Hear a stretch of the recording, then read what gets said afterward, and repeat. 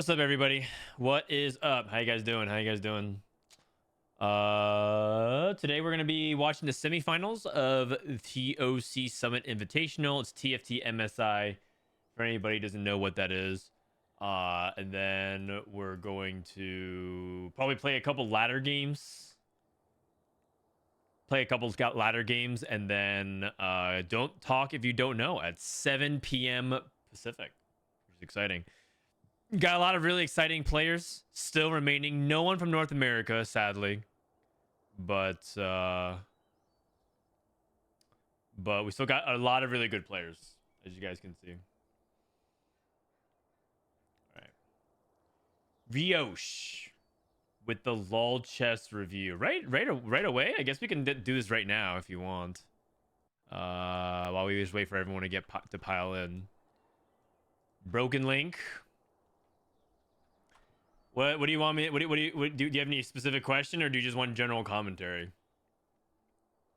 Okay, 3.4. Nice. Number 2 with Callista. Well played. Fairy Emblem, 2-star Camille. Probably wondering, like, why didn't you win? Oh. Probably positioning versus warriors. If you're positioning, like, if you position Rakan solo frontline versus warriors, it's a way for them to kill your Callista. The only way you can lose this fight is if your Callista dies. So you have to protect the Callista and don't solo frontline Rakan, because that'll let you get wrapped. Third place with Frost. You got a Frost emblem. I think you're just if you got to 9, you can get to Diana too. You probably just didn't cap high enough. Like late game, I don't think Frost actually caps around Varus and Nasus. Like, especially because there's like a lot of high HP targets like this. Like late game, you actually cap around like Briar and Diana and like try to play around them. You don't even have items on Olaf. Like, for example, this guy doesn't have a Frost emblem, and yet he's holding more items than Olaf. Frost gives you a ton of AD and AP, so you want to itemize your Olaf. Fourth, with Rise. Good items on Rise. Pretty good augments overall.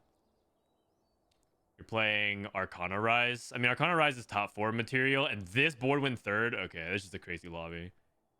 It's just a crazy lobby. Hecarim 3s. Yeah, I would just say that's probably a good 4th. Nothing to really say there. You went 3rd here with 9 fairy. Wait, you have 2 fairy emblems and you have 5 fairy. Oh, well, I don't know. I don't know exactly what transpired this game. Maybe it was like a Pandora's items type of thing, and like you just landed on the last second. But 9 fairy is a lot better, obviously. But it looks like you just got too many. Like, looks like you probably found that like later, and you couldn't find the 1-star fairies. Also, this looks like a positioning thing. Like Ezreal 3 with blasters is really good. Don't get me wrong, but he's playing 4 blasters. It might be positioning. Also, I don't see any anti-armor on your comp. Remember that Callista's an AD champion. You need like some form of shred. Last Whisper, Even Shroud. You probably got stuck on frontline. Oh wait, what's Frodan doing? Yeah. And then 8th place. We'll just stop here because it looks like you're generally doing pretty well. Ziggs 3 with Mana Zane. Oh, you have no frontline items. You have 1 item on a Blitzcrank 3. Yeah. You probably got screwed on your items, but yeah. You have 7 honey and 2 tanky, and you have 0 frontline items, and you have 2 honey and Mancy emblems. I think you tried to actually do both. If you play 2 tanky, you actually don't need 7 honey. You actually don't even need honey and Mancy emblems at all. In fact, you probably don't want to play Vagar. You want to play like new, Blitz, so on and so forth. You got baited. Flash Drake, thank you for the raid, buddy. All right. Any other comments here? Arcana Rise, kind of janky frontline items, decent Rise items. Got to 9. I mean, Arcana Rise can sometimes struggle at times. Just probably something to do with your early game, or you pushed to 9 and you were not actually able to go to 9. But usually one or the other. And then Karma Preservers.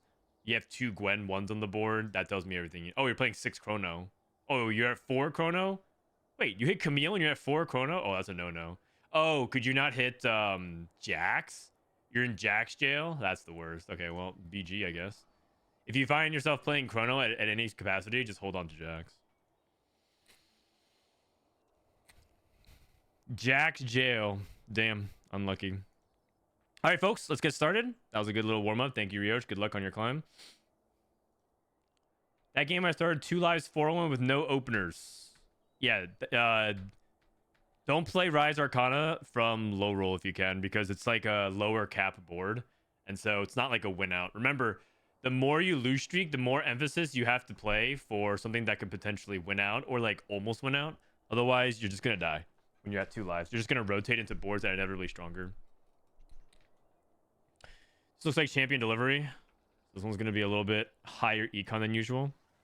而且如果你欧一点的话，他发的后面4费卡、5费卡，如果是你要的，就特别舒服了。是，因为其实对于抽卡比较不顺的。All right, so in this lobby, the favorites I would say, Flancy being one of them. I think Coco is on fire, so I would say Flancy, Coco.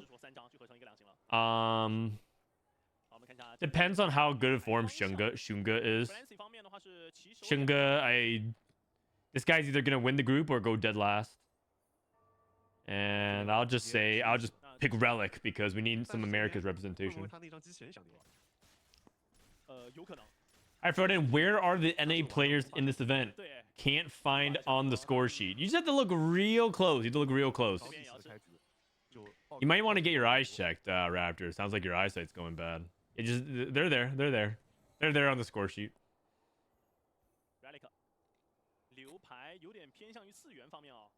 Can I do a review? I haven't been doing well. I don't want to interfere with the watch party. Well, we just had someone redeem it with the beginning of the stream.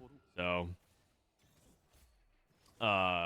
maybe like halfway through, maybe like between, like there's 2 groups. So maybe between groups or maybe like after like game 3 or something like that while we take like an ad break. Game 2. Of course, the Mossy and Fraud can't see the NA players. I mean, I think that they really should get their eyes checked. They can't do a good meta read, and they can't see the NA players in the score sheets. It just sounds like there's an epidemic going on. High voltage. High voltage. We got Wandering Trainer. Unleash the Beast. Unleash the Beast is a 1 item opener. 1 item component opener. What? Why does this guy have a Mordekaiser too? Wait a second. This guy's a Vanguard. Wait, does Vanguard Crest give you a Mordekaiser? I don't think it should. It should give you a Rumble, right?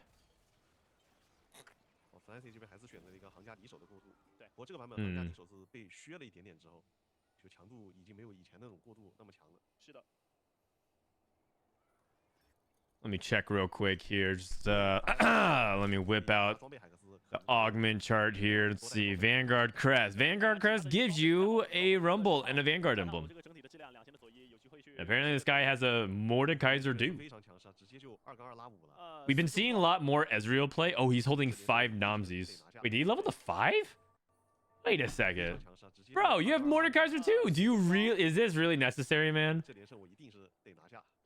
This guy leveled to 5 with a Mord 2. I guess he leveled for a 4 Vanguard. It's a little excessive, though. A little excessive. Look at Coco. 30 gold.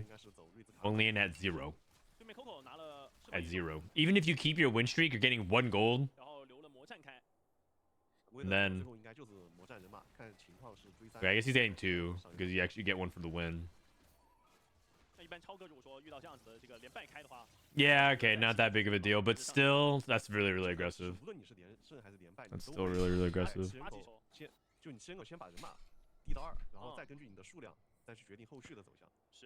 Poppy 2. 2-star shapeshifters. I mean, that the only thing you really can play from here is Vanguards. I'd be very surprised if you end up going for like Hunters, but there is a line that you can play with Vanguard Hunters. You basically play this setup, and then you just go more Hunters. It looks a little strange, but It does exist. It's very underground though. Very underground. Like I would say, like I've only heard it brought up in TFT conversations in circles literally one time ever. So who knows? Maybe we get to see the underground tech. Coco has open tier, I believe. One item openers are actually kind of tricky for the loose streak players because when you have a one item component start, it feels like you don't want to be wrong on like what item component you pick. So let's say you open up with tier and you like pick another tier, then another tier drops. That's when it starts to get like kind of awkward. Because usually the comps that like want blue buff kind of only want just the 2 tiers, and then they kind of want to start doing other stuff like rods and bows and stuff like that. So oftentimes, unless it's like a really, really crucial item in your composition, like you cannot succeed without it, like a rage blade or something for some of those rage blade comps. Usually if you're loose streaking, you don't necessarily take something to complete an item. You just take it to like hedge while you're loose streaking. Kind of depends though. It kind of depends actually. The more I'm thinking about it, the more I'm coming up with exceptions in my head. So I just think it's like a trickier opener because you have the gold opener and a lot of things can change depending on how Krugs the items shake out.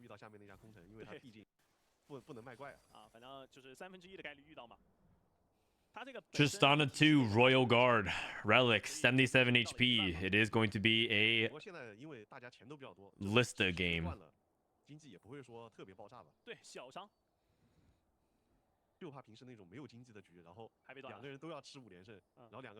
Spark. I mean that's good, right? So this is like when you're win streaking, the opposite is true, which is you just slam anything that's remotely good.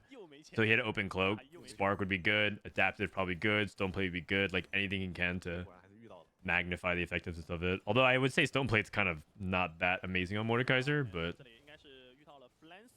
you would think it'd be like alright since he shields himself, but it ends up being kind of mid.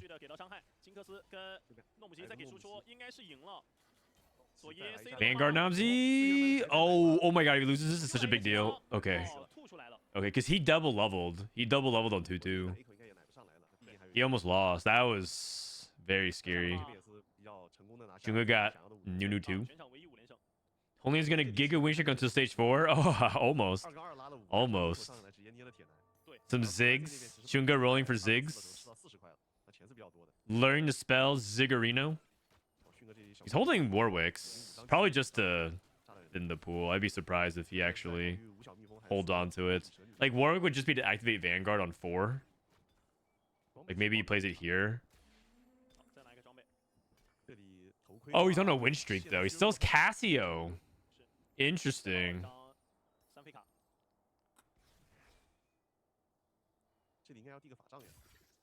Damage amp. That's like the 22 seconds. Get a bunch of damage amp. He's 7 blitzes. I'd be tempted to dip here. It's 8 zigs. Okay. Yeah.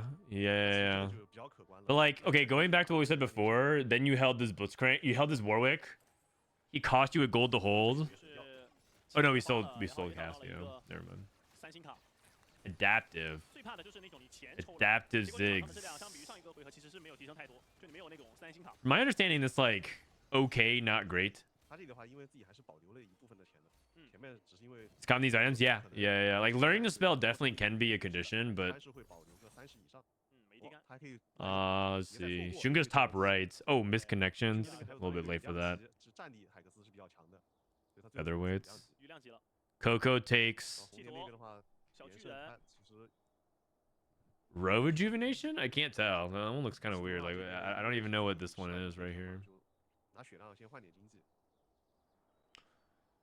All right, Relic, my boy. Item collector. If he takes Pandora's Bench, that'd be for econ purposes. But in general, when you play for Callista, you really want combat power. You really want combat power because the idea is you just have hyper concentration onto your Callista and your Rakan, and combat augments are insanely good. It's like one of the comps where item collector is actually quite good in. because you like basically stack all your power, and the fairy gives you extra items and stuff like that. So it just gives you so much concentration of power. In Ziggs reroll, if I have 3-star Nunu and 3-star Blitz, am I always putting items on Nunu?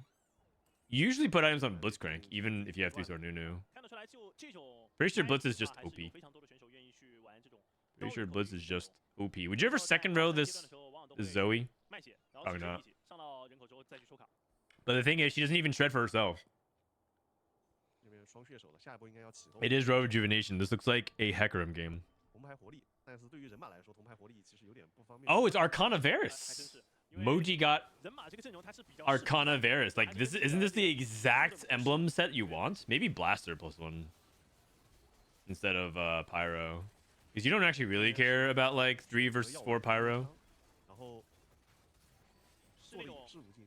Damn, and he has Ezreal too. Dude, this setup is actually kind of nuts. So you play Varus, 5 Arcana, Shen. Yeah, actually, I think instead of Pyro, you probably would want Blaster, but still good. Wow, a Varus just shows up here. He has double IE Varus.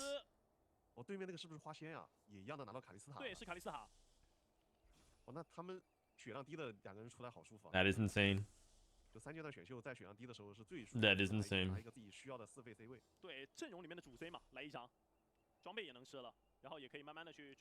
Cut Shen for Diana and keep Pyro. Ah, I like that. I like that. If anything, you go the opposite direction. Who cares about 3 Pyro? Just cut up. You can cut something like Shen. Cap higher. Okay. Okay. I like where your head's at. I like where your head's at. That's good. That's a good one. Yeah, that's a good one. Jax 2.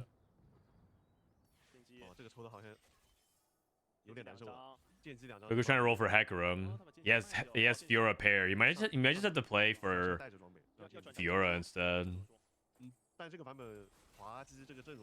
Like if he hits Fiora 2, that's definitely better than Hecarim 1. Fiora 1 versus Hecarim 1 in the multi-striker though, it's definitely Hecarim 1. Woo! Look at that Fiora slap. Okay, but no warrior, no Omnivamp. Ooh, this is not looking that good for Coco right now, unless that is gain an anvil component. Skips it, too expensive. Okay, Shen 2. Where is the Hecarim? Okay, this is pretty decent though. Okay, this is pretty decent. This is pretty decent. Actually, his board he should definitely win this next fight. I'd be shocked if he did not win this next fight. Oh wow, he's cutting the. Is he gonna put the items onto Akali instead temporarily, or perhaps Cassadine? Parcel Ascension Karma pair for Hong Lian. This guy's going for 3 item Mordekaiser. Is he going for the 3 IE Varus? Maybe. That'd be kind of cool. Triple IE Varus.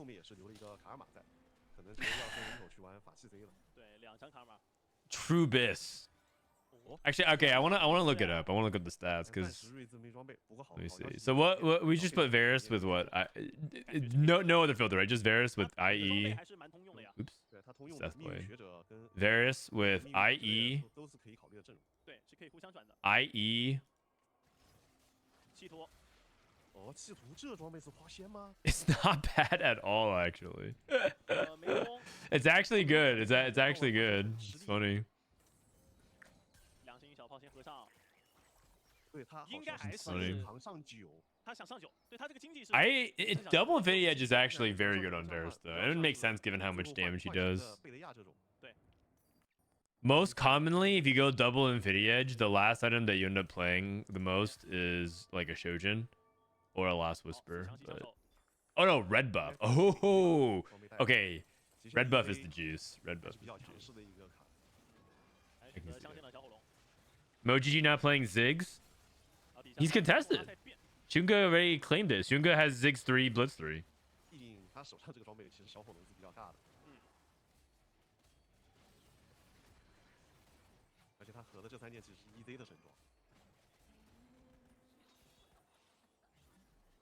Frodan coaches Malala and Dish Soap, and now they got worse. That's true. That's true. And now Milk is asking me for help and advice. He's asking me how to play Ziggs. Better be careful, buddy. You're next. You're next.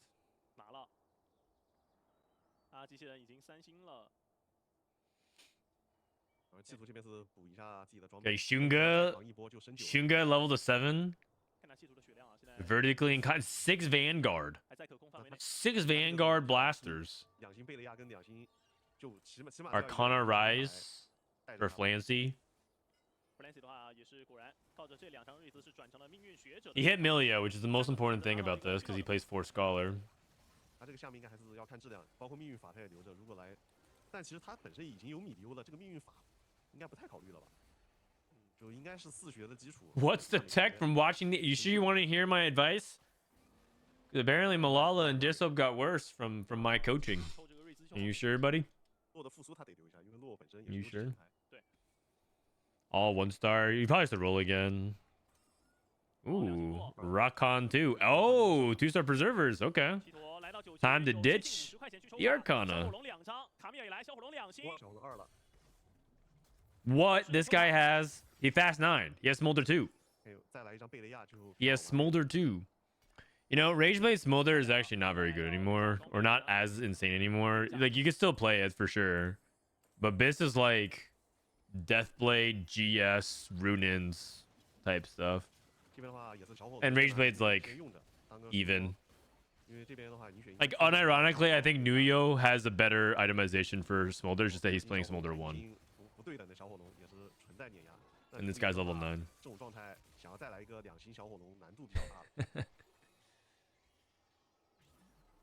He's playing Nora as well. Nora, I can't tell how important Nora is for units like Smolder, because Smolder like doesn't really benefit from the healing nearly as much.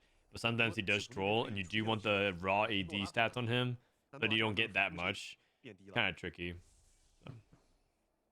还是选择拿了，因为诺拉的话现在是增强了自己本身的伤害，然后那个猫的属性是比较低的。对。Chi2 likes this line a lot, by the way. Wow, his delivery. Oh no, never mind. He got off carousel. Dude, what is this board?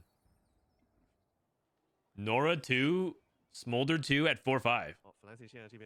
Okay, buddy. Okay.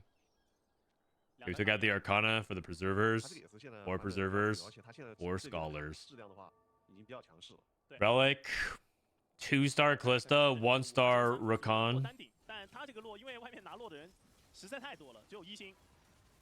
No Rageblade. Rageblade's really important to help get your damage going, though.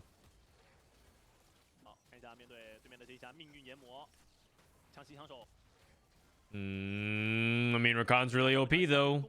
Rakan's really OP, though. Oh. Okay. I mean, this is just a Rageblade diff. Wait, Relic's already 9 as well. What the heck? I mean, I guess it makes sense. 1 item opener into champion delivery. Everyone's just filthy rich. But holy cow. He hit Milio. That's really big. That is really big.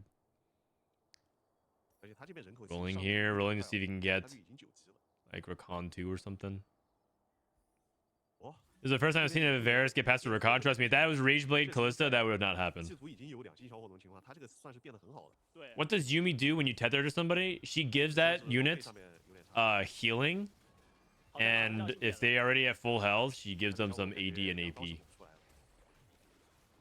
Before they nerfed it though, you don't get as much offensive stats. We knew you hit 2 star Smolder and then remove the AD items on him. That can't be right. That can't be right. He hit 2 star Smolder and then removed items. No. Actually, what probably happened was he removed items from Smolder 1 to put on Varus 2, and then he hit Smolder 2. That's probably what ended up happening.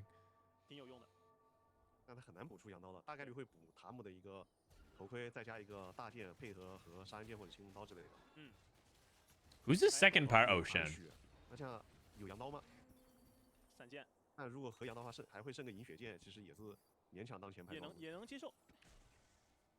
Diana, that's pretty big. Red buff. Oh, he's playing Dragon. I mean, you can cut Dragon and play red buff. I think that's actually good, so that you can play Diana instead. Okay, that sounds great to me. Who cares about Dragon? You get anti-heal, but you're down a unit because Shyvana doesn't do anything. And you can play, like, Diana. I mean, Rage Blade.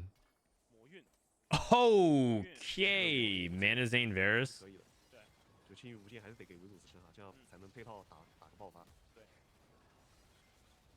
Playing 4 Blaster Varus.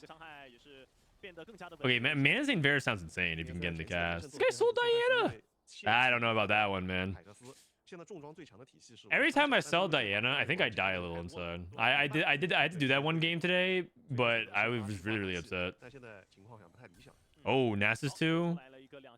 Okay, surely you play Nasus 2 then? Yeah. And then imagine if he had Diana over the Shyvana and red buff instead. Yeah. Okay, never mind. Okay, but Rageblade Smolder isn't bad. I'm making it sound like Rageblade Smolder is like the worst thing ever. It's not. Okay, this guy kind of cooked. 6 Vanguard Karma. 3 mages. What the heck is going on here? Okay, buddy. Okay.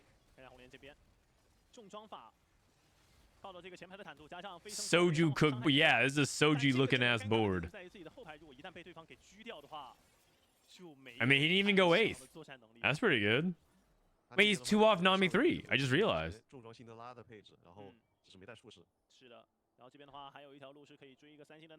Oh, he can transform a 4 cost into a 5 cost. Oh, dude. Oh, that's unfortunate. That's unfortunate. Isn't this CN Soju? Yeah. Yeah. Honglian is definitely often referred to as CN Soju. Oh, Caker. Sorry, I missed your sub. That's some Bezos bucks. Thank you, buddy. Man, I'm getting more dogged again. Griff, you too, buddy. Is NA washed? Hold on. Wait, it's a CN 678. I redirect your question towards the bottom 3 standings here. I can't help but notice. There's not 1, there's not 2, there's 3 CN players. 6, 7, 8.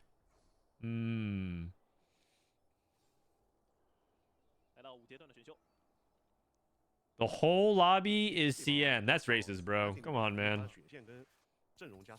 Just because a lot of Asian people play TFT doesn't mean everyone's Chinese. I'm reporting you to Riot Games Code of Conduct board review. Which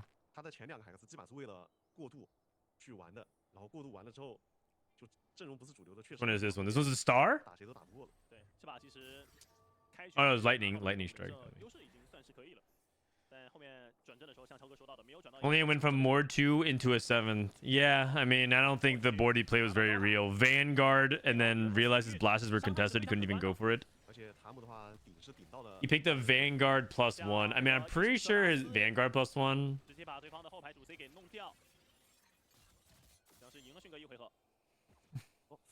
Probably should have just rerolled Ezreal or something. Rerolled Hui. Play for like a 5th. Okay, it's just whatever you do, it's just not Vanguard +1, even if you have Mordekaiser 2. Remaking items on Ziggs. Is he going for Guard Breaker? BT. Oh, look at this hole. Look at this hole. Oh my god. Oh my god. The Ziggs threading the needle. Now, does that matter, though? Oh, no. It does not matter. Ooh. Ooh. Oh, wait. He sticky fingered. So now we have a GS now. So what do we do with this? Wait, we have Milio 2 on 8. What? Okay. Why is it called sticky fingers? I don't know. What do you think? I think Riot knows their audience very well. That's what I think. That's what I think.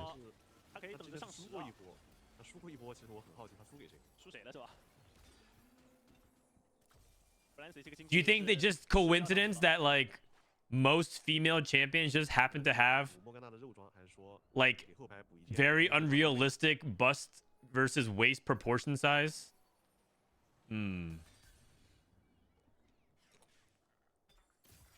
Most curious indeed. Nasher's Milio. Oh. Oh boy. And then Guard Breaker. Wait, doesn't JG Guard Breaker have good synergy though? I feel like I'd rather JG Guard Breaker. Oh wait, but then who holds the GS? I don't know. He's getting cleared by Morgana too anyways. Oh! Wait a second, that's a 5th? He got scammed, man. He got scammed. Why does everyone have 2-star legendaries? This guy got scammed. Wait, I think someone had Desperate Plea. Oh no, Moji won. Okay, never mind. That's crazy. That's crazy. I can't believe that's a 5th. Wait a second. CN went 5, 6, 7, 8. 5, 6, 7, 8.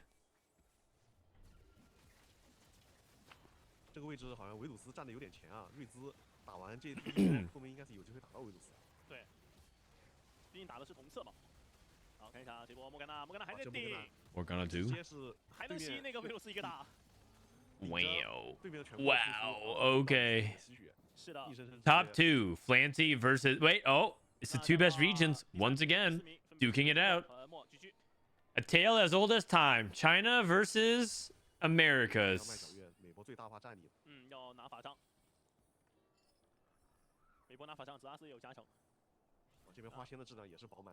All right, Flancy. What do you got?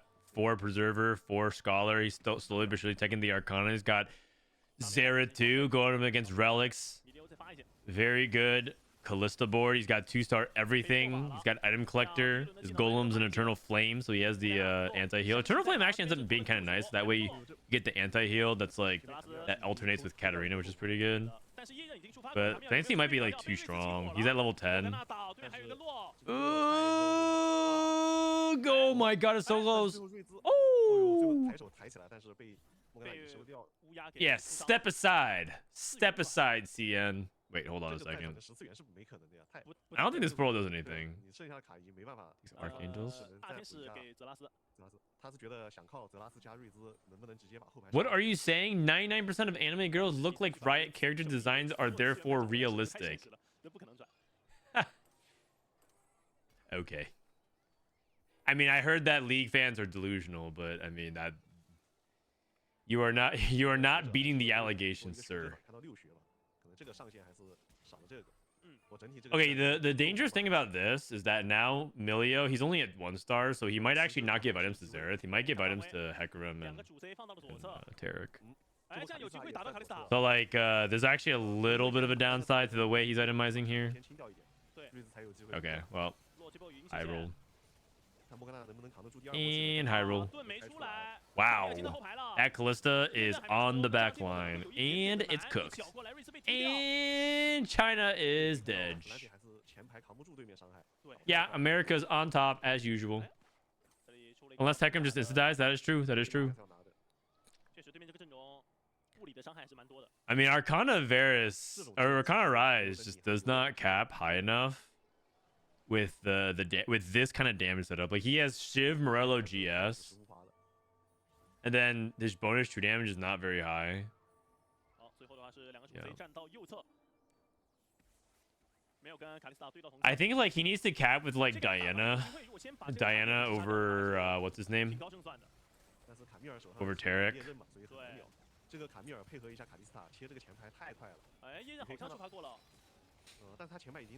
Wait a second. Wait a second. Oh my god. Hold on. Hold on. The positioning swap. The positioning swap kept the Rise alive. Who is Relic? I don't think we've seen him much. That is disrespectful, man. This guy's made it to the World Championship. He's also, for League of Legends and TFT, he's the only esports player ever to make it to both TFT and League Worlds.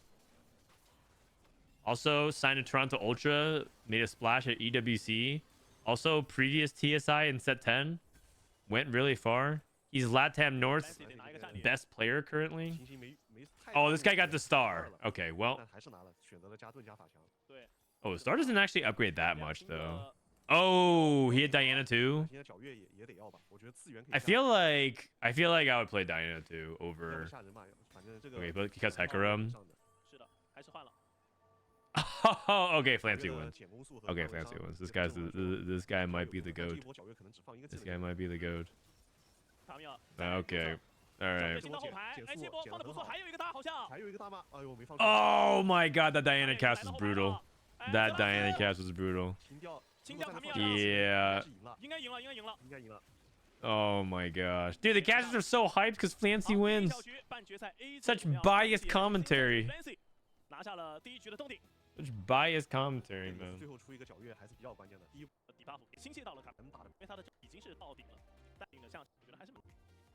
Oh, this guy is godlike. He's a really popular player slash streamer.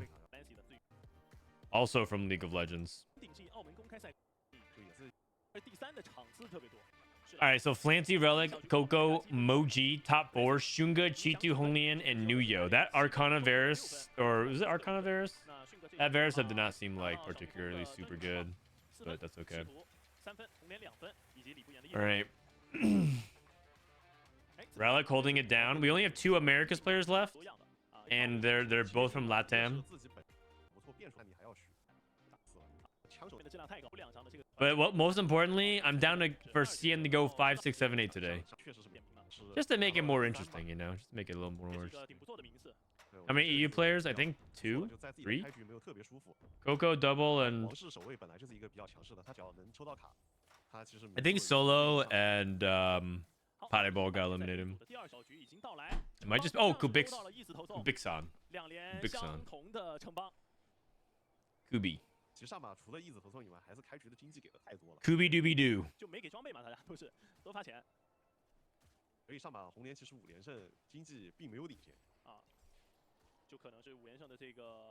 Frodan, do you have a time frame for Worlds? Yeah, it's like October? No, wait, it might be November. It's in November, probably. I got it somewhere. Is this champion delivery again? It looks like it is. It looks like it is.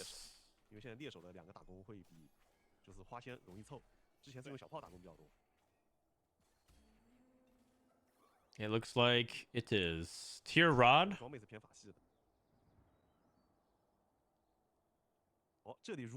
Relic with a sword cloak and a Namzi too. How about Draconic Mastery? Draconic Mastery 1 time. From my boy Relic. LATAM players get too much disrespect in TFT. I mean, I agree. Whoa, he drops his Shyvana too? Oh, no, it's a different guy. Silver. I agree. I think these NA players' egos are too big. Sure, LATAM players aren't the best, but you're making them sound like they're like human garbage for even trying to play in cups with them. At Milk. At Kasoju. Okay, actually, Soju doesn't even really flame LATAM. It's more like... That's not true. He says Super Pinot at the top of his lungs. Soju just yells Super Pinot and just says GG. Rod tier glove. I mean, this looks like an AP game, but maybe with the fairy opener, he chooses instead to play for something else.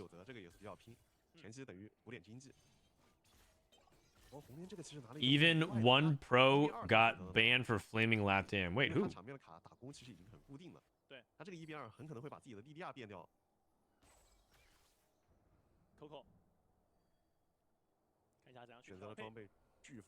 Patience is a virtue into Ezreal. Into like patience is a virtue can also be a fast 8 comp. He does have 2 stars already. Okay, so we end up slamming JG. I mean, I agree with it. 装备直接给。那这个确实变得还不错。对的。这狐狸它更新完了之后，这个战力还挺可以的。 Brazil is not Latam. Yeah, exactly. If you're talking about Setsuko, he did not really flame Latam. He was mainly flaming Brazil. 他刚才是把那个底下炸的人2星给变出来了，对，这个也随的比较好。嗯。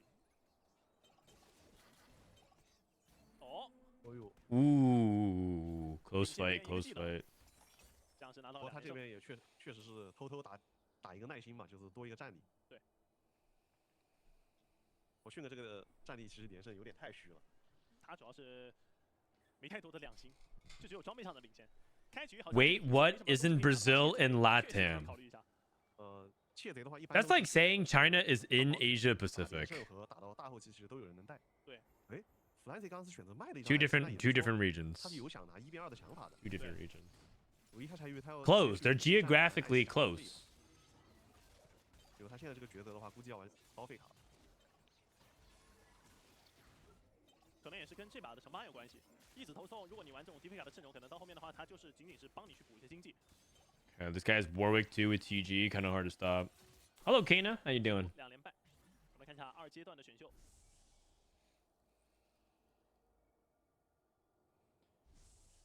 All right, so no crazy spats. A lot of econ starts.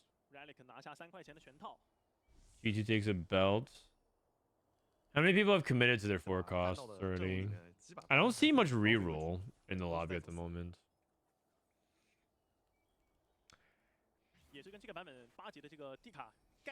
I was listening to Soju stream today, and he was telling his chat how he actually thinks the patch is quite good.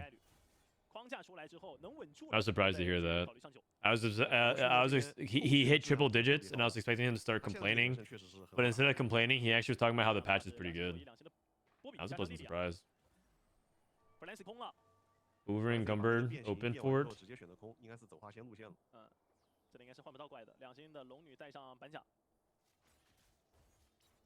Someone was telling me that some of the servers can't be merged because they're licensed by different distributors, kind of like the Garena situation. I see. I would not mind if they just merged the competitive regions for TFT, but I understand like why they keep them separate. But like you know, I would prefer if like ladder snapshots were done all on the same server as opposed to separate. But I know that is more like ideals and not actually reality.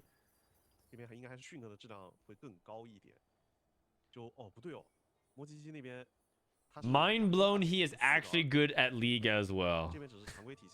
Are we watching the same stream? Soju was in silver playing Yone and just getting straight cleared. I mean, he did mid-gat, but he got cleared, and he's actually good at League. I mean, yeah, if you compare him to Ludwig. I watched Ludwig play League of Legends for 10 minutes, and I was like, yeah. I mean, then again, it's not like he said that he was good or anything like that. Oh, I mean, Xunge losing here is a really big deal. Wow. Ouch, ouch, ouch. Ouch. Unfortunate. He has some creative positioning as well. Look at like the way he put his Lily in the top corner. He was challenger a while back. Yeah, Soju actually used to compete in League of Legends. He was in like LCS Academy. And I think he played 1 game and went like 0-2-5 or something like that. Or wait, 0-5-2 or something like that. And that's it. I think that's the extent of his like League of Legends career.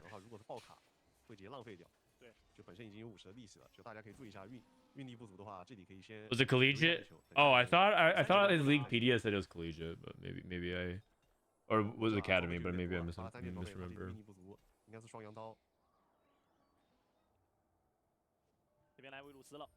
Tack up is Friday, Saturday, Sunday. That's correct. That is correct. Don't play here probably. He could also slam a steadfast hard as well. Runed's DB. That's a Varus game.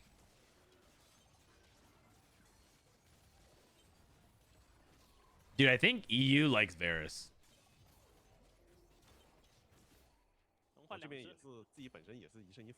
Man, it's really weird how Demacian Raptor shows up, asks where NA is, America's clears and goes top 2 with CN, and then he disappears out of nowhere. Kind of strange. Kind of strange. Someone took higher education. Is he rerolling Ari? No, he's going Rise. It seems like most regions except NA like Varus. Yeah, that's actually a good summary of it. Golden Quest.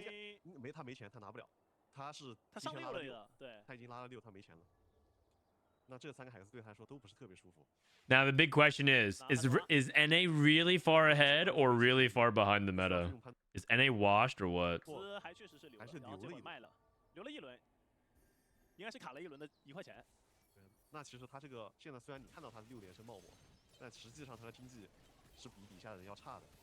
Wait, Sam Stoneplayed on his back line. Okay. That is some Stoneplate value. I mean, I guess he's trying to lose, but he's at level 5. That is not the ideal positioning for Jace. All good. It's just like he's obviously trying to lose streak with patience and virtue. It's just funny how that looked. That's all. More power to you.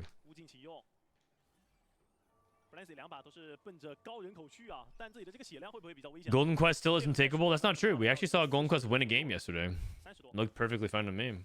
I think Golden Quest A-OK. A-OK.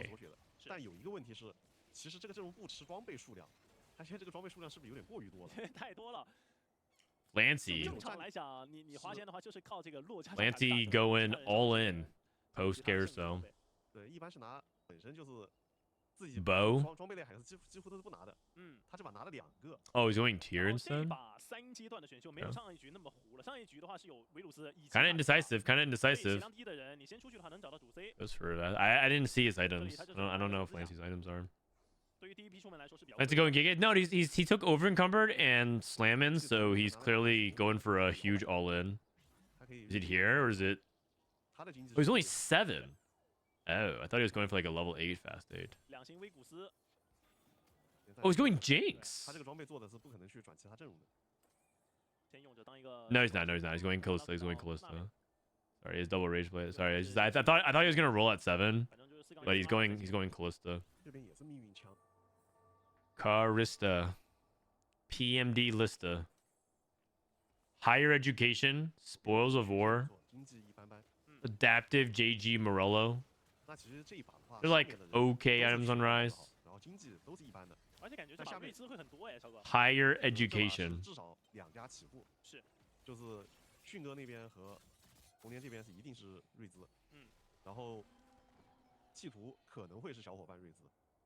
Flancy wins. That's actually a really big win. If Flancy wins one more, his spot is actually quite good because he'll be at many lives. I wonder if he rolls for a charm. Just pre-levels.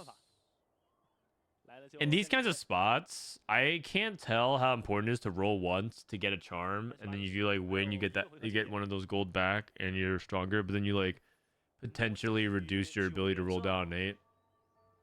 You got 38 life, you know. Like those kinds of dynamics are kind of hard for me to evaluate at times. That's a good thing. It's a good thing about charms. Blue buff, Morello. This dude, did Moji get bullied off of playing Ziggs? Every game he was playing Ziggs reroll, and then he got flamed by the Chinese viewers and fans and players for like playing Ziggs every game. And now he's just not playing Ziggs at all. What happened, man?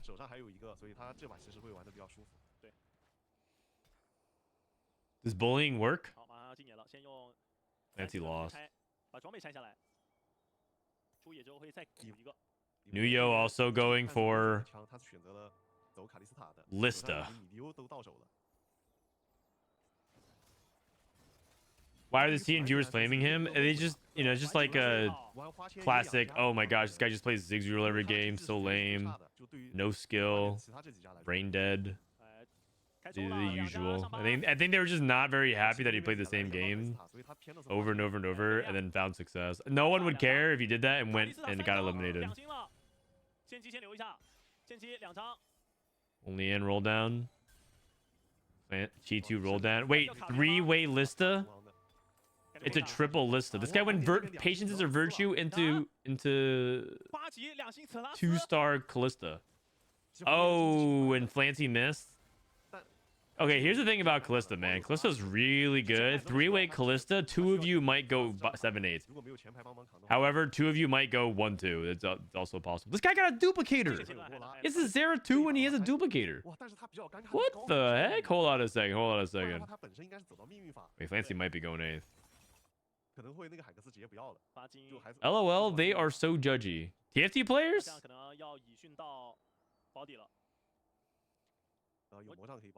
Yeah, kind of. Yeah, kind of. It's like, if you do anything... There's 2 kinds of TFT players. Ones who are just kind of minding their own business, enjoying the game, having fun. They're like the Chad, just enjoying TFT because it's a fun game. And then there's like the TFT players, the virgin TFT players who are like, they take everything as a personal insult. Everything you do is because you are personally target griefing them. Everything that happens to them is just like the most unlucky thing ever. And that is, and Riot needs to get their shit together, you know? There's 2 kinds of TFT players.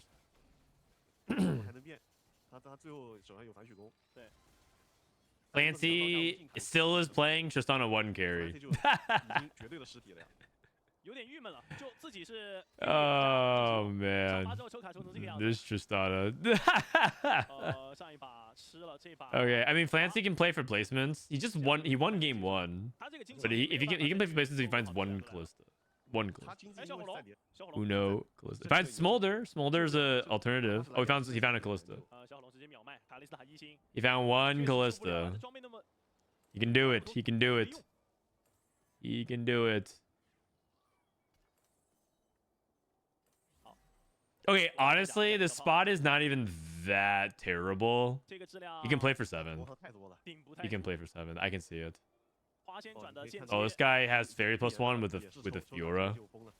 Oh, he has no Rakan. Okay, I'm taking the Callista 1 Rakan 1 over Fiora 2, Tristana 2. Yeah, Flancy might actually not be 8th. Saved. Now the problem would be if he goes up against someone who has 2-star Callista. Whoa, this guy's augments are illegal. Little buddies and Avenge the Fallen? What the heck? That's cheating. Milio. Wait, Fancy got Milio? Wait, he takes a cloak? What? This guy does not want... Is Milio last... The Scholar player in 3rd pick gets Milio? What is happening? What did Flancy... Wait, why did Flancy want the cloak? Why do you want the cloak? Oh, Shen. There must have been something I'm missing. There must have been some item. This guy went Tristana 3. Wait, it's 4-way Lista. Nuyo, Flancy, Chi 2, and Relic. 4-way Lista. Okay, I mean the Callista disease is in full force. There is no way. Oh, he took a cloak for Preserver. Oh. Interesting. And says Milio ain't worth. Okay. He went 8th. Okay, was not worth. Go Joe!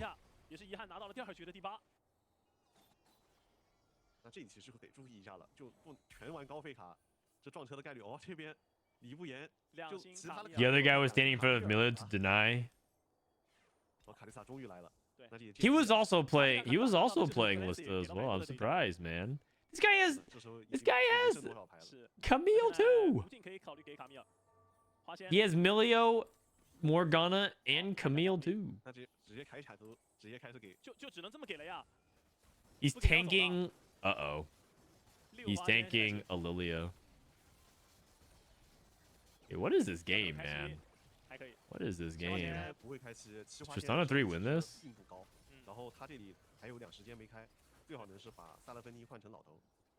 Boom! Oh my god, that Triss kind of hits hard. Boom!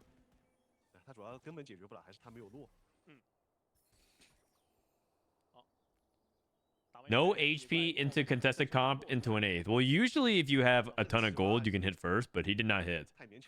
So yeah. 4-way contest. Yeah, I'm just gonna play my humble Rise. My Rise Karma line. Take my top 4 and get out. Just reroll. The Callista disease. Brian. What did he use his duplicator on? Oh, he has Milio 2, Zera 2 on 8. Hold on a second. Hold on a second. This guy has Milio 2, Zera 2 on 8. And I think he might bot 4. His bot is, for some reason, still not looking that good. I think his spot looks bad. Maybe he gets like a top 4, but I'm thinking he's 5th. I think Holian is 5th. We'll see. His front line is like really bad. Oh, he killed it. Oh, he killed. What are you doing, Milio? You're so useless. Oh god. Can we get a petition that your first 2 different 5-cost units combine to some sort of fusion unit? What? What do you mean? Like what they fusion dance? And they split apart like Go Tanks? I mean, I'm down. I'm down for when TFT starts to run out of like ideas to just do crossovers. And it'll be League characters versus Naruto versus Goku versus LeBron versus Peter Griffin. Fortnite style. That sounds pretty good. Meg reroll sounds OP.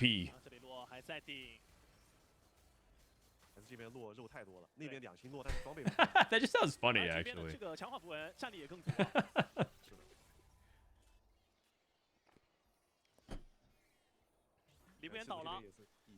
Family Guy Vertigo, I know, right? This guy just starts off with 2-star Stewie and he says nothing. I can just imagine the new Soju memes that drop would just be too funny, man. Oh god.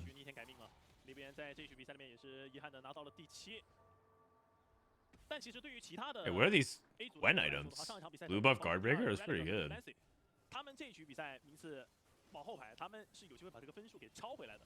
League versus Marvel? I mean, Marvel would be pretty fun. I mean, the thing is, you guys might be like, well, that'll never happen. But they actually did technically put Jinx in Fortnite. Like, weirder things have happened.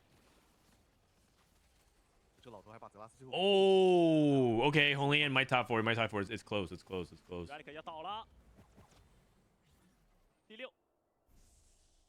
Who's the pink hair chibi? It's the T1 Faker skin. For the very affordable and reasonable price of $500 in Riot points. So, you don't really feel it, though. That's the best part. The best part is they've obscured it, so you can't really tell. That being said, if you are a whale, if you're a Giga Whale and money is no object, and you have the means of which to buy it without like feeling anything, like by all means, spend money on it. Spend money on it. Thank you for keeping the game alive. It's not 10 medallions. No, it's 25. It's 25 medallions. Do you think they'll ever just say, fuck it, 50 medallion skin? Just push it. Yeah, be like, yeah, whatever. What 50 medallion skin? 爆炸呀！不是这个爆发，两个维鲁斯确实有值得称赞的地方。Oh, only in top 4, not bad. Wait a second. Every Kalista player went 5, 6, 7, 8. Every Kalista player went 5, 6, 7, 8. I mean, good. Good. Get wrecked. Like, all these guys are just like, yeah, me Kalista at 2-1. 5, 6, 7. Good. Karma, Rise in the top 4. Varus in the top 4. 那最后的配置要转的话，还得转出2星贝雷亚，以及就最好能把狂暴的 C 位变成。Coco's doing well with Varus. 对，换成5费卡。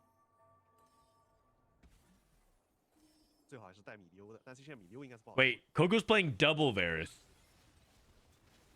Double Varus? Is this 6 Blaster? 被娜美给对到位置了。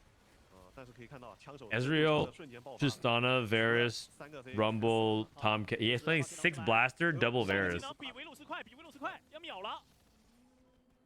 这一波是两边枪手爆发完了之后剩的 C 位，但等于另外一个维鲁斯只收了一个残血的。对。Wait, is EU Varus actually good? Hold on a second. I'm pretty sure EU is better than NA right now. Which is honestly not saying much. I think NA kind of sucks. I think NA kind of sucks. Like, Disso is not really trying for the sets. Setsuko is just straight up memeing. And Soju is just being classic Soju. Robin's on vacation every other month. So, like, who does NA watch to improve?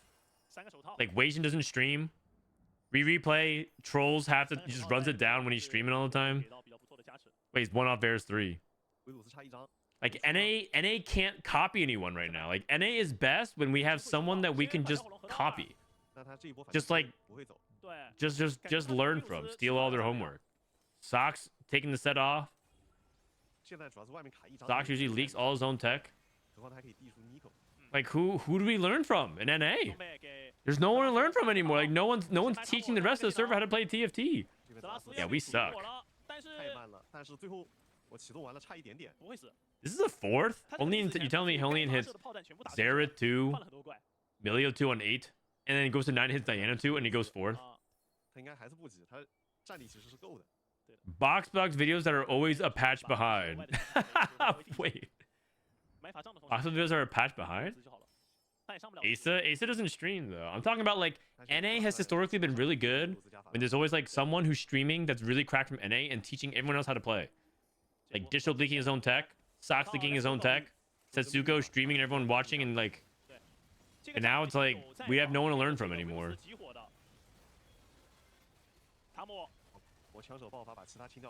Milk will teach you.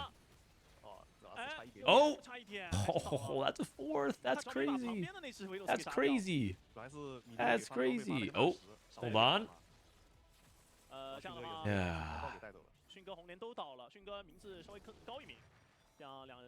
You know what's sad? If you buy a cutscene and you just are the worst TFT player of all time, and you just never cutscene anyone. Like, imagine spending $500 for the Oriana skin, but you're like hard stuck silver, and you just never actually eliminate somebody, and so your dollar per cutscene is like 50. You've only cutscene, like, you've only eliminated 10 players, and so you paid $50 to cutscene someone. Oh man, that's like the worst.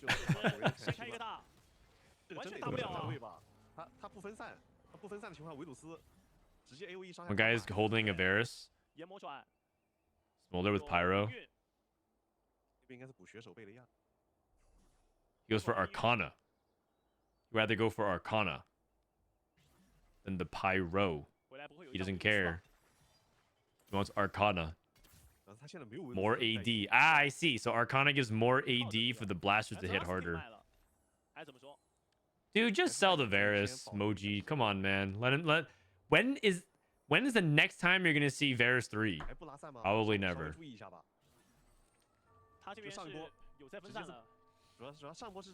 Phoenix Oz heading back to Masters. Yeah, he can sit. I have a seat right next to me. The bus always has 2 seats.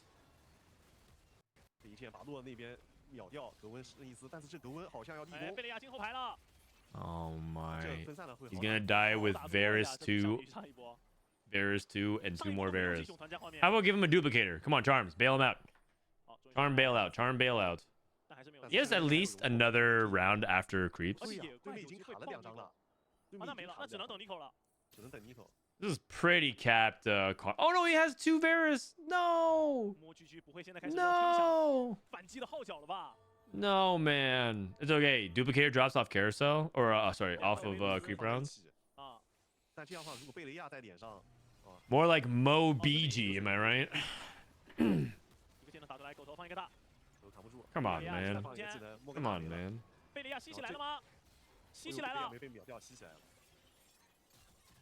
Man, this guy... Mo GG rolls up on day 1, plays 5 games of Ziggs, Honeymancy, pisses off the Chinese fan base, and then advances. Day 3, he comes in, holds all the Varus from the Coco, beats Coco, piss off the French fan base. This guy, I wonder if this guy is just on his villain arc. He just like makes all the fans mad from every region. Oh god.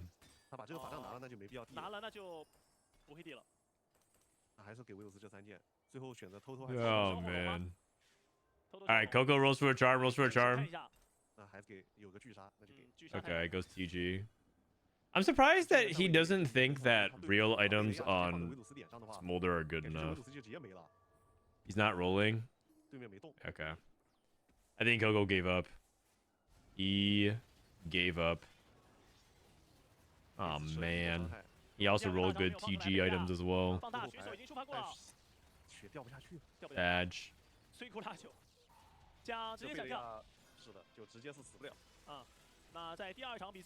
Damn, that's 3 cutscenes from this guy. Man, look at that hard pose. The ice cold. He's even got the Bieber cut. Holy cow, man. This is Justin Bieber haircut style from 2008. And he's got the baby face. Stone Cold Killer.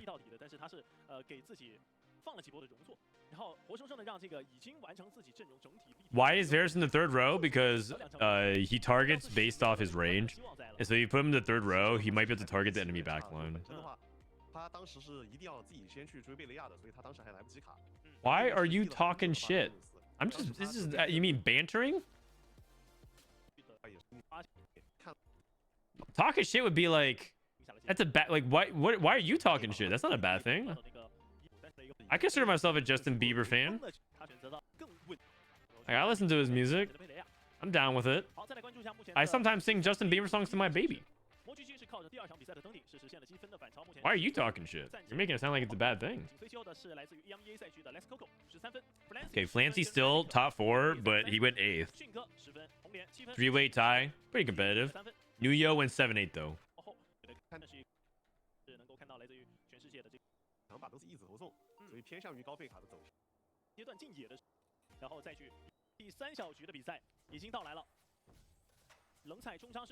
Prove it by singing the chorus of Baby. I conveniently have forgotten the lyrics.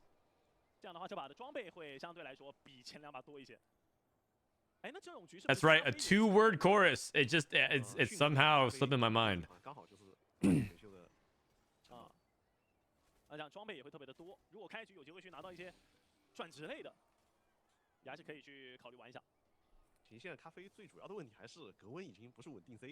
All right, we got what do we got here? Oh, is this loose subscription? I have to see. I don't actually know this. Maybe someone who knows Chinese can help me. What chibi is the pink one? This one? This one's Oriana. The new skin that's coming out next patch.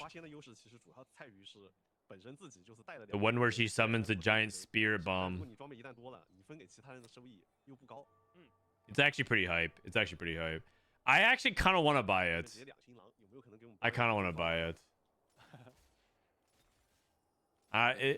I hope you guys don't judge me if I roll for it. Gold tier augment. Do you think they should disable trainer golems? Nah. Nah, I think they should disable people's accounts who complain about trainer golems. Just like cut to the chase, man. They're like they just need the extra push to quit TFT. Just help them out. Just help them out. Okay, I don't actually know what. Does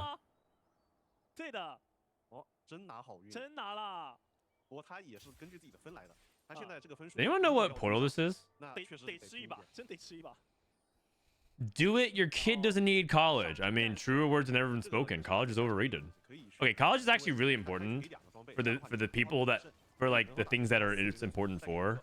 But for a lot of people, they just go to college because they don't know what else to do. They just think that that's what they just think that like they go to college and then they just take on a bunch of student loan debt. And then they just leave college and they still don't know what to do.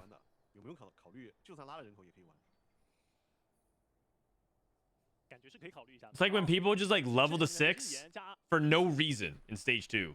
Like why? Now you're just broke for the rest of your life.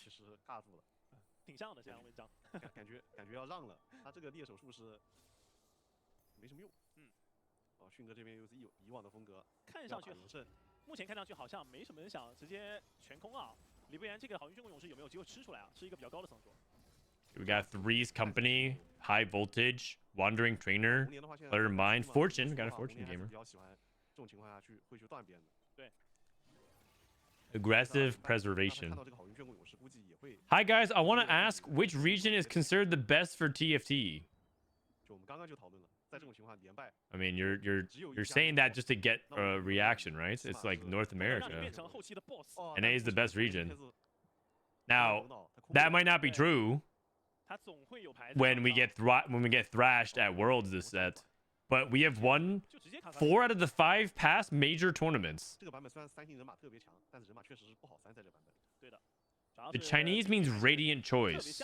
I'm gonna go ahead and just say radiant blessing because it doesn't look like radiant item. I don't see the word for item, which is like equipment in Chinese. So it's they don't call it items. They call it like equipment.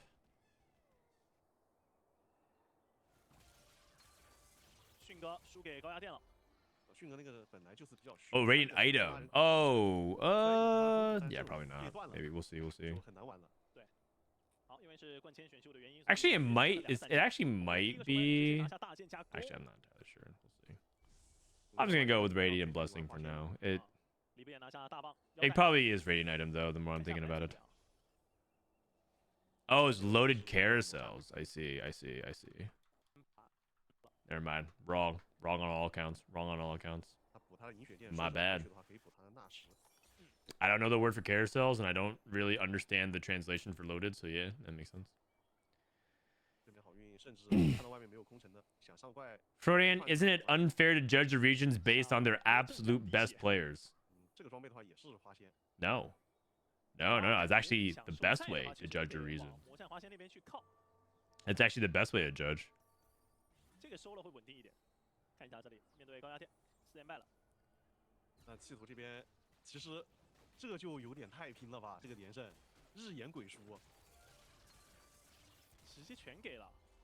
Because in competition, we seek out the best.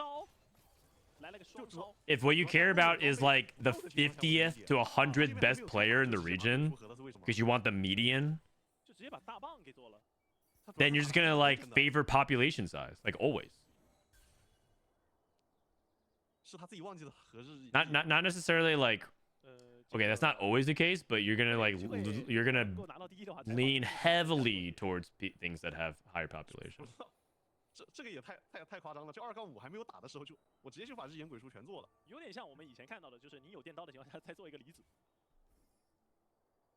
Like what? What about the other? Like, okay, so like if we use any other competitive activity, like, and we try to use that measuring stick, we shouldn't judge the best.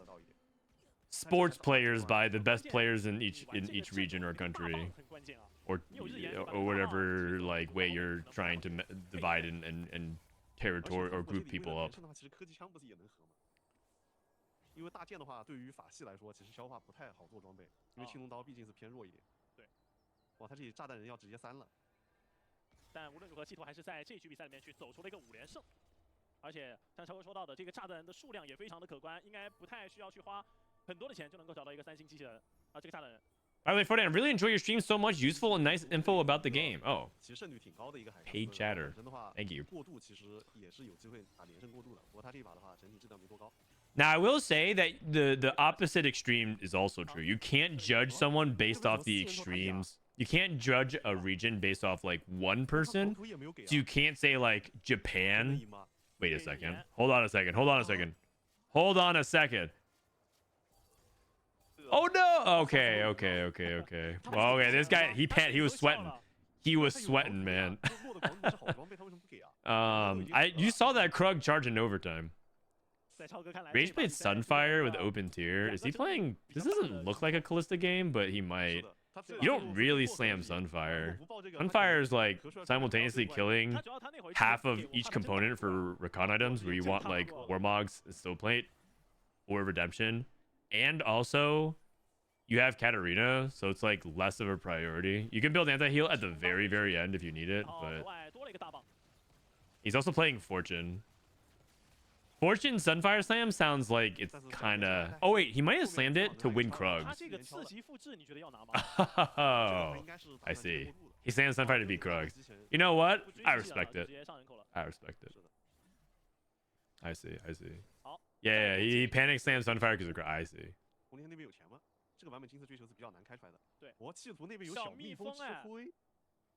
Oh, the Hunter player hit a +100. We're gonna see 6 Hunter from Coco in the bottom left. He hit a Hunter +1. 6 Hunter. Cassidon reroll. Okay, we're gonna see Cassidon by Flancy in the top middle. Bottom center, Moji hit Chrono +1. Wait a second. Is he gonna do? He's gonna do the dish soap Frodan tech. Bard reroll. 6 Chrono. All I'm saying is 6 Chrono, Bard 3, Chrono Emblem on Bard, win the game. It is some dark tech, but it is tech nonetheless. 6 Chrono Emblem on Bard, Bard with like AP items. Aggressive preservation, win the game. This guy has 6 Hunter already. That's insane. How much AD is Hunter with attack? He gets 20% attack speed now, but isn't it like something like 60 or something like that? Let me see. Team builder. Hunter. 6 Hunter is 70 AD and 110% after takedown. Wow.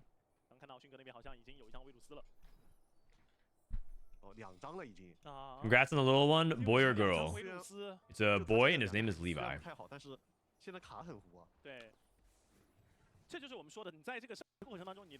He's probably going to carry Karma, but I want him to carry Bard because he has aggressive preservation. This guy is Varus.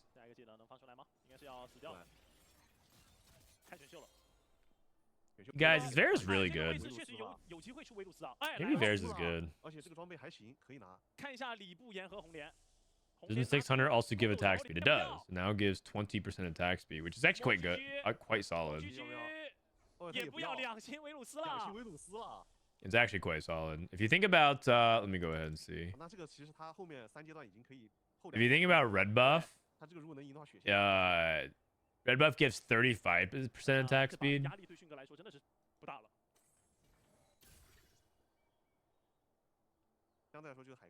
Like half of the red buff bonus.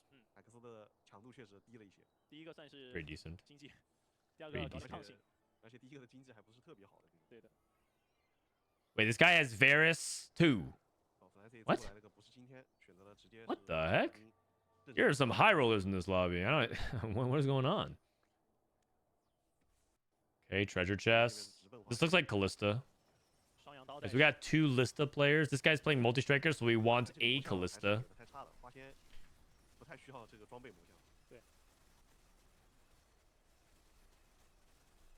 Not today, Cassadine.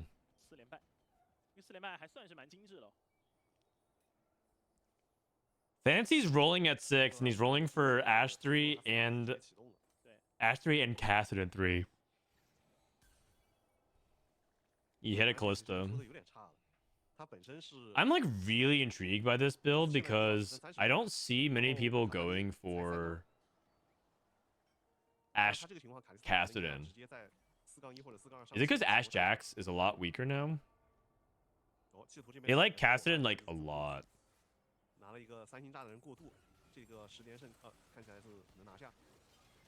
Did they buff Cassadin or something? You think this guy watched the Leduc video? His positioning makes me think he did not watch the Leduc video. You guys should ask him in his chat. It's just because of his items. The thing is, every single day we see multiple Cassadin players. We've seen multiple Cassadin players. In my opinion, I think the way Multi-Strikers is played is really interesting. It's dynamic. Sometimes you roll the 1 cost, sometimes you roll the 2 cost. Sometimes you even go for Hecarim 3, and sometimes you play like duo carry Callista. Every unit in Multi-Strikers can carry. I think Multi-Striker is actually a really well done line. Ash 3, Jax 3, Cassadin 3, even Akali 3, Hecarim 3, and obviously Callista and Camille. They all can do it.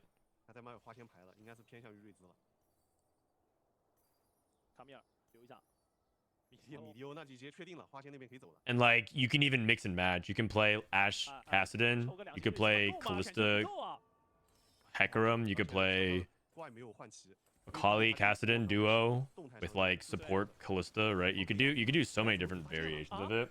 I think the multi-striker line, now that I'm kind of reflecting on, we have BT Rise. The multi-striker line, now that I'm reflecting on it, actually seems quite well done. She did, wait, what, 1130? Uh-oh. Nuyo's at 10 HP. Nuyo went 7-8 and he's about to go 8 again. Oh, BT Rise 2? He's going Preserver Rise, 4 Scholars.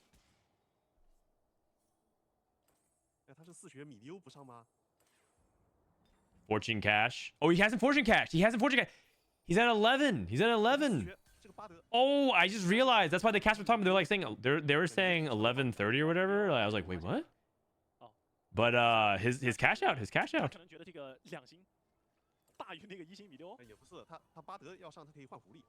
Flancy went to 7. Interesting. And he's on 8 Ash, 7 Akalis. Okay, no way we lose to Twitch 2 with 6 Hunter. It's just Twitch 2 more 2. We got this. We got this. Nuyo. Okay, he got it. He's got it. He's got it. Rise 2, upgrade front line. It's looking good. I mean, this guy's playing a Twitch 2 carry. Come on, man. Come on. Lococo. Oh, that is okay's business. Here you go. Cash out. 11. 2 Radiant items. Oh, honestly, Radiant GS is quite fine, I think. I don't think I'd reforge it. Actually, you know what? Reforge BT, Sunfire, and GS. Do it. He has 2 Reforgers. Do it. Do it. Oh, he has no he has no remover. You got Radiant Redemption. Why didn't you do that earlier? Why did you do that earlier? Oh my gosh. Yeah, I just realized he has no remover. I thought this was a remover. This is a charm. Daisies. Okay, so you're telling me he's gonna eventually get Radiant Redemption, Radiant Declaw, and Stoneplate on that Rakan? That sounds crazy. That sounds crazy. Also, if you position Radiant Redemption, you can actually have it heal the Rise as well, I think. Isn't it 2 hexes? So if you position, let me see. If you position Rakan, Morgana, Rise kind of like this, and you give the Radiant Redemption here. If you position like this, you can actually have Morgana heal the Rise. It's not necessarily damage efficient, but it's just like a thing you can do with Radiant Redemption that people don't remember that Radiant Redemption increases your heal range. This is a small thing. Itemizing a Kali 3 because he had a Kali 3. 82. Like, this is pretty cool. He played Ashe, lean into Kassadin, into tempo and push at 7, and then roll for a Kali 3. It's a very dynamic reroll line. Very dynamic reroll line. He lost. He had anti-heal. He has no anti-heal. Moji, 4 HP. I don't think he needs to move it to Rakan. Yeah, probably not. Probably not. The more I'm thinking about it, the more I think you're probably right here. That's close to 2. Sells Ashe, giving up on Ashe 3. So the thing about this setup is that I think Ashe 3 is better with these items. I think Ashe 3 is better with Rageblade, Runin's, Last Whisper, and close to 2 is.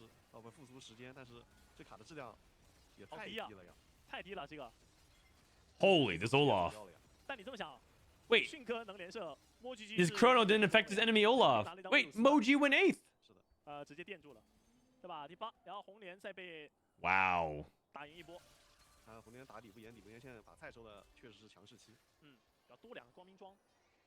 That's not good. Olaf went like Gunblade Runins or something like that. Last Whisper. Strange itemization, but with 6 Hunter, you get so much AD. Your itemization can probably change a little bit. Like the value of Stair's Gauge goes lower on Olaf because you have so much AD already.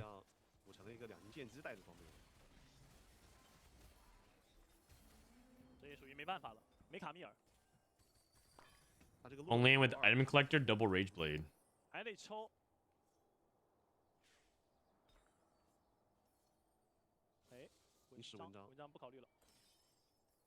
This guy has a duplicator. If he hits Morgana 2,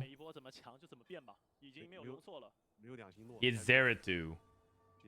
He had Tom Kench 2.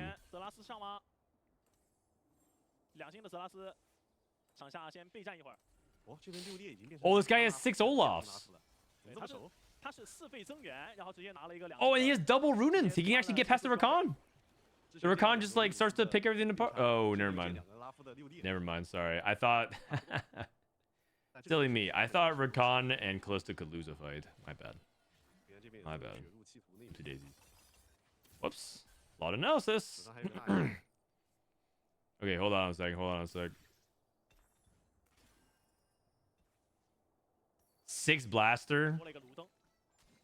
77 HP. Okay, you know what? I'm Varus every game. I'm Varus. What is going on, man? Also, how does every blaster player hit a blaster +1? That's what I want to know. How does every blaster player somehow hit 6 blasters?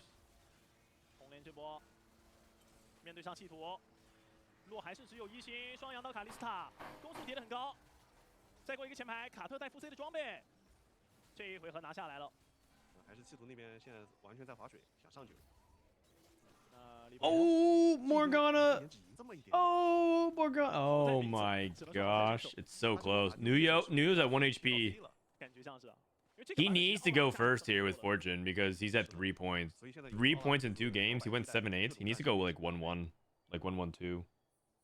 Then he can make it out of groups or something.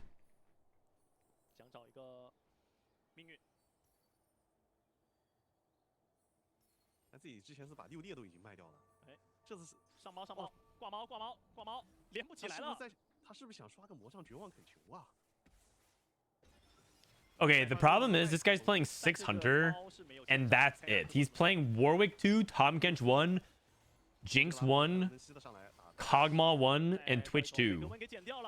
Like, I love me some 600 action, but like he actually has nothing else. The rest of his board is like 5 gold, besides the 2 Olaf 2s. That's so sad. That is so sad. He sold Zera too? Oh, I mean, usually you play Preservers or you play the Arcana version, so he already had the Preserver version. You could just sell Zera too. I agree with that, actually. Bro, this guy is holding strong with the BT Rise. BT Rise. Oh, only and lost the multi-striker reroll. Wait, 6 Scholar? Oh no, only 4. Only 4. Ah, you know, I'm kind of down to cut the 2 more portals. As soon as he finds Milio, I see. As soon as he finds Milio, he's gonna actually knock down the number of portals and go 6 Scholar. And Scholar Diana goes hard. Scholar Diana goes very hard. 起到了一个非常不错的保护作用。莫甘娜也两星了，像前排这么扎实的情况下，这个睿智大天使也是非常自然的就叠起来了，对面完全打不了。BT diff. 有点像铁桶阵。这个主要是一个 Relic is Relics losing out. No. Oh no. 三星卡萨利但是没有装备可以多出来。Everyone looks kind of strong. Flancy 的界是之前已经用掉的，他应该是要进野怪。Relics one off Gwen. 拆回给卡萨利。是。 Sell the Nasus. Sell the Nasus. Sell the Nasus. You're at 9 HP. He's trying to scam a ghost fight. He's trying to scam a ghost fight. Or maybe Flancy somehow miraculously wins by assassinating the Rise early. Multi-strike. Maybe Akali. Maybe Akali goes crazy. What the heck? That multi-striker's kind of hung in there. Relic died.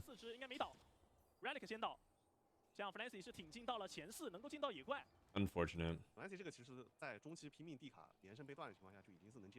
He has BT Rise. That is true, actually. He can't even actually burst the Rise down. He has Bloodthirster. Wait a second. New Rise build just dropped. BT Rise.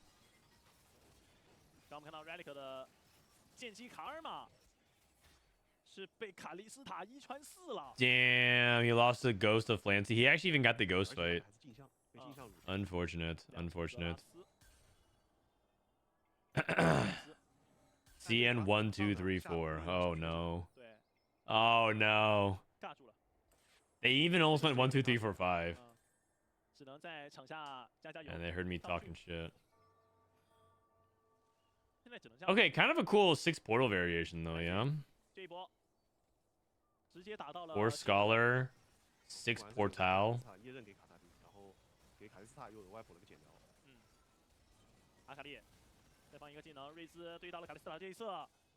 I mean, this is Diana too.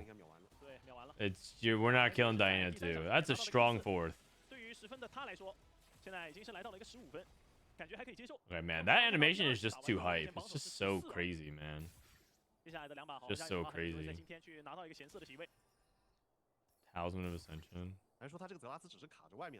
Xunge. Xunge. Zera 2. Okay. Blaster Zereth. Okay. Okay. Hey, those items are actually kind of good on Zereth, though.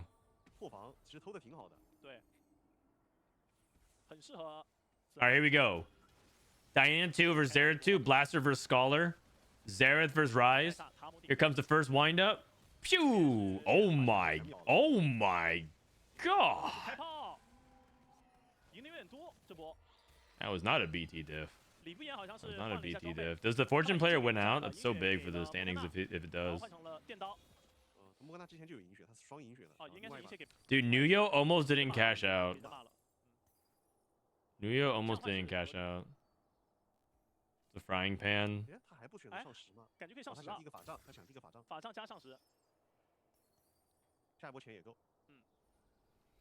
Which charm did he get, actually? Oh, dodge chance. Yordle spirit. Yeah, Yordle spirit.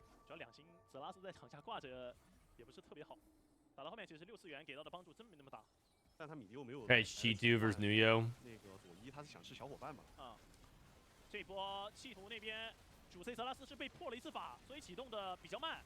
那这样睿智的大天使 Nuyo swapped the BT out, by the way. Put Shiv on Rise. His itemization has improved a lot. 完全打不动莫甘娜。Shiv is a lot better than BT. 哇，被注的太多了，弃图。 Suga lost. Oh. 李不言仿佛这个好运眷顾开出来之后，应该是要。 Dude, you should have taken the spatula because then he could have made a fawn. 但接下来 Guy missed fawn. 是打迅哥的镜像，迅哥是要打李不言的本体的。本体。Unfortunate. 所以照这个顺位的话，其实还是企图拿第二了。嗯。I don't like how the eyes are red. 可以直接上10了。 I mean, it's because it's like a T1 themed. T1 is red. 他其实抽不抽，只要把站位稍微分散一下，应该是稳赢。 6 blaster, 3 item, Zareth. Front row, Ezreal, Unified, Blaster Crest, Reason Company. 但是有法医，这个法医一照有点没得打。这个法医一照。How is Nuyo so capped? He had fortune. He cashed out 11 streak on fortune. 11 streak. I mean, he has 2 radiant items on his carries and he hits everything. Wow. I think Xunge got scammed. That's a third.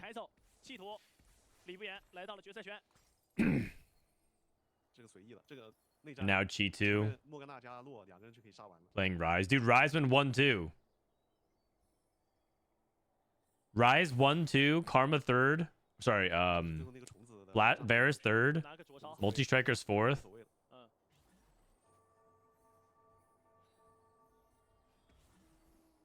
Where's Karma, huh? Where's Karma? Where's all the Karma hype? Looks like these guys are all in on the Rise. I mean, Rise is really popular today. Really popular today. It might be because Dish Soap dropped the Rise Bible. Frodan, will Dish Soap add Rise back? Because he's on the tier list. What do you mean? He's on the tier list. Rise is very good.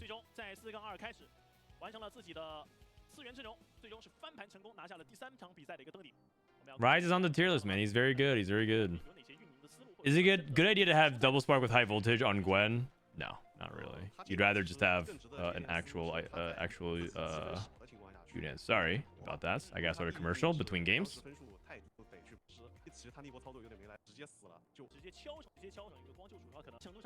Rise 1-2, bro says as Morgana Rakanto has basically jewelry on them. I mean, it's true though. He would never have cashed out without BT Rise 2.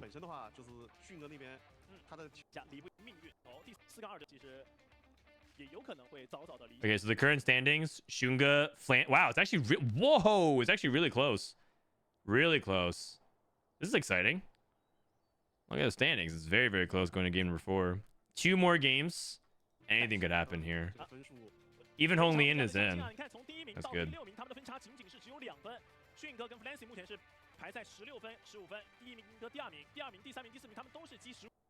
我一开始看到李不言，我觉得哎应该不会拿这个，但是后面 Is that a wig? Or did she actually dye her hair that? That has to be a wig. 是That is an insane platinum blonde. Like I'm thinking about the hair color dye process. Like that has to be a wig. That's crazy. That's crazy. That's crazy. 希望现在的选手们都能够稳定发挥。 Looks like this is Prismatic Party. This is Radiant. Blessing? Item? This is like Castfest or something? I don't know. She's Diana. Alright, I'm gonna grab a quick snack. I'll be right back. I'm gonna grab some nuts. 那这样的话，你刷到一些比较不错的法杖的时候，可能就会更加的容易去拿。是的 ，Flancy 这边报了一个猴子，还有乌鸦。这边 Coco 已经报了一张小法了。嗯，小法加上萨勒芬尼是可以留的，两法师。李不言这边金克斯和猴子。想碰咖啡？是的，场上有开2个咖啡。主要你想玩金克斯的话，感觉可以等一下攻，有攻可以考虑玩一下。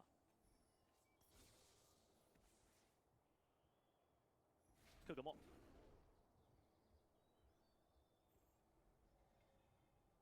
企图这边2星的莉莉娅要拿吗？应该是开打之后才会考虑拿了。2星狼红莲，还有2星。 2星萨勒芬尼。萨勒芬尼。 All right, got a protein bar. I got some cranberry health trail mix. I actually really like sunflower seeds and pepitas and walnuts and almonds. Okay, we got silver start. 备战席，企图这边漏掉了。 Flancy 的节外生枝，要不要考虑拿一下？ I think it's all these like cafe cutie ads. They keep serving food to Chonk. I think I subconsciously get hungrier and hungrier. Like, what is this, man? This guy's just trying to. 本来是那个应该是强袭枪手。 It's like after you watch like a cooking show, you're just like hungry again. 迅哥这边其有责，1、2、3冒险举动。 I ate right before I started my stream like an hour ago. 冒险举动。这里还在犹豫。这么久没选的话，就直接 AFK. 对，应该是观察过外面的 BT. 大的选择了。这边选择个开摆。好 ，Flancy 果然是强袭枪手啊。那这样如果有机会开出6枪的话 Wait, this guy got blasted +1. 这版本的枪手有很多不同的搭配，都挺厉害的。主要6枪整体的这个数值。Will there be TFT Summit skits again? If we ever have TFT Summit, yes. I don't know if we will though. We tried to revive it, but then ran into some budgeting issues. It's just really expensive to do one. It's just really expensive to do one. 这样运力不足，再一拿出来，进入到这个3阶段，把这个高咖啡开出来之后，就可以慢慢的去吃这个蛋糕。I think the way the thing about Summit was that Riot funded it, and it was a really, really good event. But it's not something that they can do very regularly at all, and it's something that like wouldn't happen without Riot backing it. It's just too expensive. It was like 250 grand to do the whole thing.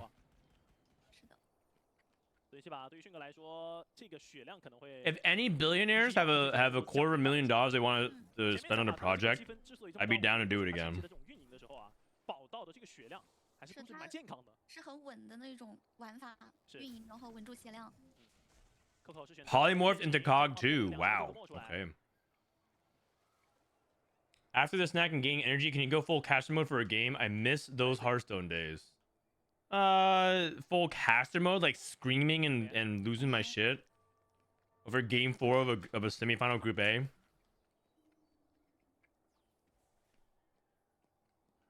I'll think about it.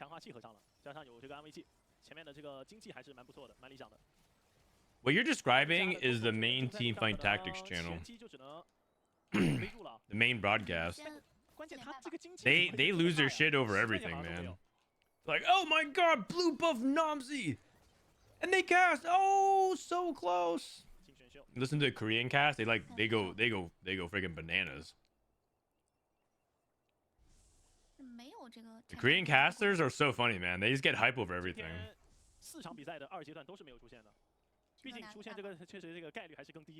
Who are the guys to watch? Flancy, second at Set 8 Worlds. Chi 2, Regionals winner. Hong Liam, top 8 at Worlds Set 9. Also Regionals winner in China. Relic, the only player. Actually, you're talking about who's the favorites? I mean, the favorites are probably Flancy. I think Coco's doing very well. He's one of the best French players. Xunge's a literal world champion from Set 7. Some players to pay attention to. Nuyo is like the underdog. He's like one of the best performing mobile players. He's actually a CN mobile player from Fight from the Gold Spatula.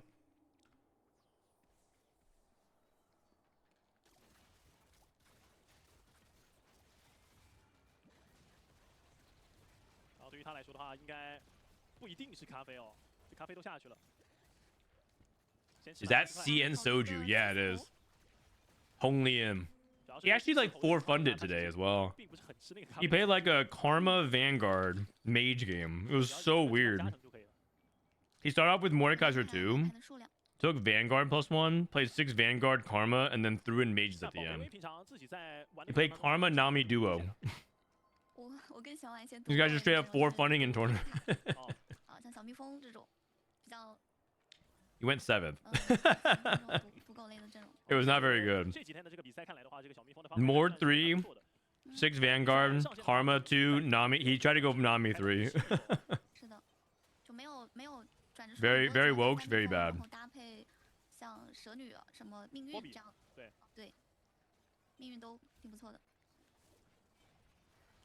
It's kind of sad. It's kind of sad. I feel like mages are just like not very commonly played right now. They nerf Nora, they nerf Veigar. They also kind of gutted Seraphine a little bit because they made it harder to splash fairy. The entire tree is just like harder to play now, like a lot. Okay, so AFK BT Gage. I mean, this is looking like he wants to go into maybe like Hecarim, but we've seen Relic also play like Fiora.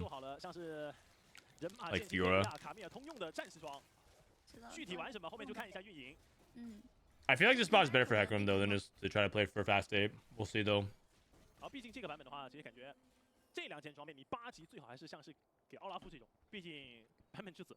think Ariel is super underrated. I mean, she's definitely not unplayable, but I don't think it's very common to play her because I just don't think you get in spots for her very often. Ironically enough, I think the spots you play Ari are the hero augments.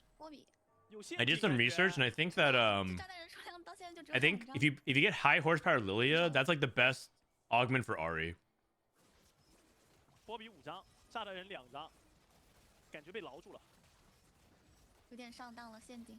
You just play like the Bastion Ari setup. But you don't play fairy on Lilia. It's fake. Is Moji going Ziggs again? The legend. Did Olaf ever get spotlight this set? I mean, people are playing Olaf more often. I wouldn't say Olaf has ever been like the defining forecast, but Frost is good. Olaf is playable, and a lot of people are both primary Olaf and splashing Olaf.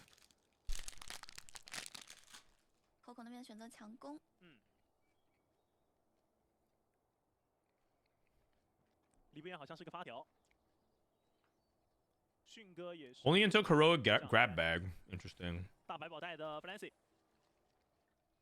Oh, he just drops? Wait. Oh. That's interesting. He made Last Whisper plus Protector's Vow. I think some people there would have made Hand of Justice, but I guess Hand of Justice would have left over Titans. So he just prioritized his 3 items first. And he's going to eventually want Last Whisper anyways. Dude, he has 3 Reforgers and 2 item removers. Is it wrong to think Olaf is a unit that rarely gets contested? Not really. That's usually the case. Although it's funny because sometimes you just load up and there's like 3 Olaf players. Today I played a game where I had upward mobility 2-1, which means I can play anything. I can play any like 4 cost at level 8. And I look around, 2 people with Frost emblem starts, 1 person with like a blaster start, and 1 person playing Karma, and somehow they all fought over Olaf and Varus. They all fought over like all of them were on Olaf 1, Varus 1. Like Nasus 1, and I was like, all right, free top 4. I don't know how that happened, but all of them, they went like 5, 6, 7, 8.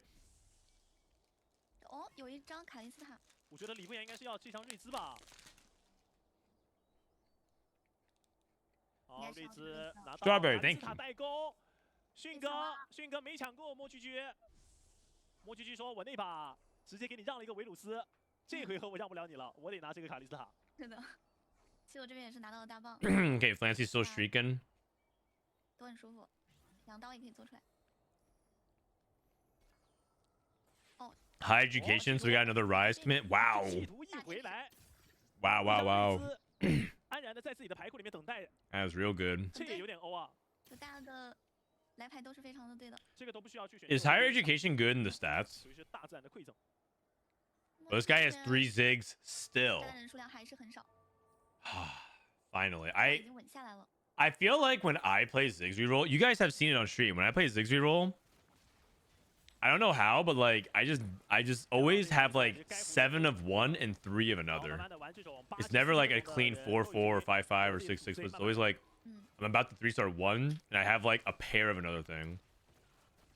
I had a game where I had like Blitz, I had like Ziggs 3, Nunu 3, and I probably could have hit Ari 3, and I didn't even have Blitz pair. I had 1 copy of Blitzcrank. 本身自己的框架过度的框架才需要的都是这个4猎手，所以你来个瑞兹没有办法去直接把整个阵容给 So 打掉， silly. 也只能说忍完这个阶段，4-1咱再说。3星不理智。也是被断掉了。哦，已经3星机器人了。 Okay, okay, he's hitting. As I say it. As I say it. 现在各插3张，好像是吹到了。吹到卡莉萨了。Zephyr dodge. 对红莲这边来说的话也可以接受，因为之前 Only going for big time heck room. You got 3 dupes. 现在手里6张。野怪打完阿卡丽应该是要。 What is Relic playing? That's what I want to know. Relic at 35 HP. 也接受。 Relic spot is kind of messy. I actually think Relic has a really good chance of going bot 4 here. Really high chance, rather. Really good chance is not exactly the wording I would use. 但这边是拿了一个2星的阿卡丽。 Oh, Coco's going Cassidon. 2家魔战，这边是强攻，他也跑不了。 He hit Banshees. Oh wow. Oh wow. This lobby's heating up. 斯莫德。这已经是花仙的样子了，他不可能拿这个斯莫德吧？怎么二不了？感觉应该就是要上去去递这个卡莉萨了。好，直接启动。红莲这边也启动。 Here comes a fast 8. 迅哥的卡莉萨的张数。 Kali 3 for Hong Lian. Wait, never mind. 选择留了吗？ He's not going for Heckram 3. He's going for a Kali 3. 落来了。落来了。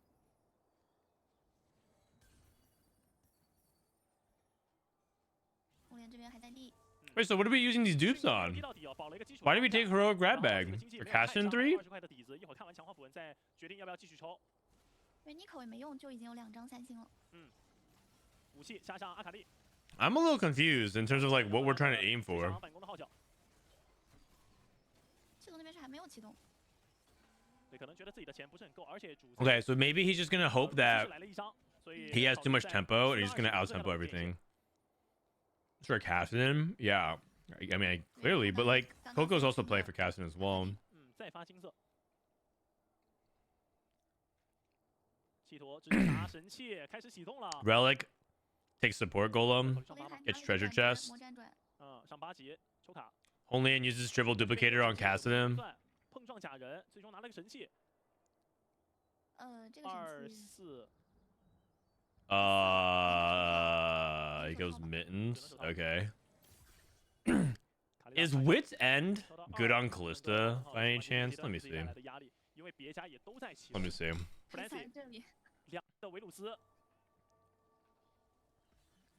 Let me see. Nope, it's not very good. The best artifacts for Callista: fish bones, gold collector, and that's it. Those are the only 2 ones you want on Callista: fish bones and gold collector. For Rakan, you want Eternal Winter, which is pretty obvious because he makes it really hard to kill, and then a handful of ones that like they're all kind of tied: Light Shield Crest, Unending Despair, Hull Crusher, Anima Visage.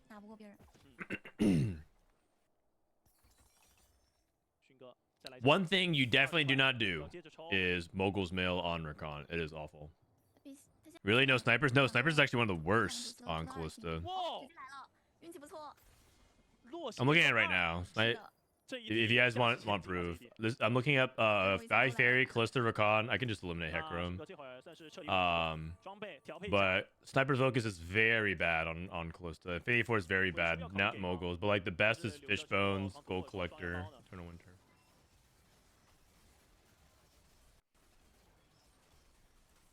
Forbidden Idol? No. Forbidden Idol is not very good on Rakan either.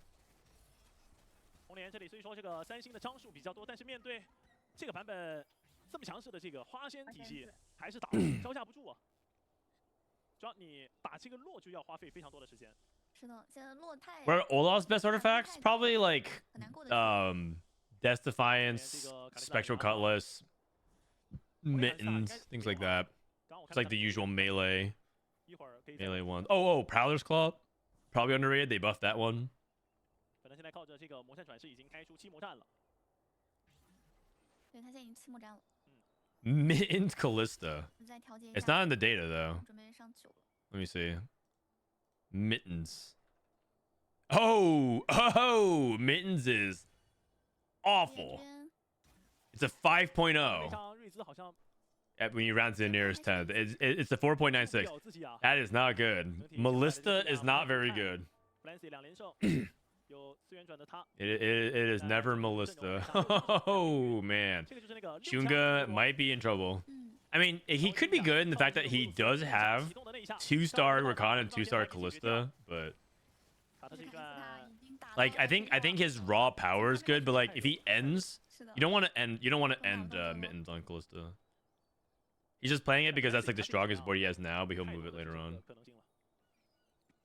因为前期的过渡比较稳嘛，所以说现在还是可以还有容错，再调节一下。是，感觉都不需要 DR， 可以等这个野怪完了之后再看一下，因为他现在毕竟像是塔姆啊这种都不是2张，你要是2张再等1张，感觉可以抵。Varus 2. He took reinforcement for the quick Varus 2. Because I think Varus 2 is really important for temp. Varus 1, the biggest problem that I think people run into is that if you play Varus 1, he actually just doesn't do anything. Because a lot of the way that he's built into his powers is cast and his execute. And you're not going to really do a lot of damage. You're not going to execute much with Varus 1. So the urgency to get Rise 2 or Varus 2 is very high. Very, very high. He's dead. Nuyo went 2, 3, 1. Or he went 7, 8, 1, 8. He almost went 8, 8, 1, 8.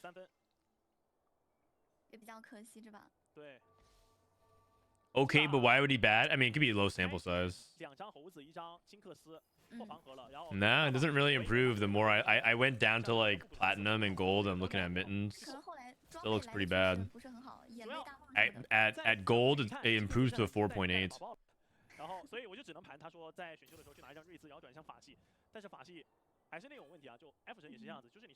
I'm not sure. Like theoretically, the raw attack speed is probably fine on Callista. It could just be that it's like an opportunity cost thing. It also could be What the Forge. Actually, let me see. Maybe if I filter out What the Forge, it's better. What the Forge. It's a good point. Nope, still terrible. Still very terrible. I don't know. Good question. Why would it be bad? Moji! Moji! Oh my god, we got farmed. He could have went 8, 8, 8, 8 if not for the weak Twitch. That's true. If he didn't queue into a Twitch 2 carry on stage 4, he also would have gotten 8 that game.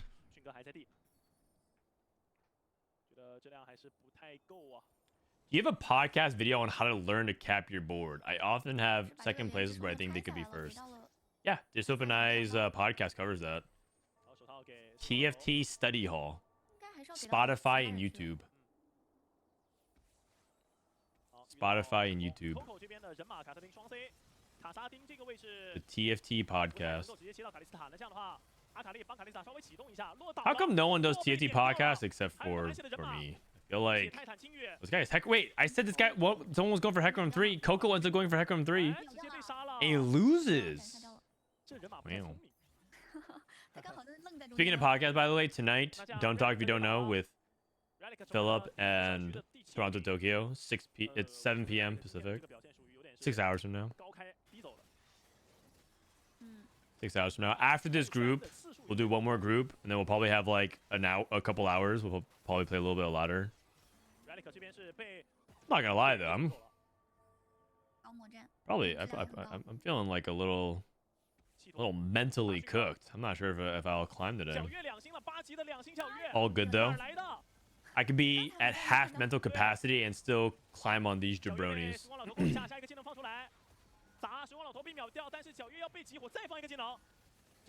Oh my god, this Diana is disgusting.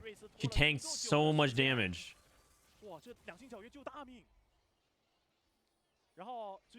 Are we getting segments like you trash? I don't want to steal Soju's content from him. If you actually kind of think about it, a lot of the stuff, a lot of the isms in TFT stopped being a thing that we said when we started making content around it. Like when we started saying when we made a podcast called Don't Talk If You Don't Know, people kind of stopped saying that in TFT. Maybe that's just like how trends go though. Maybe it's just like the fads, because we also don't say a lot of other things.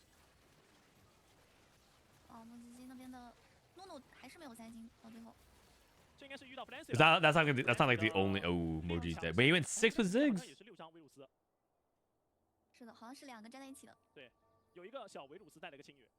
That's not like the only thing we stopped saying. But I guess it's a coincidence.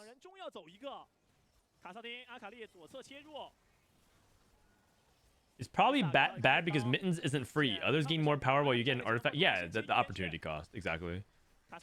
Exactly. Like you could have gotten Avenge the Fallen. Instead, you got Mittens. Xunge went 5th with Mittens. Wait, that's actually exactly what the that's exactly what the stats said. The stats said it's a 5.0 average and he got a 5th. Oh no, he got Mittens off and put it onto Milio, but still. It predicted a 5th. He got a 5th. Whoa! Stats don't lie, guys. Stats don't lie.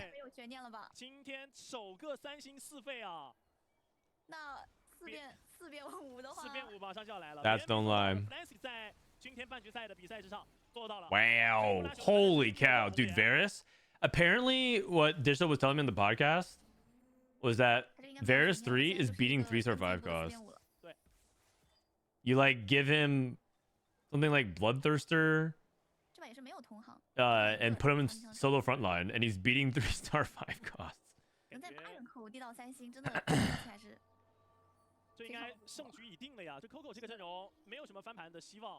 How do blaster players always hit the plus? Well, I have no idea, man. And here's the wild thing. Here's the kicker. It's not even a craftable emblem.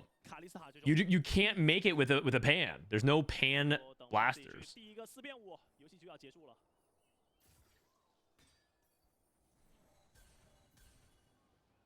How do they keep hitting the blaster plus one? I don't get it, man. I don't get it.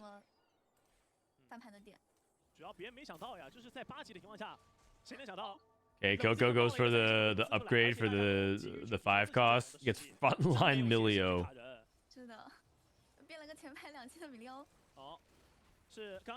Dude. I mean, Varus 3 looks extremely strong.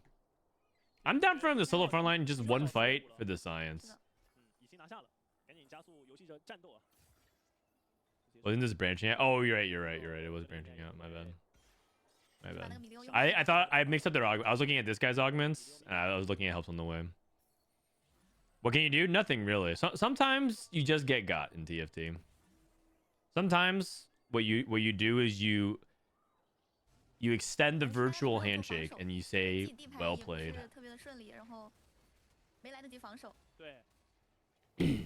Wait a second. That was closer than I thought it would be. Wait, what? What happened there?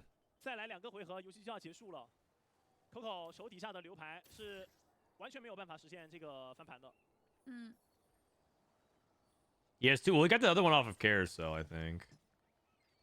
But the first one, you're right. He got branching out. 红莲那边它是这个阿卡丽加上这个卡萨丁嘛，然后这边的话 ，Coco 是选择拿了一个人马加上卡萨丁，有专属强化的情况下，还是很有统治力，在这个3阶段。I mean, maybe he just like blitzes past the front line. 对，他低费卡的质量都挺高的。Nope. 完全没有画面。Okay, what if Hecarim had Edge of Night, and then he like finds a way to like survive? Or he plays Earthquake, stuns the first 5 seconds of the fight. 低费的阵容都慢慢的拿出来玩了，可能是有一些就是积分靠中上游的选手会去玩一些低费，稳住自己的局势吧。因为他只要 Took the IE off. Yeah, you don't need more damage. You don't need more damage. You need things that help Varus cast. 小蜜蜂都有。You need things that help Varus cast. 对，低费之外的话，可能有一些迷路的八级运营。 What is he rolling for? He's rolling for. 他在这个运营的 This is a barrier, the 1,000 HP barrier. 是的，本身运营的摇 He's hoping that this ends up being enough. I mean, the fights are over in 5 seconds, anyways. 对，卡萨丁顶脸。 Is this the star? This is the star. Yeah. Yeah. 对，将我们要恭喜来自于 All right. Flancy 选手在今天半 Varus 3. 拿到了今天的首个 Varus 3, buddy. 并且 Flancy 选手也是拿到了今天的自己首 Okay. 次登顶。 Varus has to be good. There's no way every region except NA is playing Varus and finding success with Varus. I'm very sure this weekend, I thought it was going to be like who figures out the Callista and the AP Flex Rise. This weekend will be who knows how to play Varus. 对，我觉得蛮可惜的一点是 And like stop entering this 4-cost lottery for Callista and Rise and the Karma stuff. I'm pretty sure this Varus unit has to be good. NA is trash. 而靠拥有的 APAC 赛区的莫居居18分，红莲16分 ，Relic 16分，不言13分，比较难了，比较难了，真的比较难了。 It's also still really close for the last few spots here. Relic and Hong Liang can still make it. 16, 18, 19, like it's still really close. The only person who should be through is Flancy. Coco should also make it. He's very likely to make it actually, as long as he doesn't go 8th. 还是前3吧。一套这个在观赛产值线下的这个观赛氛围的话，还是非常非常的不错。龙族专 Oops, sorry.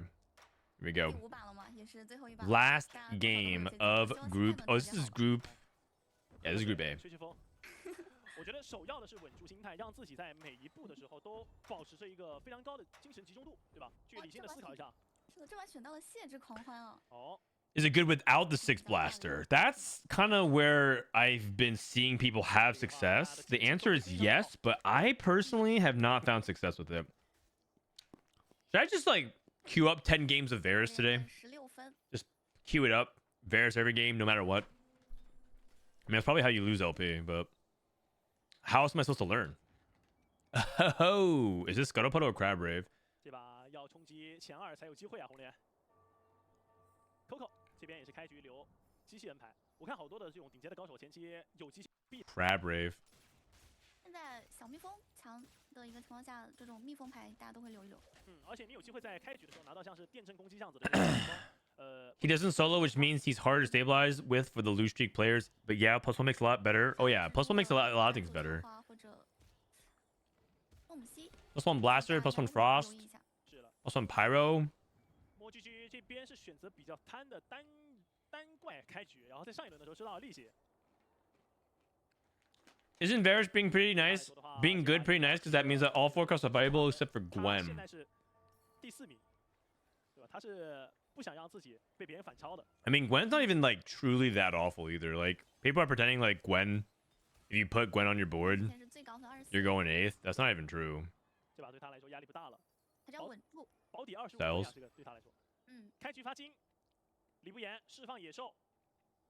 Coco 这边有专属强化，熔火焦糖。 Like I know Gwen is not very good, but she's also pretty underrated. 我连会考虑一个电阵攻击吗？数量没有看流牌数量多少。莫居居这边应该是 Just get Gwen cutscene, man. It's too good. 狂暴转大剑。 I want some egg souffle. Scholar +1 for Flancy. This guy's a Rise connoisseur. He's a Rise merchant. Relic， 魔力显化要考虑拿吗？ Relic goes double down. He's doubled down into Callista. Prize fighter. Prize fighter with no item slams. Kind of sus. Kind of sus. Did replay move on? He did not, unfortunately. Did he play well yesterday? He played well enough to put himself in position to get there, and I think there's a possibility he may have choked. I don't know for sure though. That would be something we have to ask him. Gwen is a good warrior giver for Fiora and can get some good fights with items, just weird targeting. Yeah, Gwen is basically kind of in the Nami territory.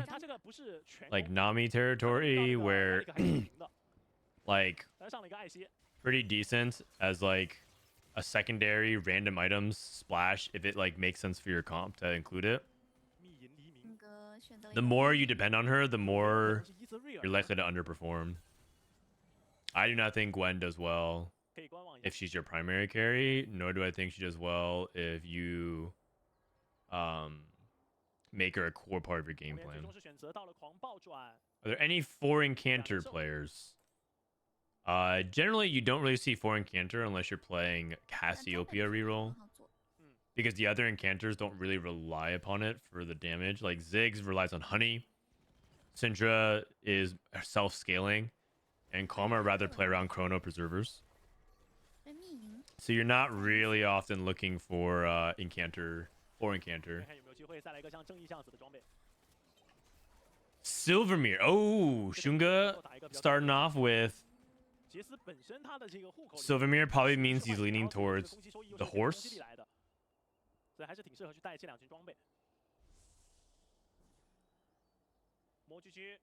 What if we nerf all forecasts to the state of Gwen? Yeah, I mean that existed. That existed. Last set, there's a point where all the forecasts were awful, and then they buffed all the forecasts. They just gave them like all 200 HP across the board.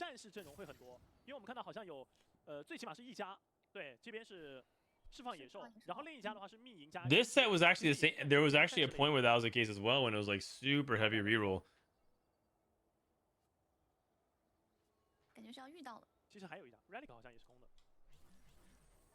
Two open forders. Wait, and there's also a double down player selling. Oh my god. Maybe that's why that guy took prize fighter, because he just knew that he's gonna get free rounds. He saw 3 people opening.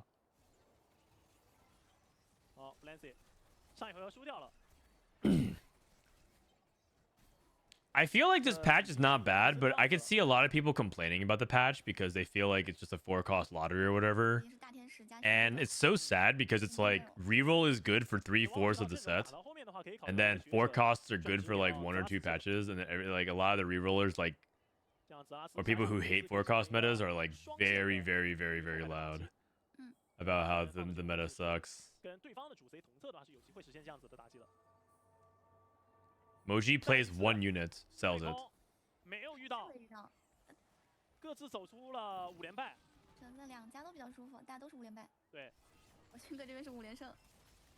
It's probably because 4-cost metas are harder to play, like have higher accuracy in your decision making, and also it's very in your face when you're contested, and it feels really bad. Like it feels really, really bad to be in, like, that 4-way Callista game where they had people go 5, 6, 7, 8. We just saw a game 2, or is it game 3? 4 Callista players, 5, 6, 7, 8. Like that feels terrible, right, to play. And so that is like where people just say TFT is just all luck. Like it's just this whole luck thing. Reroll is brain dead, but at least it was consistent. Now 4-cost is just all luck, and it's like this is where like the TFT brain rot starts to seep in. And so 4-cost metas don't really tend to survive for that long. They make them conditional, like what we have now, or they make them very cookie cutter, so they're easier to play. Flex 4-costs tend to not be very well received by anybody except for the very hardcore player base. Because if you play 4-cost flex, it usually means, and I need to caveat this. Oh my god, solo frontline Ezreal. If something is really powerful as unconditional, 4-cost oriented, and flexible, that usually means it's overpowered. That usually means it's overpowered, because that means you don't need its traits, you don't need its augments. That means your raw power level is so good it's comparable to other units with traits with augments, right? To truly be flexible just means what you're asking for means like generic. Oh, 拉六 what 了， the? 升6级，要爆连 Means 胜。 generic overwhelming power. That's usually what people want with flexible champions. You don't need its traits, you don't need its augments, you don't need even the real items. 勋哥，花仙面，有新人入队，有珍藏 But the people that like building boards, 直接秒拿魔 because 杖。 you could argue TFT should be about board building. 对位 Oh, this guy took what the 这个 forge? 花 He 仙也 took 是 what 比 the 较 forge? 合适的。 He has mittens 打 Ezreal. 断炉 Another what? Oh, hey, how many people are taking what the forge, man? There's at least two. There's at least two. 红莲的最小巨人，狂暴到底的 I'm Rave。 the carry now. 哦，这边是我成 C 位 Okay, 了 so。he's gonna play blue buff, probably Karma if he's going a little late. Just revert the 4 cost bag size. Okay. But then, do you understand what happens when they revert the bag size for 4 costs? That means those 5, 6, 7, 8 Kalista players go 1, 2, 3, 4. Or 1, 2, 3, 5. Ugh. I don't think it does what you guys want it to do. 再给一件， 金身 不是金身， That means that right now everyone's gonna play. You look around and everyone has Recon 2. Right now you look around, everyone has Recon 1, and one person has Recon 2. 这边五魔战，这就属于我用血，然后去换血。 Oh, this guy's playing 6 warriors. 这肯定是要8级抽的。 Karma's pretty flexible. Just put any 4 cost frontline plus 拿 warriors. 了一个新人入队作为保底 I。mean, I agree. I think Karma is very flexible. 现在是 I think there's a lot of players who think Karma sucks, and I think that those players are wrong. 选了这个，还不错。 Karma's 还可以 quite 扣 quite good.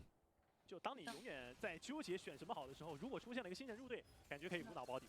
嗯， Dude, he's playing DFG not Manazine, Xunge's Ezreal. 加上一个大副士器， Wow. That does not look 有的时候你拿一些别的彩，可能它 that 能 does 够给 not 你 look 带来 very 的价 good. 值都不如一个金色的。就如果说没有好好的去跟它利用到位的话， Hi chat, I'm back after being AFK for a few months. Time to one trick some OP comps and masters 拿到大 again. 剑， You're looking at Callista, 系统那边 5 fairy Callista. That's what you want, 直 Clark. 接拿 5 fairy Callista. I'm pretty sure you could play that comp 150 games, and if you play 150 good games of it, you'll hit challenger 换钱的人，他往往就会可能 without 可能去走漏 without 拿一些 fail. 大棒或者是弓这样子的装备， But you know, obviously you're gonna 或 learn. 者说维鲁斯的那一套，维鲁斯那一套的话，其实 There are profiles of people who are like, you know, basically masters players. And I'm not trying to say this in like a 盘子大， I'm not trying to say this in like a derogatory, like a rude way or anything like that, but like they're hard stuck masters and they are one tricking Callista only and they're climbing like 600 700 LP right now. 黄连是选秀回来直接拉到前期， All they do is just play the same units every single game. And I'm pretty sure like they open for it every game. They look for the same exact thing and 出来， they learn this one 赢 comp 下这一回合， and they're climbing. I've seen people as high as like 1,000 LP. They're like straight up 400 games at like 100 200 LP, and then they climb like 600 700 already this patch just playing Callista only. 不过这边选择的是走花仙，纯花仙啊，这是。嗯，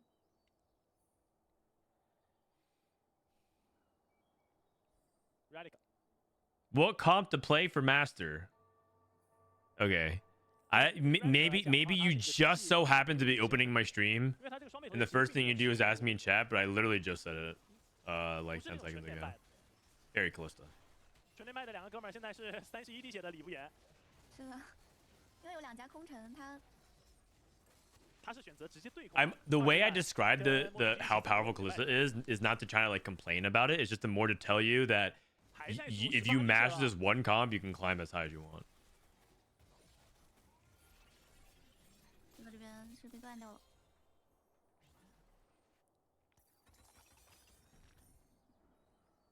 Coco 直接上到8级了，哎，Coco 那边是有在抢牌吗 Invested. Oh wow. Wait, Nuyo might go 8 again. He's at 18 HP with invested on Crab Rave.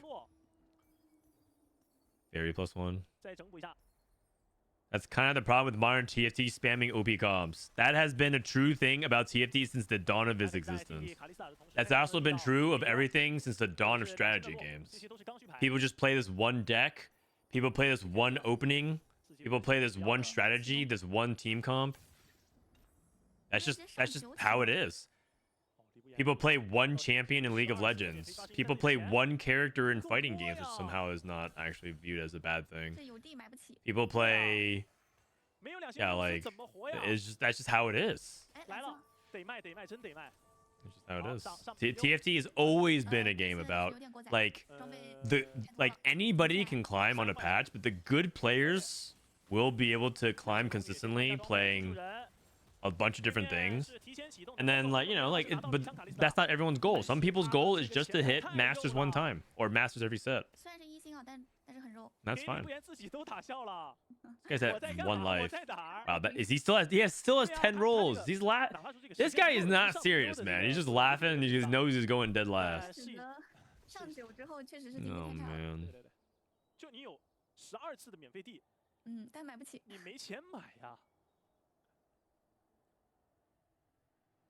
好，第3个发金有命运传，感觉可以拿。The benefit of the one trick people in TFT is patches will regulate that the comp is too good. Yeah, exactly. Like they'll be Masters one patch, or they might get to GM, or they might get to Diamond 2 or something like that. That one patch, and then the next patch they might struggle. But like some people like that as well. I actually one time talked to one of my friends who like he enjoys one tricking because for him the fun in TFT is like learning what the next thing to one trick is.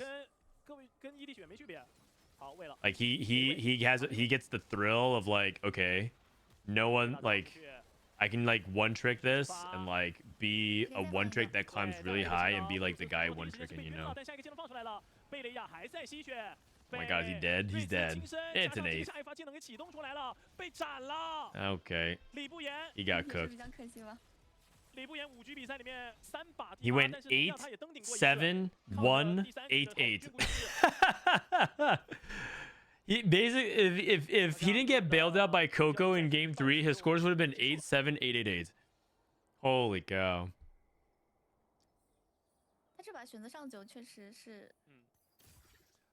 Sounds like he enjoys min-maxing. Does he enjoy P? Yes, he also is a big Path of Exile player. That is true. You nailed it. 但是你站在他的角度去出发，好像也只能这么玩，因为你8级，如果一旦抽不出来，其实也是要死。然后他现在是13点积分，他还不如说就是直接奔着高上线打，来到9级，抽出来，对吧？就有机会去冲击登顶。 Okay, Xunge looks pretty good. He's playing 4 warrior. Interesting. Speaking of which, wasn't there a warrior +1 player? I think it was Coco. Opening up warrior +1. I have to see. I am curious if you have a warrior +1 because I think 6 warrior is good, but like no one plays it because I just don't think people really think it's like it's just not like popular comp. It's not something that people like want to play or look to play. In the very beginning of this patch, I think 6 warrior was worse because everyone was playing Fiora Gwen, but now there's a lot of propaganda about how Gwen sucks. You probably could hit Gwen and Fiora easier now because everyone's trying to have an excuse not to play it. You know what? That actually might be some real 5-head tech. Everyone is just like spouting nonsense about how Gwen is terrible, Gwen sucks. And who wants to play warriors? They're awful. And then you just load in and you just play 6 warriors. 5-head. Gwen and 6 warriors is great. Yeah, I mean, it's not if you 2-star Gwen and Fiora and you get 6 warriors online and you give them items, they do pretty well. Do pretty well. I don't see any changes for Gwen on PvE. Apparently, they changed her AI. One of the TFT devs, Giovanni, on the TFT main account was talking about how they're like changing Gwen's AI or something like that for next patch. Again.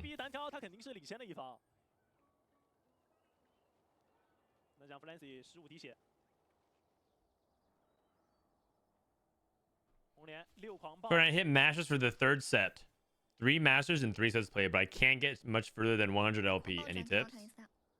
Sure. If you're stuck at 100 LP and you can't progress beyond that, that likely means you're not doing anything better than the average masters player.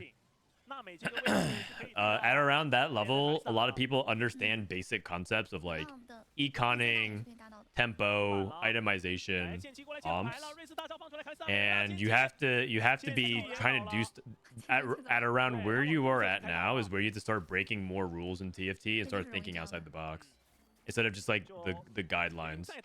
Like you're not always supposed to roll at 4-2. You're not always supposed to always make econ. You're not always supposed to like, you know, level at intervals you used to. You have to basically at that point, people have enough of the basics down that you're probably just coin flipping if you're just doing the same thing as everyone else. Now the thing is, people at that rank are also making an enormous amount of mistakes, but that's because they're all making mistakes within the confines of the way they understand the game. So the first thing I would say is to start addressing or start figuring out some of the bad habits that you've established and try to deconstruct it. D阿卡丽、D 卡丽斯塔都是可以 D 的。那尼拉也想追3，但红莲这边 D 的不是很妙啊。阿卡丽呢？给他吧，发牌员。 Start to evaluate more of the nuance in the game. Okay, this guy is only in the test warrior. He rolled so much, and he's on 8 Akalis, 8 Neelas, 6 Katarinas, and Kalista too. That's sad. That's so sad. I'm depressed. What was that roll down? He has a Gwen in the shop. Oh, he's a Gwen too already. Or does he? 这个尼拉、阿卡丽都是些名画。 Relic 倒一波，红莲倒一波，现在 Flancy 暂且稳住了。好，再接着抽。He found the equivalent of Gwen too. Okay. 感觉卡特 This is depressing, man. 被卖了。 Holy cow. Oh my god. 就只能长这样了。不干这一波了。 Flancy 开打之前上到9级。 You know what? I've played this warrior game a handful of times, and it did get nerfed by the fact that no fairy, you don't get the fairy emblem or fairy crown unless you get like a +1 or you can get to 8. So yeah, Holian is dead. Holian's out. No, the CN Soju. Dude, all my favorites, man. Sag. 50块钱下去，只找到了一张阿卡丽的3，但阿卡丽它是 Very well explained. What do you think about watching your own games back? I think that's important. The problem is I think a lot of people don't know how to watch their own games back and improve. Because it's not necessarily like TFT has a lot of obscurities about it. Like you could watch a fight and you could watch a fight 5 times and then come up with 5 different reasons every single time why you lost the fight. It's very hard to like understand what's important. And I think that's actually a weakness of the game, believe it or not. Some people might think that's like a good thing because it like creates a skill gap of improvement. But that's one thing I think is not good about TFT. Oh, Zonia's? Ooh, my god, close. I think it's actually a bad thing about TFT that it feels like not so obvious of the point of improvement when you like look it back.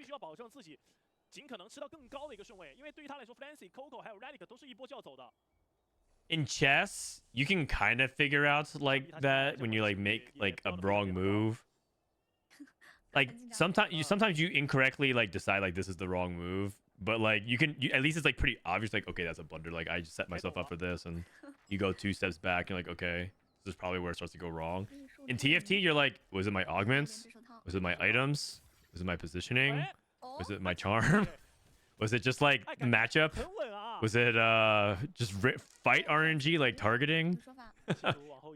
It's just like there's like you ask yourself like 6-7 questions. The answer is like maybe. It could be. It's entirely possible. Oh, okay. Well, I mean, this guy loses. He shouldn't get his Rakan's effort. There you go. That's one pretty obvious 但 mistake. 这个位置感觉不会被格温这个信息给限制到。第一波技能放出来，已经切到后排了，感觉要切到瑞兹身上去了。瑞兹金身还没有被打出来，先放一个技能，剑姬被秒掉了，剑姬被秒了，瑞兹还有金身赢了。 Never mind. He wins anyways. What the forge? What the forge? A million items. Flancy's dead, but Flancy should be through. 是被太揍了。 Relic is still in. Relic is top 4. Okay, Relic needs like a top 2, I think. If Relic can top 2 this and squeeze it out, 那这样企图 he might make it through.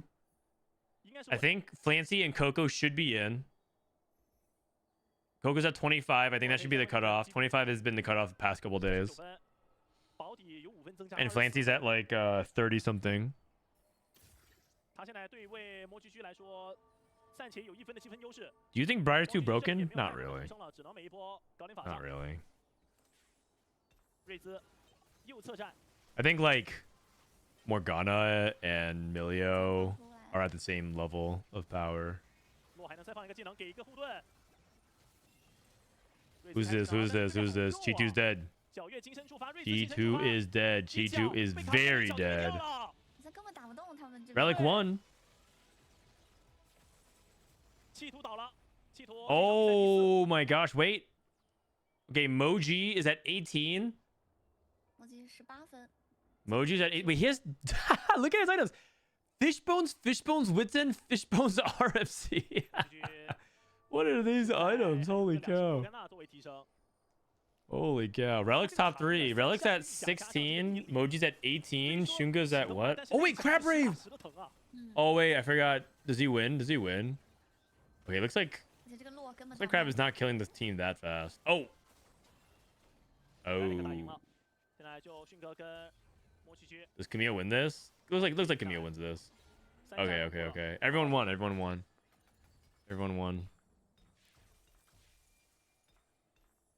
Another 2. Dude, Moji looks so strong.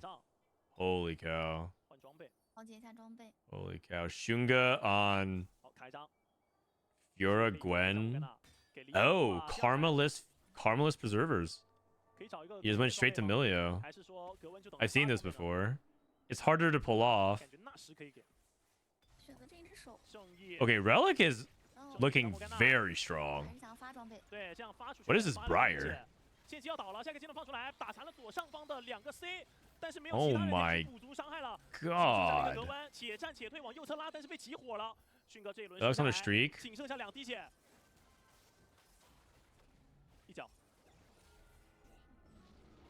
Relic has like 5 carries. Moji has like a million artifacts, and I think Xunge is 3rd. Wait, I don't know the point standing, so it depends on who from the top 4 falls out. Xunge's at 20, Moji's at 18. Xunge gets 3rd. Okay, so Xunge should also be through as well. So I think there's only 1 spot left, and I think it's between Moji and Relic. Moji G. Moji G. Zephyron the Morgana, that doesn't mean very much. We're not focusing onto the Rakan yet. Wait, is Millie gonna die? Millie's dead. Oh, it's Fishbones! Okay, Xunge going out at 3rd is fine though. He should be through. He's at 26. Okay, so top 2 for Relic. No, Relic's dead! That's it! 27 for MoGG. That should be enough. That should be enough. 27 should be enough, I think. Actually, I don't know what the cutoff is, though. I kind of lost track. Oh, is she Diana? She looks like she's cosplaying as Diana. Wait, someone said that in chat earlier. That's right. Okay, point standings. Big reveal. Who made it through to the finals tomorrow? The finals tomorrow is... Finals tomorrow is... Oh, dude, it was actually so close. Flancy, MoGG, Xunge, and Coco barely makes it. I said he had to not go 8th. He did not go 7th. If he went 7th, I think Chichu would have tied him. It was actually very, very competitive for the last couple spots.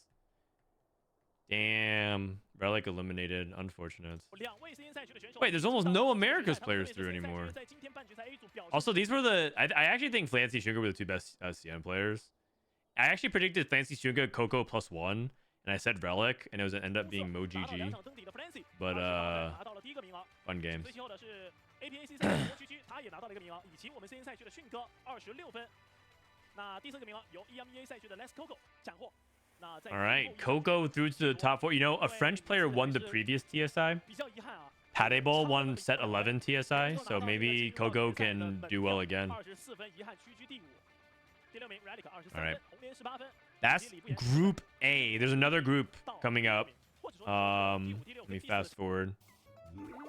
Next group is Disneyland, Title, Double 61, Ice. Hold on, some Gwen ads for you guys.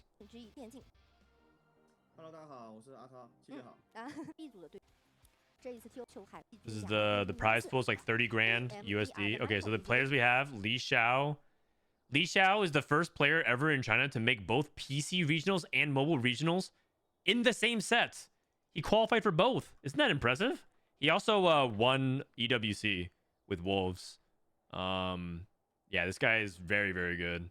And then we have Ice, made to set 10 worlds, considered to be very good and very strong technical player. Kula's a mobile player, but he's been kind of breaking out lately. And then from EMEA, we got Kubidu from Poland. We got Double 61, the EU GOAT, and maybe even right now the current TFT GOAT. We got Title from Japan, set 9 world champion. We got Michael, LATAM's best player. We got Disneyland, which is probably the GOAT name. So. Let's go ahead and get started. Group B. 是的，我也很喜欢这个一直投送。但这个城邦其实有时候会很卷，大家都试玩一些高费的运营阵容。是的。像这把的话，复苏跟花心应该是一个比较热门的赛道了。没错。 He's from Vietnam. Yeah, I believe. I mean, he's from APAC as the representative, but I believe he is the Vietnamese player.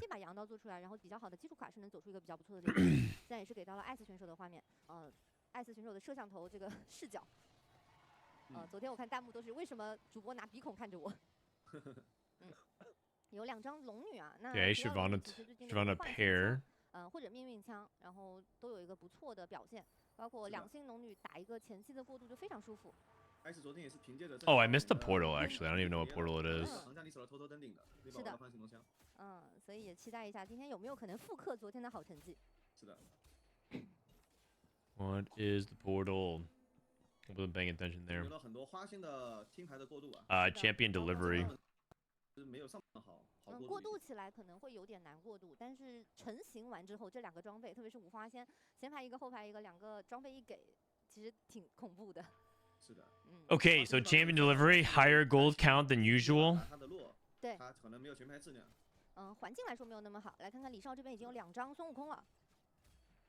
有点贵，不知道李少的抉择是什么。这边的闪剑。Open up with Shiv, Last Whisper, Silvers. 来看看第一波是刷了一个白色。Silvers. 白色开金翅古董，可乐 branching out. 直接选择了一个一个对结外身，但是没有看到给的是什么。Title took precise planning. Another two branching out players. We got a component buffet. 我们也来看一下。 Oh, this guy got Frost. I think Li Xiao got Frost +1.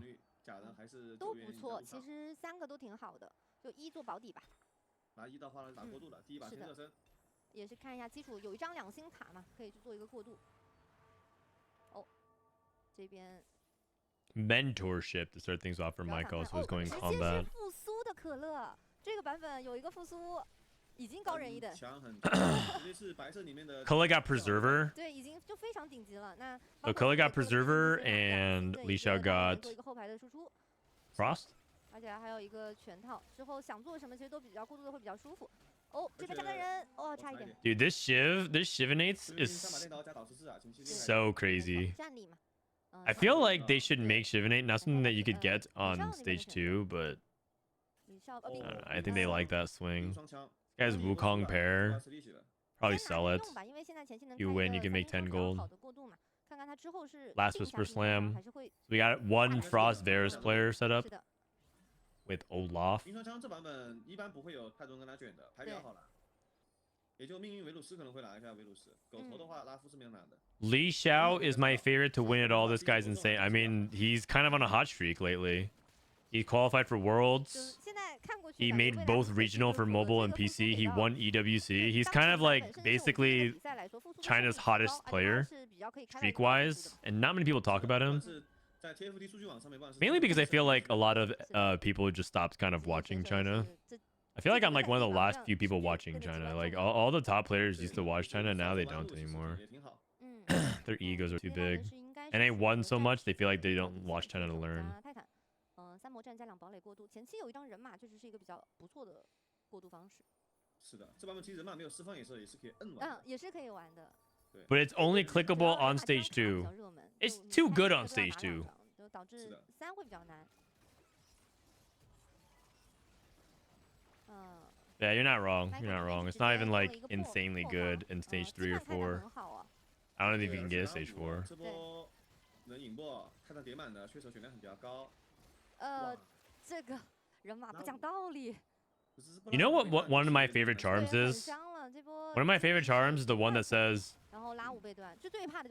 gain 1 HP. If you lose the next combat, gain another one. I don't know why, but it just makes me feel so safe. It's like a nice cozy blanket. I'm like, yes. Oh, thank goodness.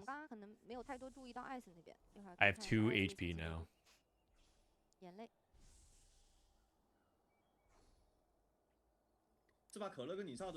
Do you think if God existed, he could perfectly balance TFT? Ah, what a loaded question.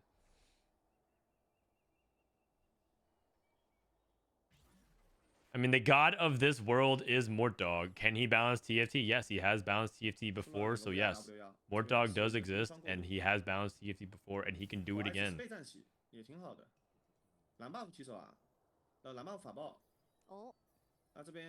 Also, I stand by my previous statement I said yesterday. I don't even think you guys really want that balanced of a game. 还是不错的，只是蓝 buff 法爆可能法师阵容就要定下来，到底是这个蓝 buff 可能也在纠结一下要不要做。他因为在考虑要不要把这个连败吃下来。他现在是3连败，看这波能不能自然的就输掉。Then you guys will roll your eyes and be like, everything's so conditional. You can't play this comp unless you have like the perfect conditions. Like, yeah, that tends to line up with like balance. You can't just like play things from bad spots. You have to just play things based off like the setup and opener you have. Like, I don't get it. Everything is so conditional. I want to play Varus. I just can't play Varus unless I have this. Like, well, yeah, that means it's balanced. 这边是直接做了一个正义。这边是嫖到卡尔玛了。但是 Or that is an aspect of balance. 正好要吃30块。That is one way to balance the game. So then what people really mean when they say balance is they say, please balance the game in the way that I find it fun. In that case, you might be asking for too much. How live is this? Very live or pre-recorded? Man, I don't know how to answer that question. You're on Twitch. This is a live stream. Hello. This is live. I'm answering this question. I'm waving. I'm a real human being. This is very live. We just want Syndra every patch. Yeah, I don't know about that. I don't know about that. 来自 CN 赛区的选手看一下经济第一把来说，因为一起投中嘛，也不是太缺。A perfectly balanced TFT would just be chess with fancy skins. 刚刚说所有的选手是不是有可能都玩运营阵容？这边艾斯直接掏出一手蜜蜂。Maybe. I mean, TFT is a lot more complex than chess. 这边来了个锅和一个敲，可以敲蜜蜂转啊，直接把锅敲成铲子。I think TFT is way more complex than chess, but I do see what you're saying, which is like it wouldn't be that interesting of a game because it would just be too similar. Like the way things are perfectly balanced. Yeah. Chess is not balanced. Okay. All right, I'm not gonna be here in the that's actual just bait, because like what they really want is to like argue like, well, going first as white versus black is not balanced. They play both sides, you guys. They play white and then they play a game of black. Come on now. 对， Come on 可 now. 乐这边哎稍的暂停了一下，确实就是感觉打野怪突然一下，特别是打我们的比赛服，野怪突然一下爆了一个铲子，这个也有们 Chess is fucking easy. All right. Man, you guys are just typing what the first thoughts that come to your mind today, don't you? Chess is hard, man. This is real hard. I suck at chess. W1这边是有个冰霜灰的，可乐这边选择大白宝袋做一个装备的补充。Okay, big grab bags all around. Oh wait, Michael took mentorship 1 and 2. 大家都知道，很强。 Interesting. Keepers. 浪费了个水银的，不过也还可以，看他怎么选。 Thorn plated armor for Taito, who hit an earlier recon. 这边还是选择了释放野兽，那 W1这边3经济，恍惚一下，一边3战力，这边3经济，都有点平衡了，有点难受这边。是，那应该也是定的往一个高费去走了。I mean, TFT and chess have very, very little crossover, in my opinion. It's funny because there's actually a handful of people who are chess influencers that try to play TFT. I don't know if you guys follow like Nemsko, Nemo. She actually really likes TFT, but TFT and chess, the only thing that they really have in common is that their top players just have massive fucking egos. That's basically about it. It's very, very different games, though. Everything else is different. 看看前排能不能快3，就这套阵容可能刚需也一点啊，就是前排你要3的比较快。是的，他装备其实还行，机器人的板甲有了，后排也是拉满的。这边。Yeah, this guy's playing keepers into a hack run, probably. 那是确定了神盾石的人马的，是直接摁完的。对。 But player-based is crossover because they're both strategic turn-based games. That's interesting. I don't think I would actually like say. I mean, you're not wrong. TFT is a turn-based game. As in like there are turns. But like everyone's playing their turn at the same time. So I don't know if I would necessarily call it that. I guess it's just not. That's not the way I would define it. In a way, it is. Or call it the glove for Kala. 可能我这个分段去玩它，我总有一个问题，就是我前期的过渡会有点没有那么顺滑。是的，玩复苏过渡的话，其实 Is so Magnus? No, I actually think. I actually feel like this soap is too nice to be Magnus. 他这把就是没什么牌嘛，只能连麦开了。对。他应该是打野爆了一个铲子和的花仙。他选择玩复苏花仙，这边选择猎手去过渡。 Like this soap is not like this soap's actually a really nice person. But like I don't know Magnus personally at all, so I can't really comment. I feel like now I'm starting to like say things about Magnus' character, but I don't know him at all. But from what I've seen of it, I wouldn't necessarily categorize Magnus as a nice guy. But again, this is just purely off of like online spec. Maybe he's actually the nicest guy on earth, and all you have to do is just like not be Hans Niemann. But yeah, Magnus is nice. Okay, I have no idea. I just like as I was saying it, I'm kind of realizing I'm just purely speculating. But yeah. W1它牛排看看是怎么一个路线啊？应该是目前来看的话是滑板鞋，斜电线应该是。TFT is not turn-based in the way other games are turn-based. It's also not real-time. The other way games are real-time. Okay, so then what is it? What is it? What is it then? Who's the Hans of TFT? Oh man. I don't know. I don't think TFT has been sophisticated enough where like we've had a young prodigy rise up and like kind of follow the same arc as him. Actually, I don't even know if he's considered a prodigy, but like he was really young and he was like rising up the chess ranks, and then he got into a bunch of cheating controversies. Like I don't think we've had anything like that in TFT at all.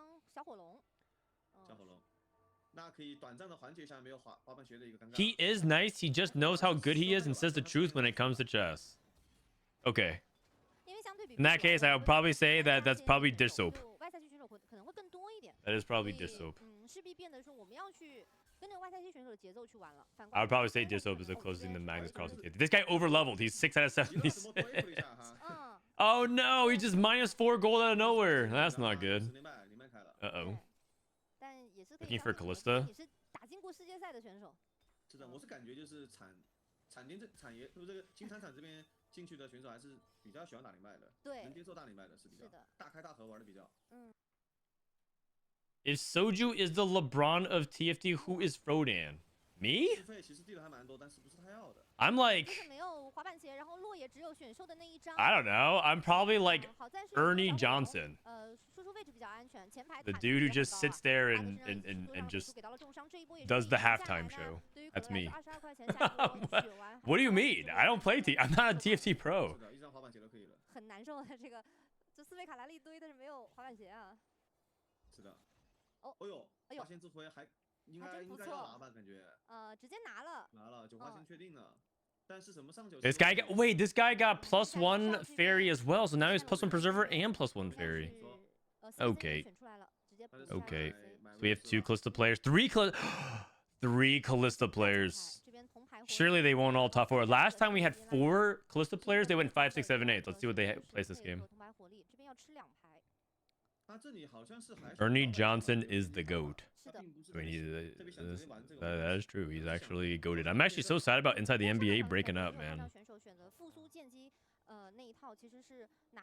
I don't really quite understand this whole Ben Affleck J-Lo thing, but when Inside the NBA is not coming back, that one hit right here.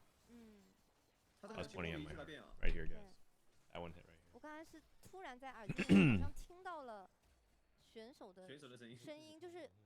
Turn-based auto battle. That's a simple way to say what TFT is. Yeah, but that doesn't explain it to anybody. Try saying that to your grandma. She still doesn't get it.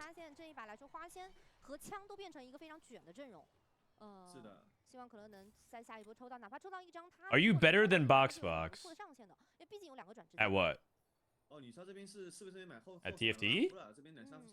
I would say that some patches Boxbox is better than me, and other patches I'm better than Boxbox.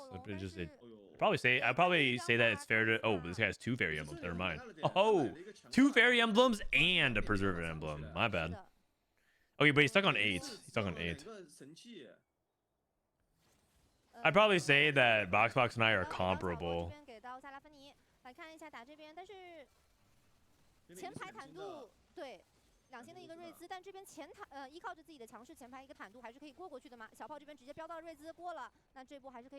But is there any combo that goes with Honeymancer other than the meta one with Bastion and Arcana? Any combo? Yeah, you could play Hunter Honeymancy with Kog'Maw as your main focus. You play 3 Honeymancy and 4 Hunter. I would say that that's like a really unpopular reroll. I don't know why. The data looks good on it. If you have a good setup for it, it seems solid. I'm pretty sure it's because people just probably rerolled Kog'Maw too much this set, and now people just don't want to play it anymore. I think Soju called Kog'Maw boring so many times that now players feel like they're boring if they play Kog'Maw. But you totally can. TFT equals poker. It's an EV game. Maybe. I mean, I could see it. Oh, he messed up. He messed up. He took Suspicious Trenchcoat. So just as a heads up, suspicious when you get Suspicious Trenchcoat or Unstable Treasure Chest, you need 5 units on your board. And so he took off 4. He only has 4 units, thinking that it would guarantee. He actually supposed to keep Kog'Maw on here, and he would get the Trenchcoat onto the thing. But now he took it. Just a random unit from his previous bench. Unlucky. Small little micro error there. Cog is contested by other honey boards. Other honey boards shouldn't be playing Kog'Maw. And if they are, that just means that you don't have to worry about them because they have Kog'Maw on their board. Where does it say you need 5 units? It doesn't say it anywhere. You just need to know. You just don't know that? And you call yourself a terminally online TFT fan? Box spent 10 minutes arguing with chat last night after he bled out to a 5th after feeding Briar 1 no items for like 18 HP. He went 5th by 6 HP and still insists that it's always correct to feed Briar. Note, he didn't win a single round after starting to feed Briar.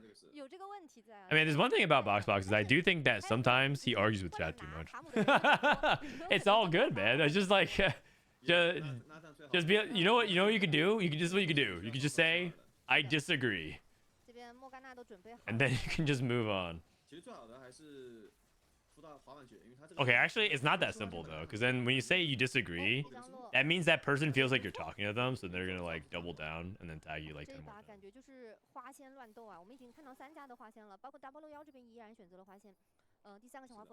Is it just hidden info? It's just like, it's like rules about the charm that you learn over time.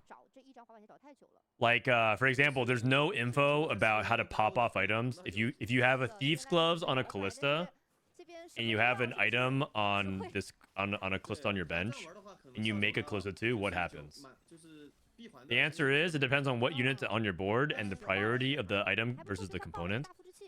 And like, how do you know that? You're just supposed to. These are just like different things about the game and interactions that you learn as you play it.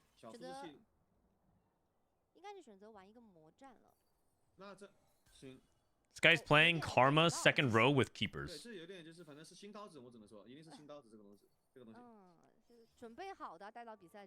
He's still missing one multi-strike. He's missing Camille. Cammy.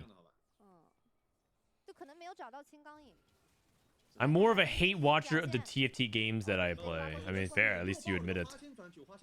I mean, TFT is very fun to hate watch. I hate watch. The thing is, I'm kind of like a counterculture hate watcher though. Like, I hate watch the players. I think it's fun to hate watch when I'm not with the crowd. I don't think it's fun to hate watch as much when everyone else is hate watching, you know, because I feel bad. Like, everyone hate watch Soju. I don't really hate watch Soju because it's like there's enough people hate watching him. But if there's no one hate watching a third person, I'll hate watch them. Just to you know,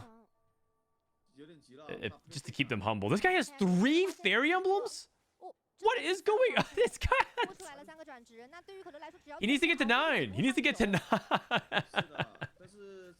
This guy has 3 fairy emblems and 1 preserver emblem. And I think he's dead. Is Olaf? Oh my god. Okay. Frodan hate watches all the nicest people in the community. Yeah, I do. I do.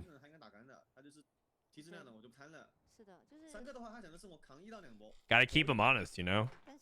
They're great people. I love some of the people I hate watch.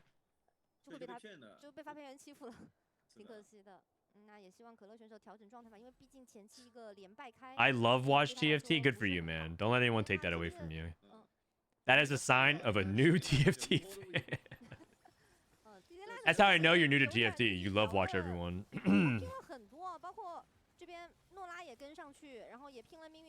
It's like when you start getting into like certain food, like if you're a foodie, you know, like no one loves every ice cream flavor. No one likes every type of beer. No one likes every like all the same bakery desserts. So like that's just not true. You just don't like everything. There's some things that you like, and there's some things you're like, it just means that you're just too new to it. You'll eventually develop a sophisticated TFT palette over time. Complex. It's complex.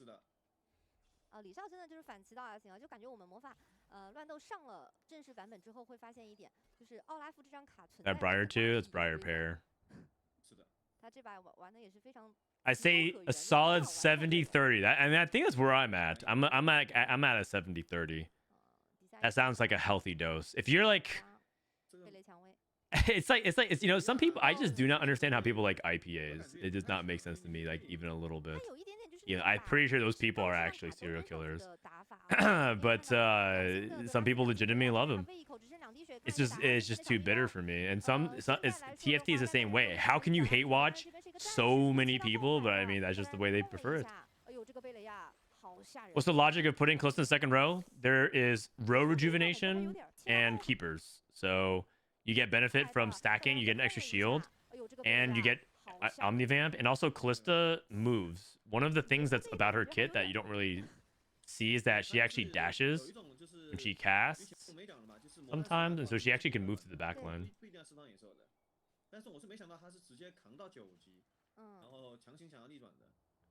Box dropped 200, 300 LP last night and said the game solved and flex play is dead. Is that correct? I don't think so. I actually think flex play is much higher than it was than last patch, but he's probably just tilt. Like Box just tilts. That's the thing.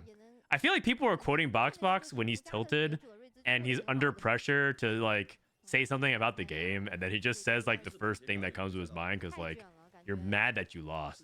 Like it's not like I have 100% good takes about TFT. Sometimes I'm like upset at the game and I just be like, man, this game is just terrible. Like what can I say? I just like look around. I'm like, this game is actually bad. Like this is a like who decided that? Whoever thought that this was a good game?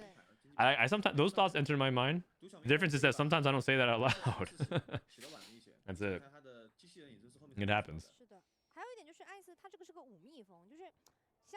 Sorry, but Americans just don't have good beer. Okay, like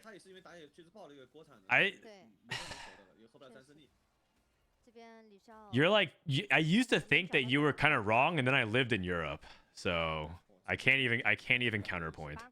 American beer is like on average not very good. Not very good. Oh, this guy gets an artifact. The thing is, there is good beer in America. It's just like I don't know.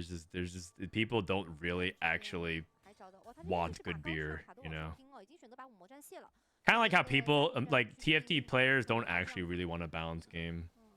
Americans don't really want good beer. They want Coors Light for the Super Bowl on game day. You know, hit me with that natty ice.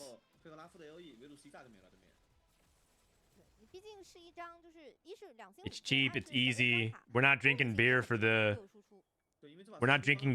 like the actual experience of it. We just want to get drunk and shoot our guns. Hell yeah, brother. Have you ever been to the Midwest? Yeah, I've been. Been to Milwaukee. Been to the TFT Set 5 regional finals was held in Minnesota. My uncle lives in Indiana. Visited him before. Ezreal 3-6 Blaster, IE, Guardbreaker, Shojin. Oh my. We're clumped. Okay, isn't this like a perfect matchup, the keepers? Also, wait, Ezreal's trolling. Oh, okay, never mind. Not that good of a matchup. Briar too. What's the multi-striker reroll tech? You reroll multi-strikers. And you kind of pick like one range carry and one melee carry. So like a lot of times it's Ashe, and then because Ashe is a one cost, you reroll Jax. But lately in this tournament, people are rerolling Kassadin Ashe, and if they miss Ashe, they sometimes go for Kassadin Callista as a backup option. But then they also maybe trio carry, and trio carry like late game they add items on Akali 3 if they're going for Kassadin, or they might go for Hecarim. So it's just really dynamic. I basically named every multi-striker, right? And the answer to multi-strikers is it kind of just depends on your items, your tempo, the lobby, and like what you're hitting. I actually really like where multi-strikers is right now. I think it's actually an example of a good reroll comp for the game. It's like easy enough to understand, but like there's a lot of potential nuance to it if you want to get good at the comp. Everyone's so low HP, 8-5 and 2 HP. 8-5 and 2 HP, Steris Gauge for Li Xiao, 7 Frost. Diana 2. I'm actually surprised that I thought when he hit Diana 2 with Spark that he would run away with the game, but he's on a 2 loss. Is it because he's not proccing 7 Frost fast enough? It might be. He also has no items for the other Olaf too, but now he's starting to give it. Also, it's like very, very subtle, but okay, I was gonna say that he could move items with a remover. He goes Morello Chrono on Twitch 3. Okay. Runin's Milio 2. This guy's holding 2 Olafs to stop him go for Olaf 3. Okay, we converted a soldier. Diana cast again. That's huge. She can tank one more time. Okay, the Frost. Oh, okay, this is what I was talking about. Diana, if she can get in there to deal damage and tank, she becomes so difficult to deal with.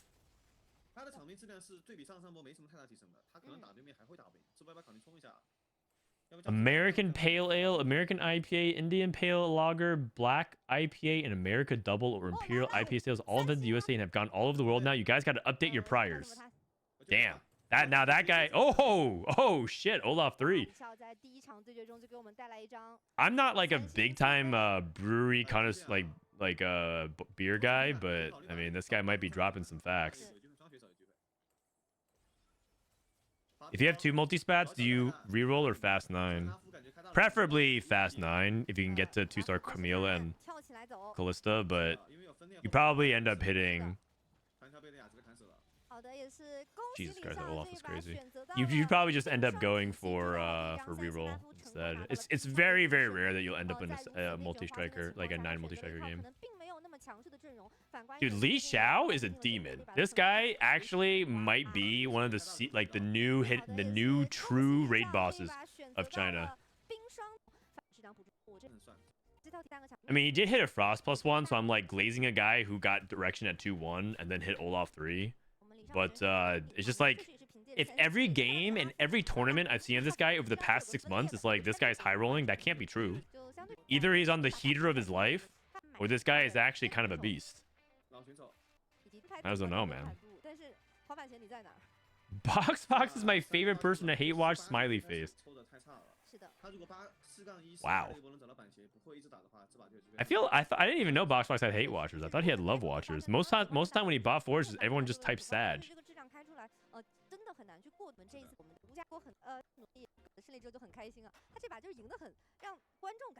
I didn't even know Box had hate watchers. 每一波来的都对，包括他到人口之后，那边皎月也是比较快的2了嘛。来看看这一把，感觉也挺大的啊，战利品订阅。Isn't IPA a British thing? You know, my wife's been getting more into IPAs as well. my wife, she's queer. She's dated a lot of women in my life. She's dated way more women than me. She's probably dated more women than all the TFT pros combined. But at one point, so I asked her like when she started dating men. She told me that one time she was dating a woman, and she was like, she was told by that woman, she's like, "How come you don't date dudes?" And she's like, "Wait, what?" I'm like, because there's another woman telling her that, and she was like, she was like so taken aback by it because she was like, "I'm enjoying my time with you. Like, why would you bring that up?" She's like, "You just seem like much more fit for like a male's companion or a man's companion." She thought a lot, and she thought a lot about that. And of course, like years down the road, she ended up meeting me and we ended up getting married and everything like that. But it's funny because she has so many more tendencies. It's very like dude bro-esque than I am. Like she loves like IPAs. She like has to catch. So she always has like when it's NFL season, that's all she cares about. Big time. Her favorite sports are like MMA and NFL and like I don't watch any of that. I watch TFT. The least it could get is like the least amount of combat sports it can get in terms of gaming, you know. I'm just a beta TFT player, I guess. Is that flame or compliment? No. I think it's like, I think they were just more observing stuff. I don't know. It wasn't really a flame or compliment. She like loves like death. Her favorite bands are like AFI and a bunch of heavy metal bands. You know.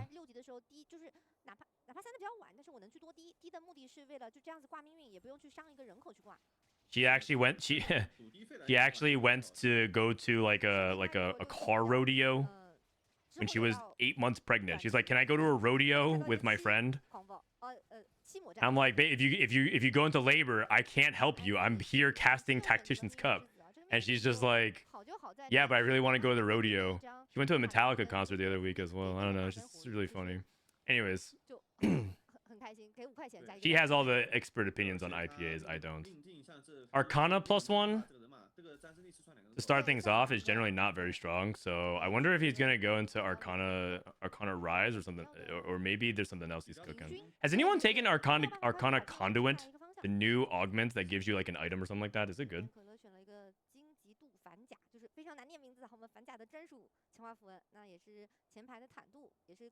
That's your wife, yeah. Did you watch any Khabib UFC fights with her? No, she usually just watches it on her own because I'm busy doing TFT Academy and TFT podcast. I mean, we bond over a lot of other things. She loves hockey and football and blood sports, and I like baseball and basketball. Although she introduced me to Formula One, so that's like a sport we watch together.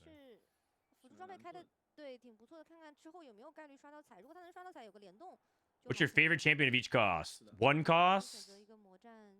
Probably Warwick. 2 cost? 2 cost? Shyvana. 3 cost? Ezreal. 4 cost? Probably like Olaf. No, probably like Rise is really cool too. I don't really have okay, you know what? I don't really have a forecast I vibe with this set. Now that I'm kind of thinking about it. 5 cost is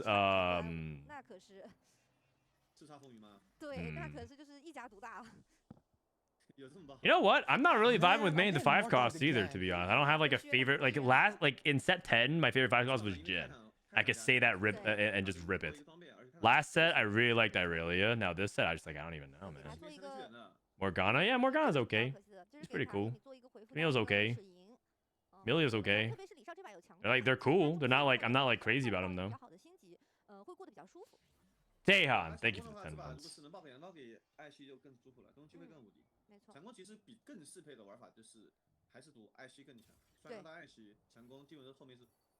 Xerath? Yeah, Xerath's pretty cool, actually. I agree. You know what? I'll just go with Xerath. He's pretty cool.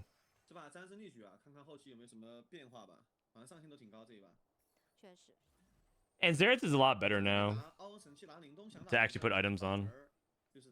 Maybe I'm like a little bit biased towards Xerath because like there's a couple of patches where you just didn't want to put items on Xerath. Camille's too weird. Yeah, I agree. I feel like Camille's just like so strange.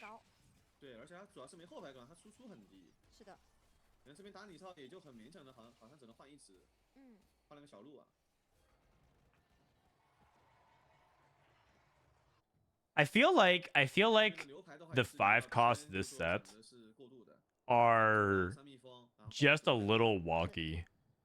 Maybe that's like part of the set theme because it's all like whimsical, witchy nature stuff, but it's like Camille feels more buggy than cool. And Milio's a little goofy because he's like he has like an item in his hand and he like roundhouse kicks it, but the animation takes like 20 seconds. And then yeah, and then like Diana's cool, I guess.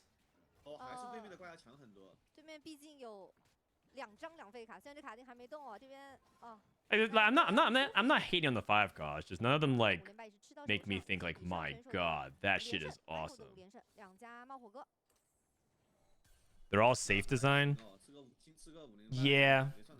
I mean, and I don't even think that's necessarily true. Like maybe Yuumi and Nora is actually quite ambitious, but you know, it's. I think it's interesting that it's been more about like Yuumi than Nora a lot of times, and the sentiment around Nora Yuumi is that it's like you play her for the Yuumi. Oh, lag? Okay, press the attack. Oh wait, sorry, I missed I missed the portal. It's Tactician's Crown, I think. Everyone start with Tactician's Crown. Okay, so if he's trying to go for... It depends if he wants to go for Ashe here with press the attack. He can slam Rage Blade. He can also go... If he wants to go for Kassadin, like we've been seeing, people slam Titans. Ruins is also acceptable as well. Ruins is also quite a good item and also allows him to slam Crown Guard immediately. So he can build 2 good items because if you slam Rage Blade, he doesn't want to slam Steadfast. Or not Steadfast, Stoneplate. Pyro. Ooh. Michael playing into the into Pyro Varus. I like to see this. We don't actually see too much +1 Pyro, but I think it's pretty decent. Coolest 3-star 5 cost? I mean, my favorite 5 cost of all time is Jin from set 10. Do you like 5 cost GP with upgrades? He was okay. Too strong, way too strong. He called down like a crazy nuke and would just kill everything. It was just way too OP. Oh, he got Arcane Conduit. Wait, he got the augment. Do it.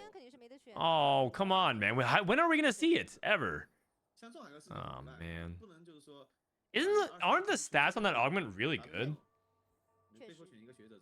You also have Tactician's Crown, so you can actually get the extra item more often as well. This guy got Category 5. No way, man. He just rolls Category 5 and press the attack. Okay, you know what? I rescind my previous statement. I said there's no way this guy is just high rolling 6 months in a row. That's exactly what's happening here. I was like, there's no way that Li Xiao just high rolls 6 months in a row. That just means you're good. I retract that statement. He's just high rolling 6 months. Like, what is this? What is this?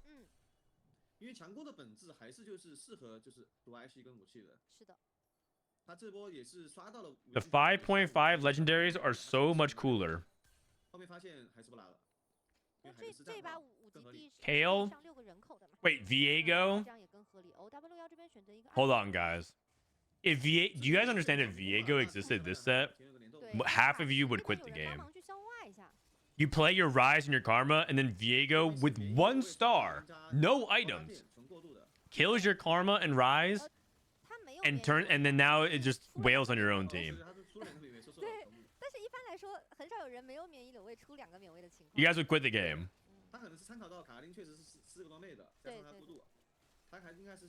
Oh wow, he won that fight? But Viego is hot, so it's okay. Okay. I mean, I can't counterpoint.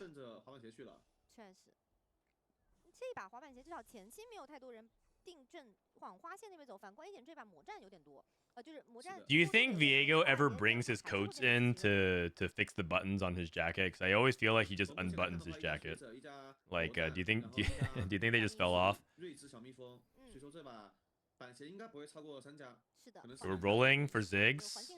Only on 5. Thorn plated armor into Blitzkrieg. Oh, so it's contest. We have contested honey.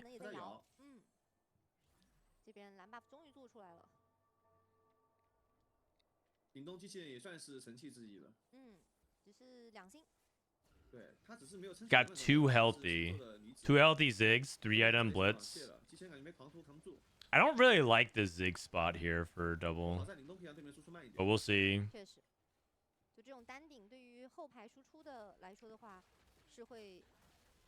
Okay, and if he wins 4 in a row here, that's really big, and he can hit. The problem with his setup is that I think there's a really easy way for him to get screwed if he gets dropped like only a sword. If he gets dropped like 1 sword, he could actually be in pretty big trouble.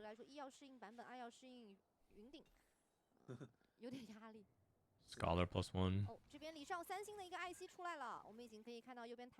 5 cost Silco is the coolest. Oh man, you guys, next set is gonna be so fun.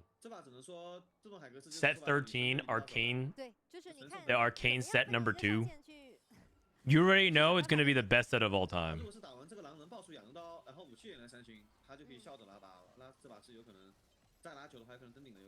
没错，这边艾斯的反响应该是拿了大件吧？他大件好多。是的。 Maybe they'll bring back Silco. I mean, they brought back Silco as a 4 cost for what for a set? I forgot which one. Was it 9.5? Which set did Silco come back as? I forgot. Might have been 8.5. I think it was 8.5. Was it 9.5? I don't remember at all. Honestly, I wiped 9.5 from my memory, man. That set was terrible. I only remember multi-strikers. Sorry, multi-casters and the Earth meta. The Bilgewater nonsense. Wow, he gets Assemble. Isn't that insane? He gets the one jack, and now he just one jacks off. One jacks off. What the? What the? Oh, wait, never mind. He has Ash 3 already. Wait a second. This Li Xiao is not beating the high roller allegations. What does he get next? Multi-striker emblem. That would just be the icing on top. This guy just rolls multi-striker emblem on 4-2.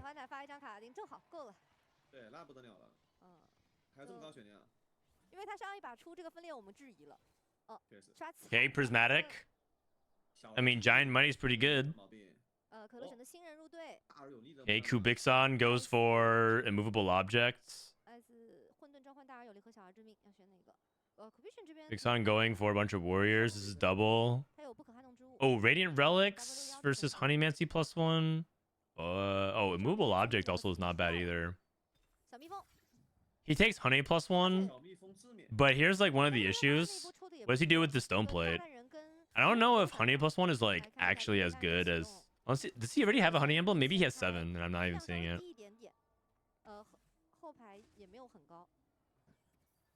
Should have taken Golden Egg. I actually do think Multi-Strikers is a comp that can go for Golden Egg.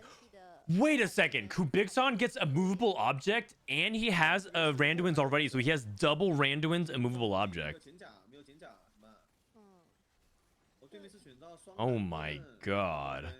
That is disgusting. He lost. Okay. Well, I mean, it's good though. It's good. It's good. Even though he lost, it's good. Stay with me. Stay with me. I don't think he has 7 honey. Yeah.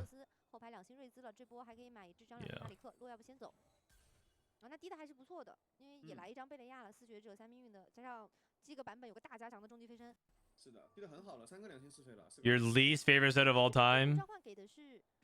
Set 5. 5.0. 5.0. 5.5. Totally fine. 5.0. No, thank you. Terrible. I can't say enough bad things about set 5.0.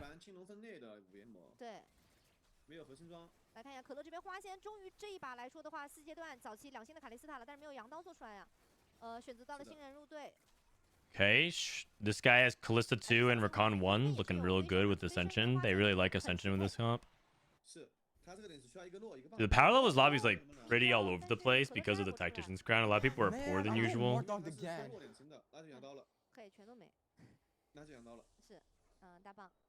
Strato, thank you for the 6 months. How's the patch? I think the patch is actually pretty decent. A lot of people might on the surface think that it's a lot around 4 cost, but I do think that there's a lot about the patch that people haven't solved or figured out yet.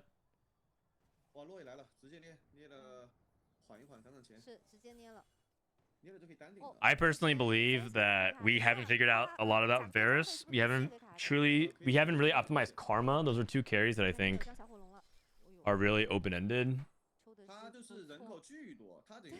5 Pyro.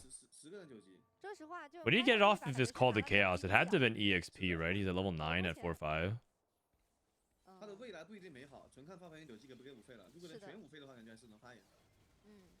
Disneyland is going 8.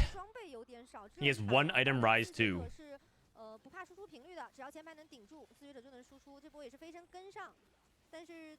Badge. He's losing to Gwen. Oh my god, that was actually so close. That was very, very close.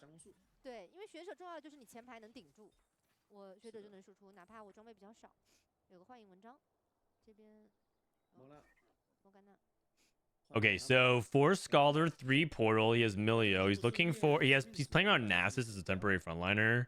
The problem is he has no items on his Rise, too. He's playing 1 item Rise. Michael's board is actually quite good. Oh, wow. This is double playing Ziggs 3.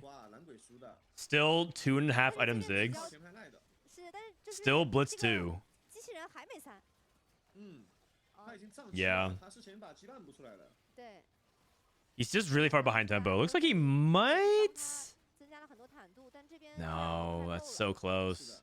The Ziggs targeting was all over the place. Disneyland's dead. Oh, wow. I mean, this actually happens a lot when you play Tactician's Crown because everyone has +1 team size, so there's just more damage being dealt to people.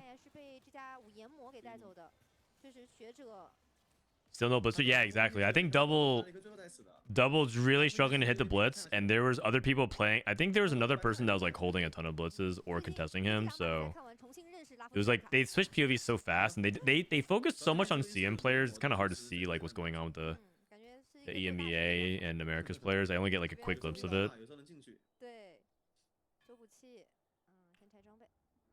Nashers, guard breaker.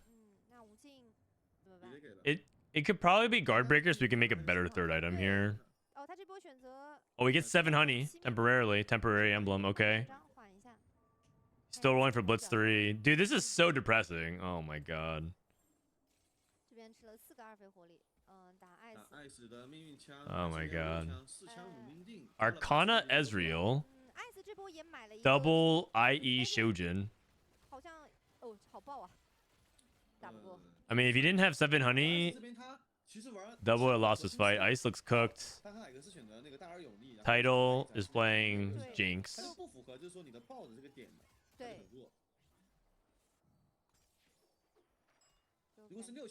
It's very close for 6-7 and then specifically 4-5. This guy went triple Runins. Yo, what is this? Hold on, what is this? Okay. If he gets 7 multi-striker online.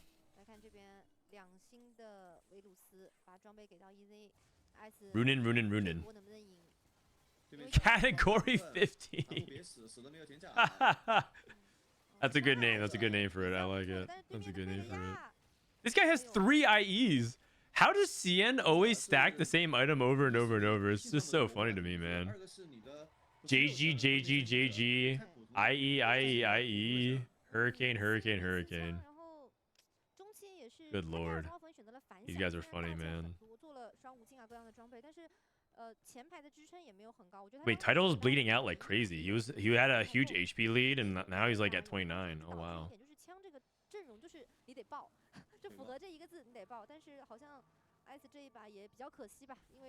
The one thing about this Randuin's is that I think that he doesn't actually have that good of a tank. He has 1 item Recon 2 and like a Briar 1 and Gwen 2, right? Those are his tankiest units, and he has 1 item Karma. I think he's like, surprisingly, despite the fact that he has 3 item augments that give him like items, I think he's like kind of behind. Like it feels like he doesn't have like that many items. Oh, I see. Title's playing Jinx. Jinx in a high cap lobby is not very... I think Jinx is pretty good in like tempo spots. A honey emblem for double? No way! No way! That's insane. I can't believe that. I mean, he's like... just goat things. Goat doing goat things.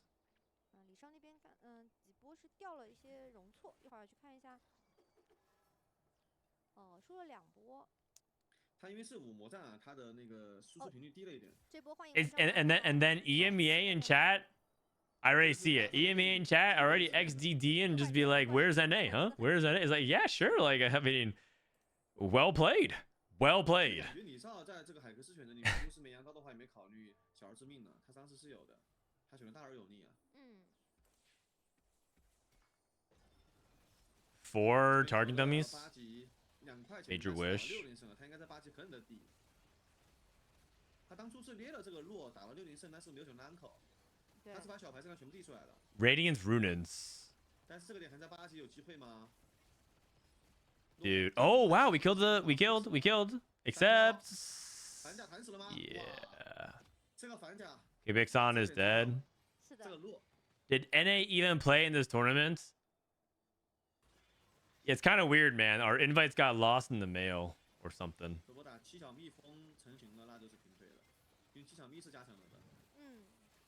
有着7蜜蜂，就有一个质变了。是的。哦，这边质量好高啊！2星的贝雷亚带研磨这儿开了个4命运，感觉他是实打实的把经济运用到 Michael 是把经济用在面板上了。Okay, we hit Blitz 3 and we have 7 honey. I mean, I think Double 61 can definitely do well now. I think he can top 2 this game. I don't know if he wins. 7 honey still sometimes can't beat like really big cap boards.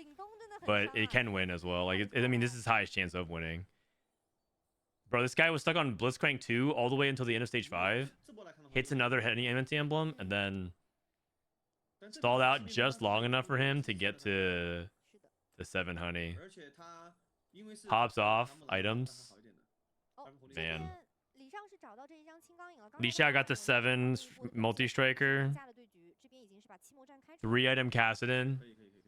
Go for 3 item Jax 3 or start to itemize a Kali.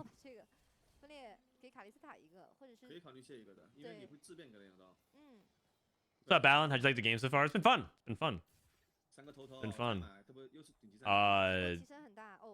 There are some egregious high rolling going on, but I mean, there's also a lot of stuff there's a lot of like stuff to like. Like I think Varus looks like Varus is underplayed in NA. A lot of people like Varus. I think China really values Cassidon a lot. Like very highly. A lot of Callista, obviously. Good amount of like the other stuff, like, you know, Karma, Preservers. Like there's a lot of things that we expected, but there's a lot of things we unexpected as well. Yima, thank you for the 8 months.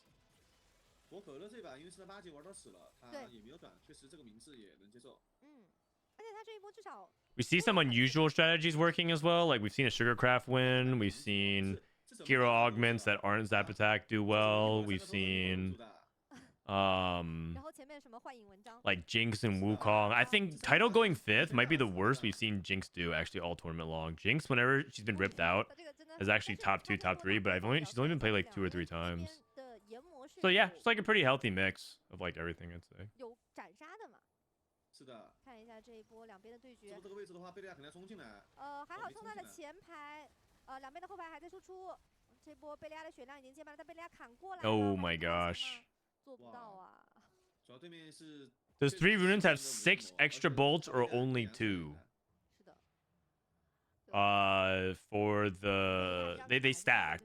If you have Hurricane, you shoot multiple of these bolts.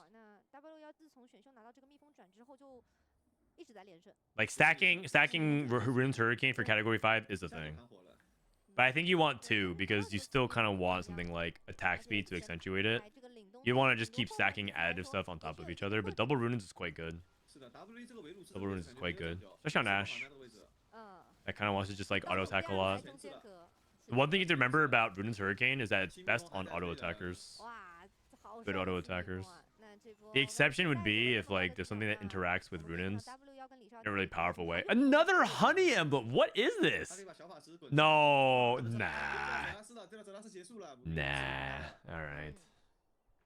Okay.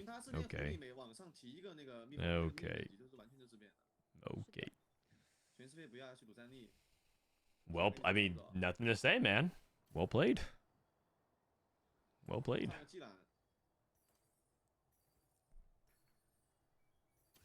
This guy has 8 Honeymancy. What if there was a secret forbidden 9 Honeymancy trait that just you had to unlock it by just knowing that it existed, like a secret trait? What a joke. Well, I mean, for what it's worth, it does not look like Li Xiao was gonna win anyways, but now he definitely does not win. Not even close. Like it looked like Li Xiao. Like maybe if you like, if Li Xiao hit like, you know, Camille 2, get items, like maybe something could happen. But now there's like, I think there's a 0% chance he wins now.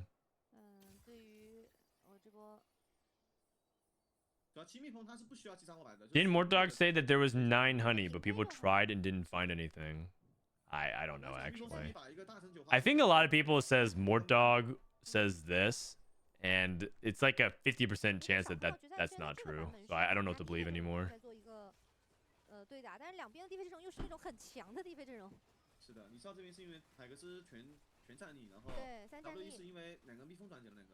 All right. Oh wait, it's not over. We have to like wait for this to. We'll wait for one more round. It summons one giant bee that just stakes the board. Yeah. Yeah. Just one huge bee. I mean, that'd be kind of funny actually. Instead of Volibear coming out, it's just like a giant freaking bee that just comes in. That'd be pretty fun. 自己凭借他30秒输出给他平推了。是的。假人其实打蜜蜂还可以了。假人，但是 W 那边有武器光明化，10块钱拿了一个光什么？哦，买的狐狸的金鬼输了还行。I mean, I don't know. I really don't know if there's anything else he can do. He's having trouble not only like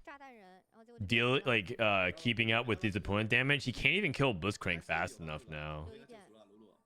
Because he's added like Chrono and Preserver, because he like took out a bunch of useless honeys like Veigar to just play like support traits to heal the Blitzcrank. It's just so difficult to deal with now. And also he has a counter item, Eternal Winter, against a attack speed oriented team. Yeah. Double 61. Damn. Beast mode. All right, well done. 7 honeyman. I mean, that just shows you like yet another comp that can pop off. Like, I think a lot of things can win. I think that's a good thing about the meta right now. A lot of things can win. CN, EU, Americas, and APAC. That's what I like to see. That's what I like to see, man. Good diversity. That's good diversity. Ice kind of having a bad day, though, to start things off. Alright, I'm gonna go to the bathroom real quick. See what portal they pick. I'm gonna go to the restroom. Very briefly.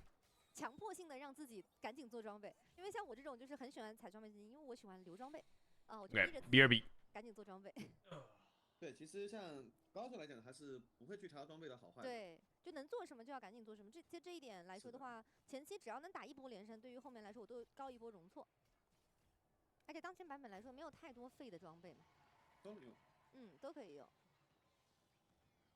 都有适配的 C 位这个版本。哦，这边贾克斯直接2星，要不要选择？哦，李少这边兰博2张啊，给他发个熔火焦糖还可以。啊，熔火焦糖6枪。 走起！真的吗？玩7把还没有人看到玩7法。对，小法今天是没有人登场的。相比较之前的版本，大家好多选手非常钟爱小法这张卡啊。是的。2星的沃里克，这边左一下面也有一个对子。Vision 选择。小蜜蜂牌很糊，感觉可能会上呢。Line 的。 大家感觉都有2星的1费卡，但是最终看看谁能打出一个比较好的质量。李少这边2张兰博加小炮，他这个兰博一旦2了，其实质量很高哎。而且后面还有青羽，看这波给什么？哦，法熔火焦糖，能不能给他？李少这边有蜜蜂转，小蜜蜂感觉是没啥说法的这一把。对，可乐这边选择了断炉，一个吸血鬼结账狼人，直接2星。 他这边再低几张狼人就可以了。可以。李少这边选择了无剑，那我们无剑的话，那就是羊刀无尽可以给了。是的，艾斯、挖角、游神选游神。那 DJ Land 这边有复苏转，应该是复苏跟辅助宝库里面选一个，选择了辅助宝库。那最后我们看 Vision 这边释放野兽，没有去赌漫游训练师。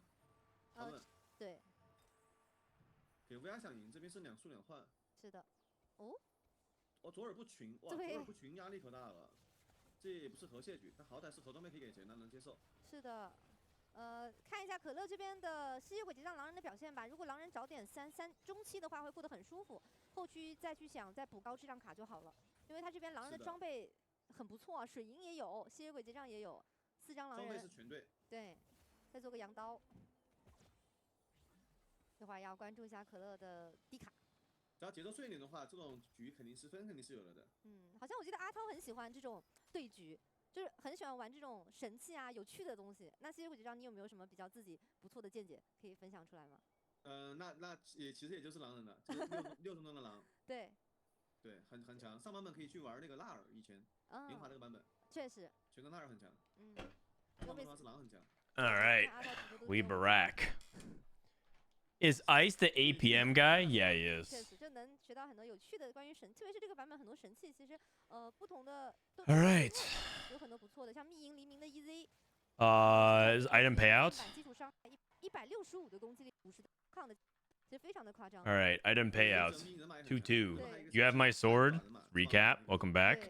We have IE Rageblade. 特别是像这种 EZ， 你虽然攻速慢，但是 I mean, is this Callista? How bad is Infinity Edge on it? A lot of people actually don't play Infinity Edge on Callista. Let me see.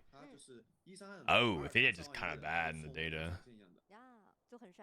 Actually, it looks like Infinity Edge is the worst item on Callista, alongside Deathblade. You want neither. That's interesting. I did not know that.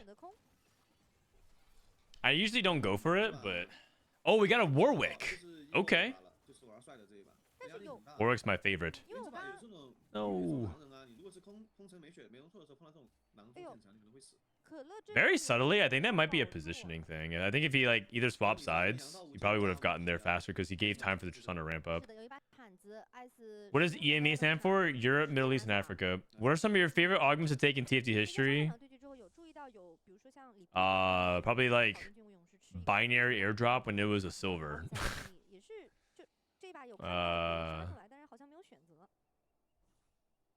That was so broken. 比赛1是容易被针对啊，2个是你这个版本你10连败你就算收出来你也很弱，对，11连败收出来你完全没容错。对。All the broken augments for the most part. I really like taking some like the broken augments that are super fun. Also, I like augments that like make me feel like the game transforms. So one of my favorite augments ever was Cruel Pact. You would just level to 7 and then start hitting everyone for 1,000,000 and then start re-rolling. The thing about Cruel Pact is that you actually had a really, really good chance of sometimes losing and your game was just over. Or if you were like in 1 health range, sometimes you would level and then straight up go 8th. It was really funny. But I really liked Cruel Pact. It's very fun. Very fun augment.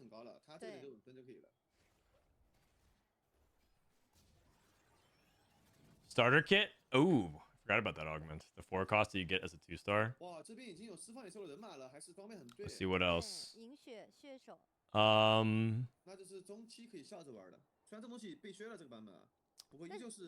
Trying to think about I feel like I also really like some of the like turbo broken ones that change fundamentally like what you have to do. Like one of there's an augment last set called Everything Must Go.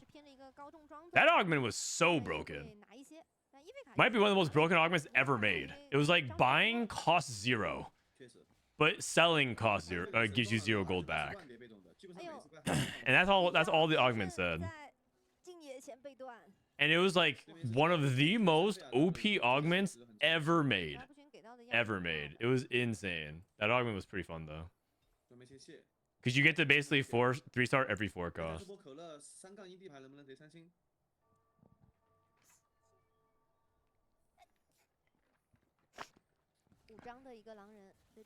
Opinions on Think Fast. Too broken, but fun. With the play, like there's a lot of common threads of like augments being way too strong and being very broken. Okay, so this guy has 4 Warwicks. He's gonna roll down here. Michael's also playing Ziggs and Blitzcrank, which is good. A lot of 1-cost rerolls pulling each other out of the pool.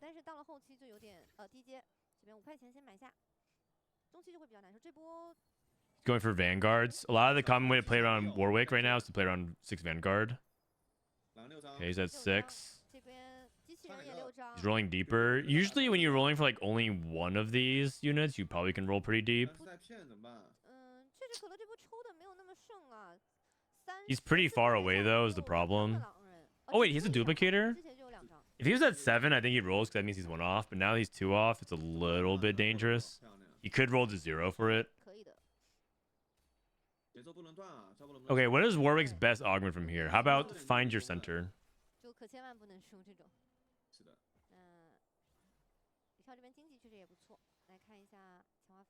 Okay, gold tier augment here on 3-2. This is okay. Fairy +1.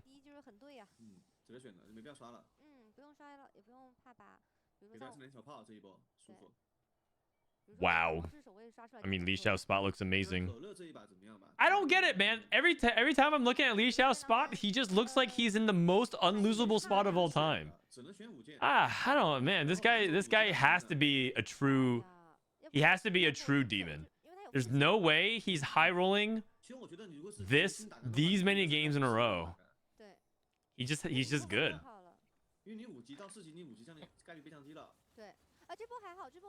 I look over Frost +1, 7 Frost, Olaf 3. I look over Fairy Emblem, Tristana 2, Rage Blade with full upgrades on Fairy board. It's crazy, man. It's just crazy. I don't know what to say.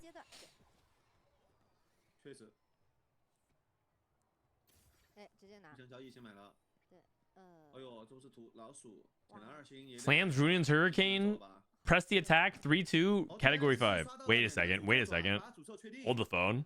That is 2 Witchcraft emblems from Ice. With Patient Study with a duplicator. Okay. Okay. That's a lot.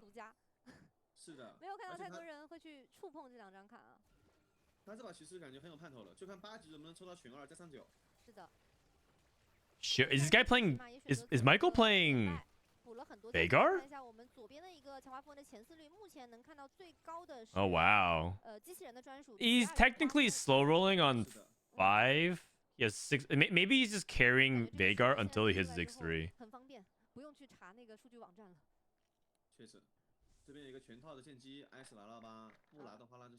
He might be just carrying Vagar until X3.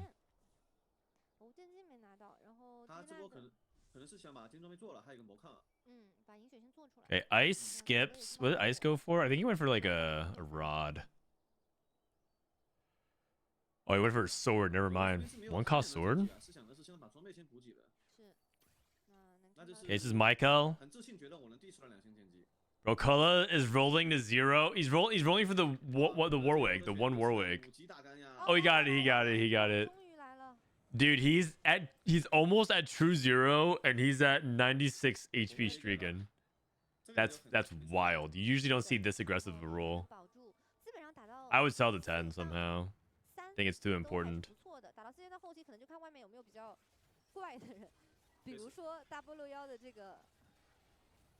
That was Rod Karma. Okay.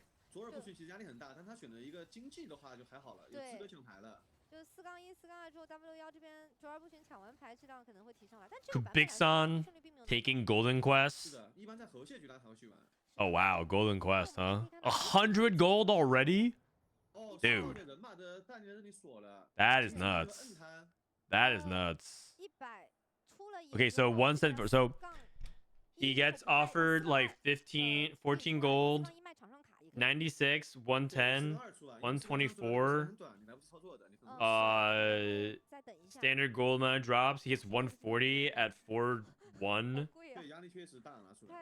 4-2, he's at 150. He probably could sell his board and get there at 4-2, but he's probably gonna get there at 4-3. He might 4-5 it though, just to like give himself maximum odds. Depends on if he like ends up losing a lot of HP here. Built different. Okay, this lobby's wild.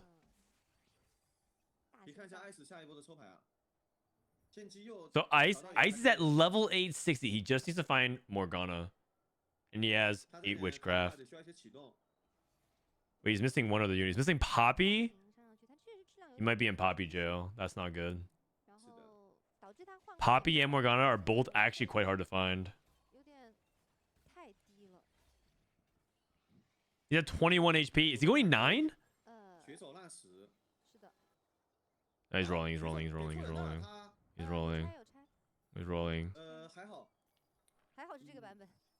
Disneyland rolling for the Callista. Disneyland is the Callista every game.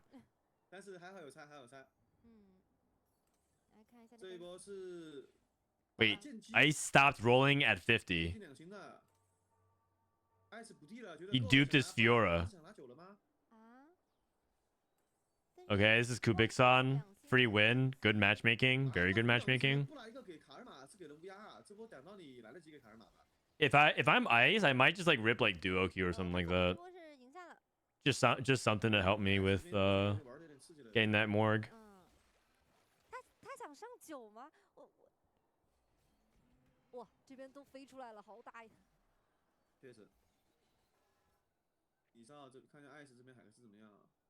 Kubikson took duo queue. Wait, go to Kubikson, guys. Go to Kubikson's POV. Go to Kubikson's POV.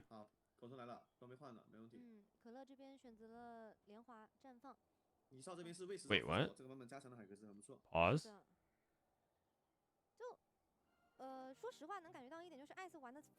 Ice hit a witch emblem? Oh, I didn't see that.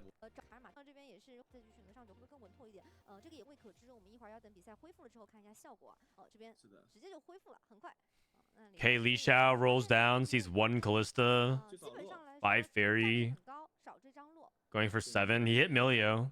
Wow, TK2's big. TK2's very big. Holy, APM. Whoa, this guy is kind of a demon for that. What the heck? That's nuts. That was really fast. Lightning speed. Very clean. Gets 5 Fairy in. Rolls to hit a stable front line. Transitions his item to Callista. Item removes. Gets the proper items. Clean turn. The Li Xiao experience. Okay, this guy might be one of the best players from China right now. Okay, Kubikson finally. Oh, he gets Nora. That's not what you want to see, man. Nora is not what you want to see.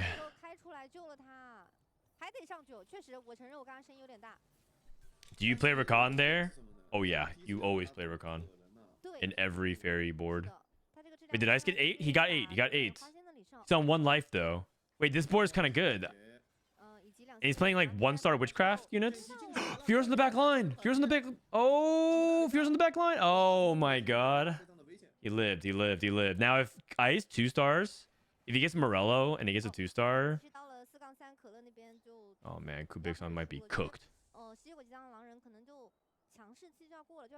Milio the rod. I think Ice needs his rod really bad. Disneyland gets a belt on Emilio. That's insane.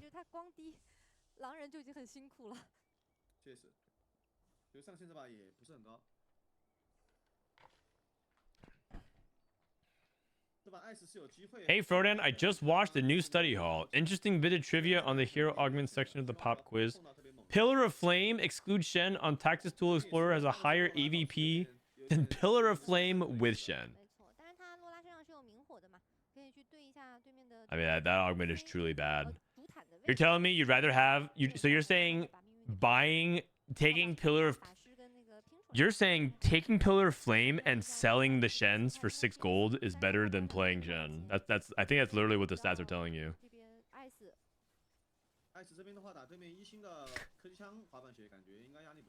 Okay. Interesting. Looks like Ice is doing well. +6. I mean, yeah, 6 gold. 6 gold is 6 gold. Sometimes just getting the 6 gold is great. Okay, Kubiksan looks like he stabilized around Arcana and now just using Nora as the AP carry right now.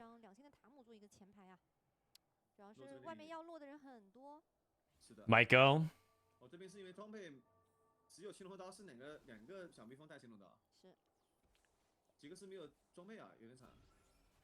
Dude, they keep baiting me, man. Every time they show a POV and they start a fight, they switch POVs again.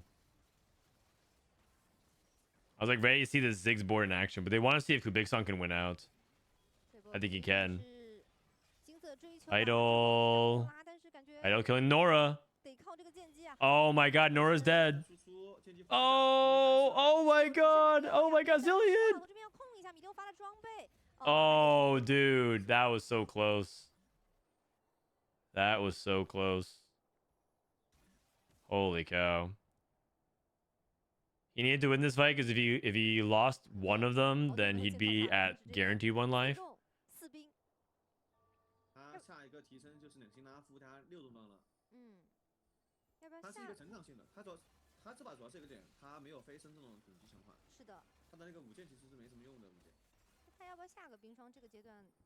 Okay, sell the 40.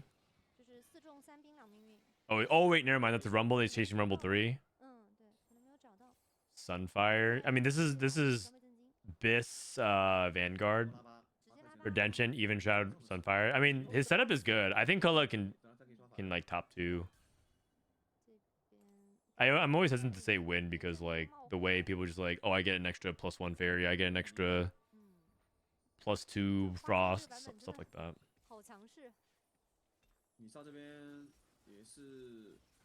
Is Shen AP or an 80 unit? He's AP unit. Although you're not really supposed to be building AP on him. You're supposed to be building tank items on him. He's not even really a tank that efficiently either. He's kind of like half tank, half CC unit. 3 Callista players. Dizzyland, Li Xiao, title. Doubles falling off really hard. This is spicing up a bit.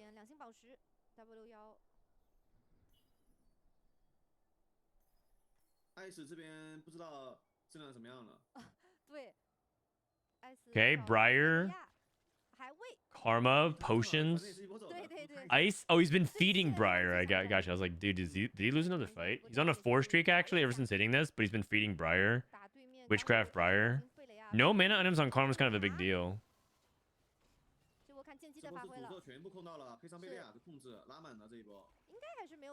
Yo, okay, looking good, looking good. Looking good. With the extra durability on 3-star Shen can tank well. That is true. If you can scale it to Shen 3, he actually can do well. Just generally speaking, you don't really think of Shen as like a tank unit versus just like casting and helping get a little bit extra CC.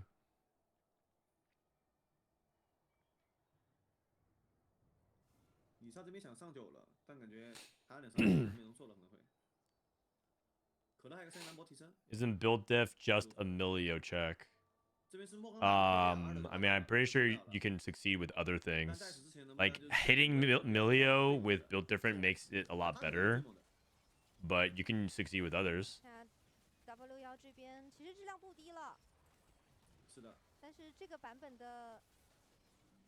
I feel like that's like too reductive. It's like too reductive. Like I think if you say that, that probably means that you didn't play the game very well, because you could definitely succeed without Milio and build different. It's just that Milio makes it a lot better. Wow, Kubiksan went 8th. Oh my gosh. 8th and Title went 7th.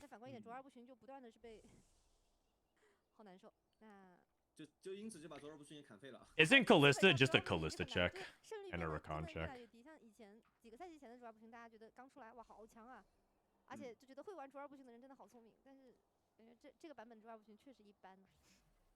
Isn't Frost just like a Diana Olaf check?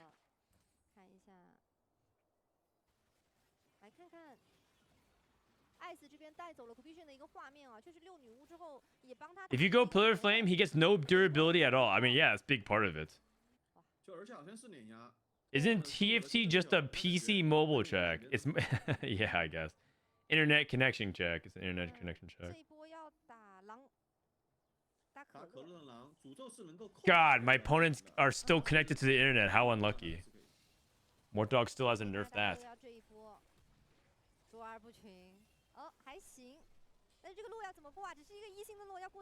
Best carry for build different?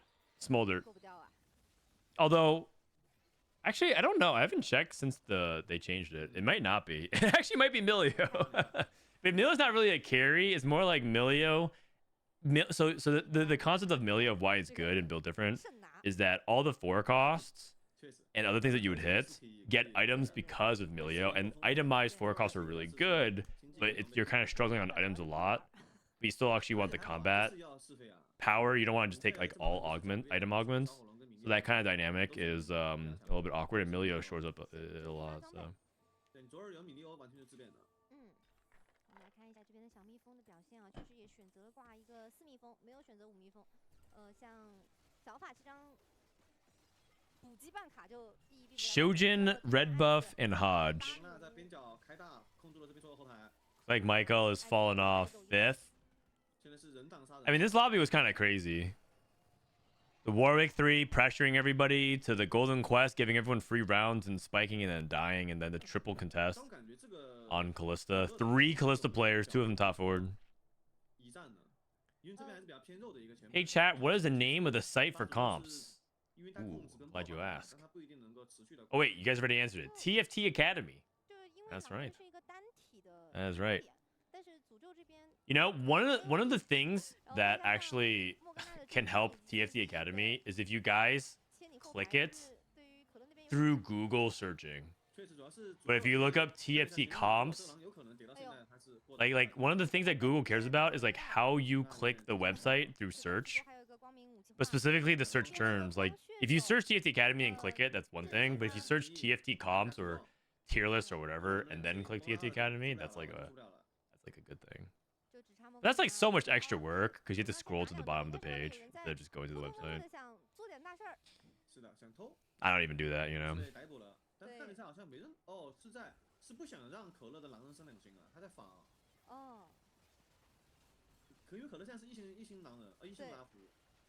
That's Warwick 3.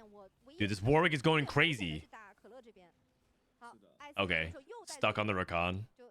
Stuck on the Rakan. Do you know what would be actually really good of a way to humble these Kalista players? Assassins. If an assassin just went to the back and killed Kalista, Rakan couldn't do anything.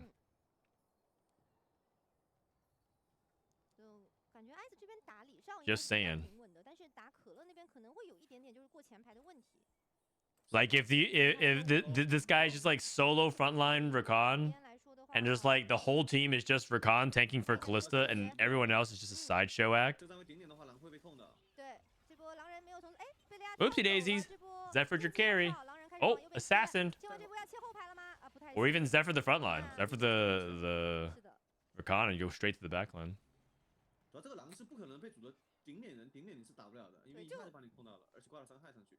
Do you happen to know why Kalista is jumping? Oh, it's just like a attribute of her. Like she tends to dash when she casts. And if she's around enemies, she like dashes like 1 hex to safety.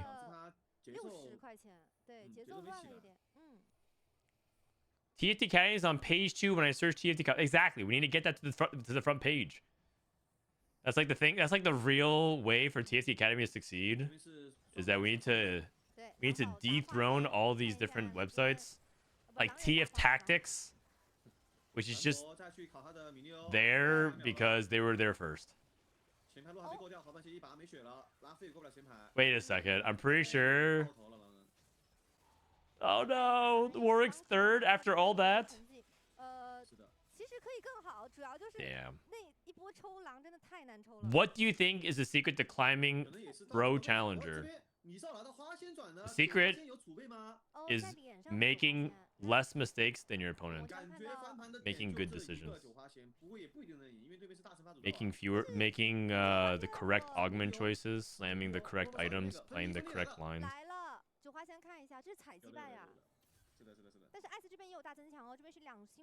When is the Oriana skin coming out? Next patch. Next patch.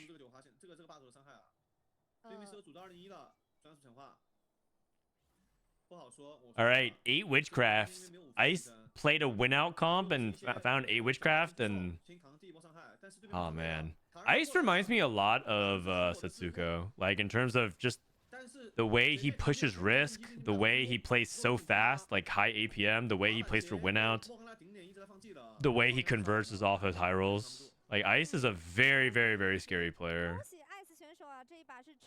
That being said, he's having a rough day. 5 points. But like, it wouldn't surprise me if Ice went 1-1 and like advanced from the group.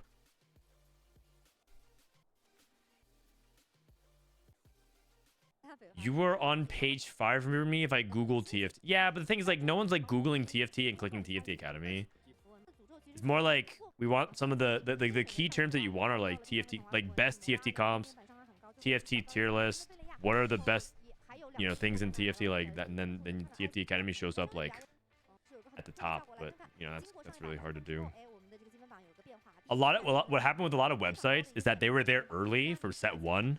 They got the good Google backlinks, and then they just like camp there and they sit and they don't do anything. Like a lot of those websites don't put any effort into improving their site because they were there first. Now they can just kind of cruise and get the traffic, and then they move on to the next game, right? So now like those people are like focusing on whatever the new hot game is, like Deadlock, and then they're gonna focus on that.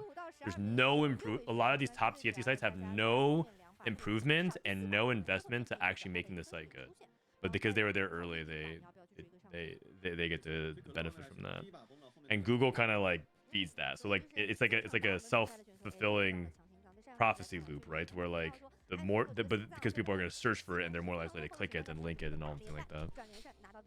So getting late to the party is really hard, which is a big problem. How they make money? Ads. Yeah, that's a big part of it. Ad traffic is a big part of it. Also selling user data is another part of it, but we don't do that obviously. But that is another big part of it.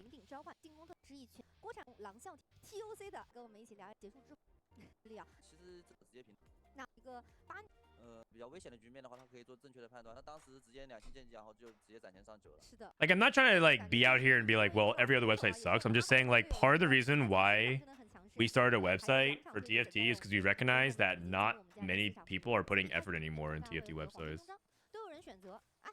And it almost felt like we were devolving. Like things were going back to like, okay, we're gonna start using Google Sheets. And like if it's like, how do I get good information? Is link a Google Doc. That is just not the way to get people into things, you know.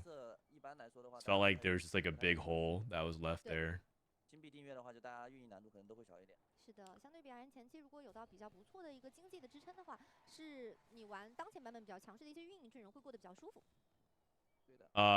Is this is a golden finale?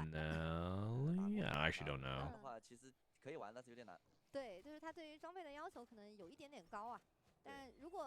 That's true for most of the web. I mean, it doesn't have to be true for here, though. Just because it's true other places doesn't mean it has to be true here.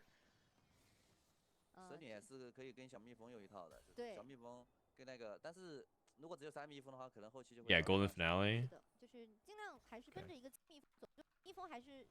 Kind of what I thought it was said, but I wasn't sure.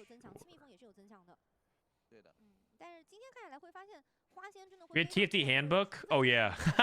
I feel like Robin wanted to start a website, and then I think Robin recognized that it's like actually kind of hard to maintain and update it. Like TFT handbook is like totally fine. Like it's like a lot of work. Websites are just a lot of work in general. Okay, we got a witchcraft +1. We got a warrior. Was it a warrior +1 we took? Fortune. I think he has to go big. But it might be one of those things where like Fortune makes you think you have to take high. Like being in this position where he has to play for first might bait him into taking Fortune when he doesn't have to. But I think he should. Ice needs to go first. He took patient study. Okay. He took patient study open for it as opposed to Fortune open for it. Interesting.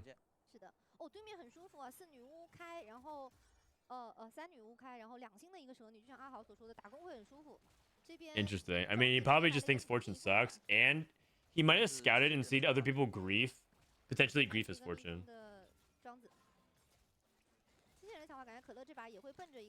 Like, maybe he saw someone trying to loose streak, and he doesn't want to potentially run into a loose streak. Because if you get griefed on Fortune, you lose the game.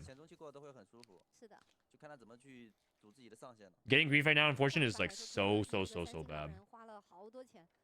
好不容易低到了，像看看这一把的表现吧。哦，李少选择了狂暴转，两星的尼拉。他们这边前期有对子的，还都能拿到。Li Xiao, Warrior +1 and Nila 2 with a BT. Amazing, man. 来自 CN 赛区的选手的方向，I'm just telling you, man. Every time I look over at Li Xiao's board, it just looks great. It just looks great. 10连败打理吧。 It's just so interesting. It's just weird, man. That's all I'm saying. 对 ，Michael 选择一个偷行家离手。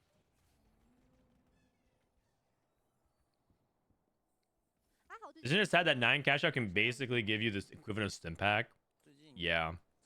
I mean, I don't really like to say a lot of things that I don't like about the set, but one thing I think was sort of like it fell flat was I think Fortune as an augment was not very exciting. And I like the idea of maybe it being something like that, but I think that's something that like has not been experimented, that's been successful. I think they should just do a Fortune trade again. Because right now in its current state, it's not that fun or exciting. And then they nerfed it, so it's now not that good. At least before it was like good. So.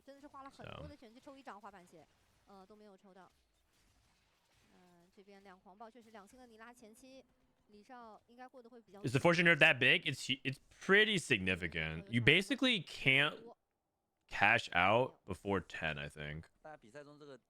10 you could probably 10 is like you can definitely like win out, and we saw a Fortune player do that. They cashed out at 11 and won out. That was Nuyo last round or last group. But now you really can't have that happen.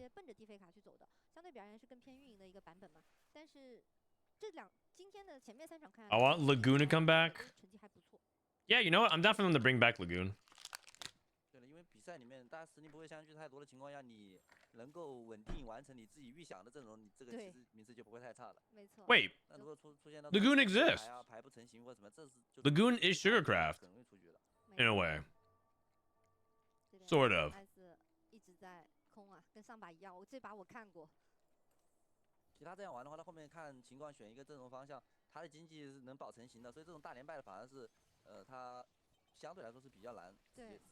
Like Lagoon gave you drip economy feed, which was pretty big, but it's sort of the same. Lagoon gave you like a little high score, and then you got like rewards and cash out. You know who was real? You know what was actually cool about Lagoon? Soam. That dragon was actually kind of dope. Soam was actually pretty cool.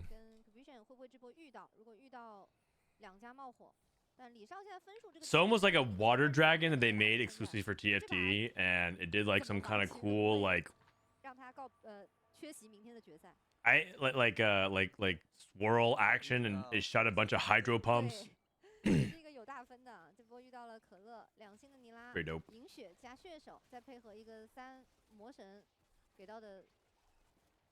Dude, this guy got the freest 5 streak of all time because he opens Warrior +1 with Sterix, BT, Nila 2. You know the early game guides for TFT Academy? I'm just gonna start linking Li Xiao board screenshots. Ideal early game. Just look at Li Xiao's board. Oh god, man. I don't get it, dude. I don't get it.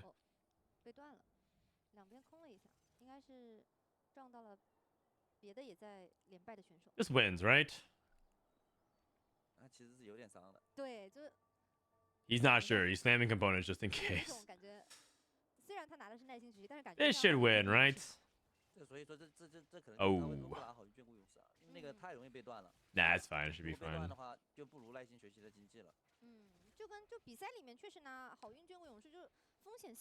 I mean, Krogs is not very strong, and I think if you play 5 units, you should win like almost all your fights.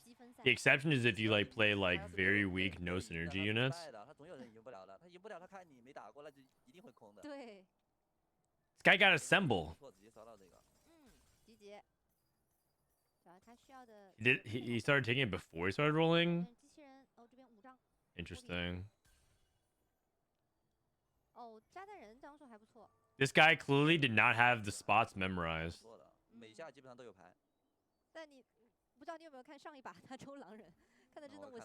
I know some people who have the 1 cost memorized. Like in what orb? Which is just crazy to me. I don't even know. I don't even know how you memorize that. This guy drops an Infinity Edge as well, which is pretty good.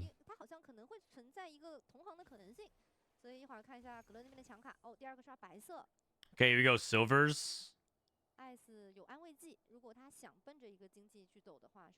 Okay, Kilo took rolling for days. Starting to roll. You see combat bandages taken for a couple of people.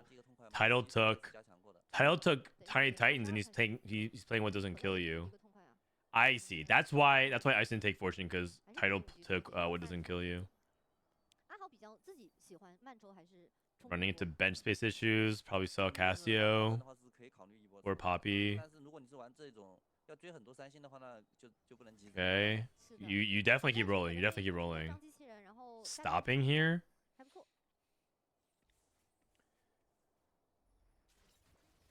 Frodan, I've seen a video from St. Vicious a few days ago where he talked about the late game, the 4 or 5 core units for good comps, and talked about variations that are playing 1 comp for 1 champion. Is this something you plan to integrate into TFT Academy 2? Smiley face. Yeah, except it's just hard because it's not easy to implement in a way that doesn't just clutter the screen. Because if you introduce variations of like things that you can do, it's there's like the website design element of it that's not easy to solve. Just like in TFT, you would probably like more bench space optimization, but that means you have to fix it in some way that makes it feel like better and elegant, and it's just like not easy to do.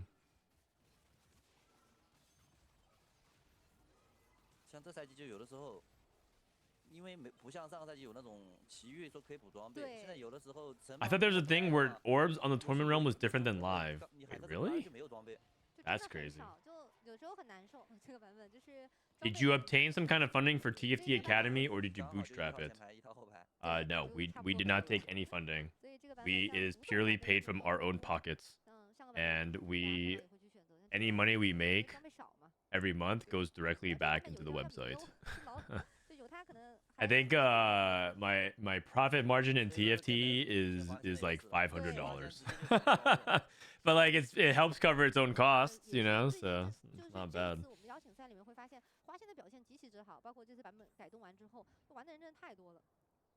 But it's also still new, right? Like we're part of it is like we do hope that we can make money from the website.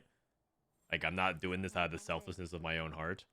I hope to be able to make it something that's more profitable, but for now that's not like the immediate vision. As long as it's not really costing us money and it's something that we can see it scaling well, it's like a big thing.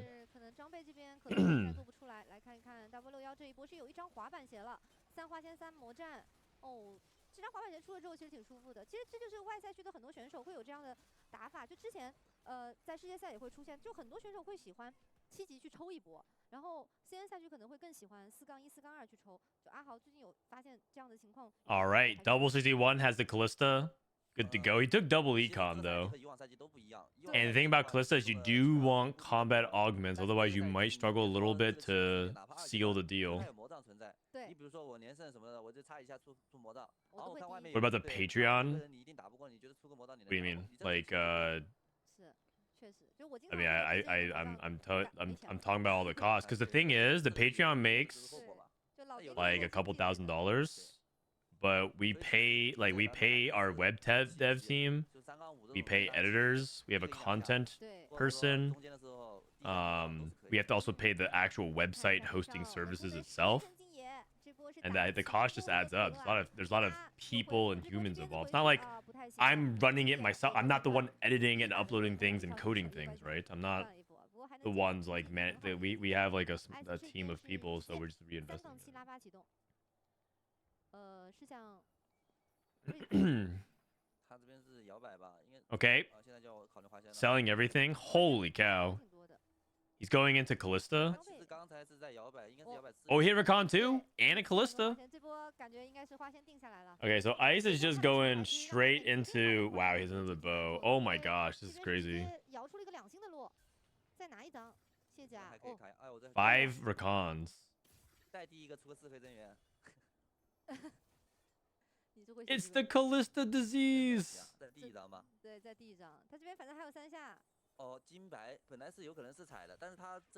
Man, I think this comp could be so cool if 5 Fairy wasn't actually that important for it.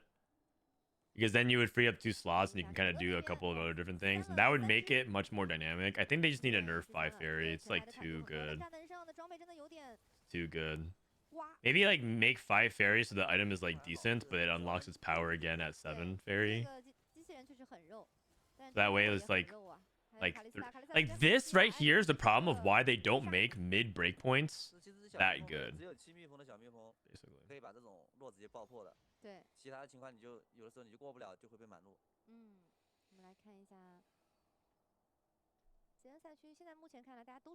And we got 3 support golems.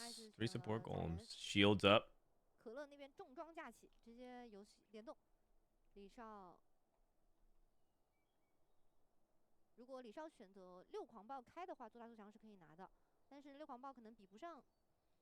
And then we have support cash as well. Dizzyland looking for Avenge the Fallen. He's playing Shapeshifters. I see. He got Shapeshifter and Honey.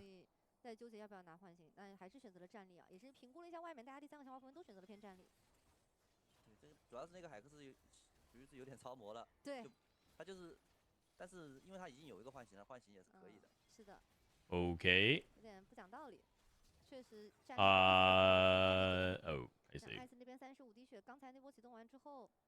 All right, a little bit awkward, unfortunately, but I think we're okay so far.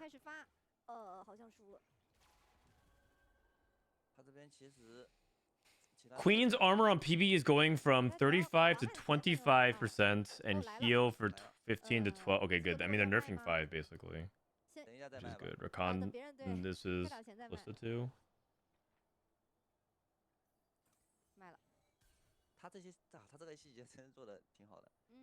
I mean, this part, like, it looks like a lot of these Calista boards are pretty stable. Kala hit.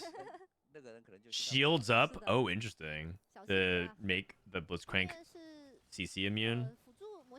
Okay.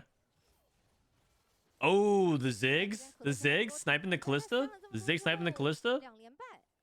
Oh, just if we actually had a third item on Ziggs, this Callista would be dead. Oh, it's so close. It's so close. Okay, we win. Damn. Oh, okay. You think Warrior +1 is level 7? I think it's probably level 7 because you really care about the 3-star Warriors. I don't think Warriors are that threatening if all you have is Fiora, Gwen, and Cat 2. I think it's if you hit Fiora 2, Gwen 2, Cat 3, and then maybe other things like 3-star Neela and 3-star Akali.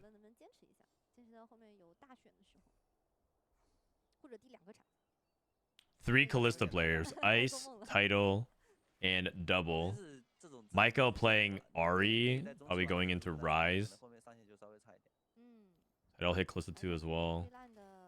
So Tidal is one tricking Callista.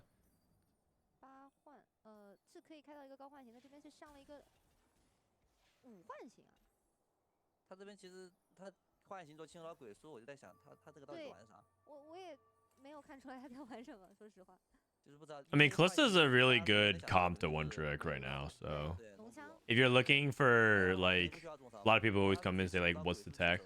What's the tech? What do I do to climb? What do I do to climb? It's probably just one trick Callista right now. The thing is, I would put out a Kalista guide on YouTube, but I already did do one on this patch, and I don't think that's what YouTube people want to see.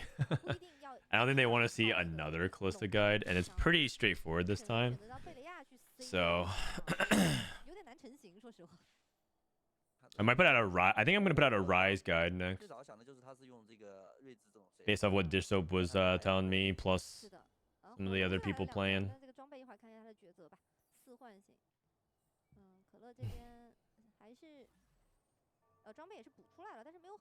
Okay, we got a third item for Ziggs finally.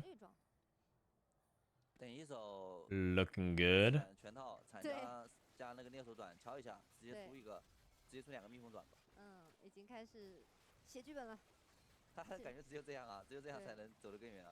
Ooh, this Ziggs is getting flanked.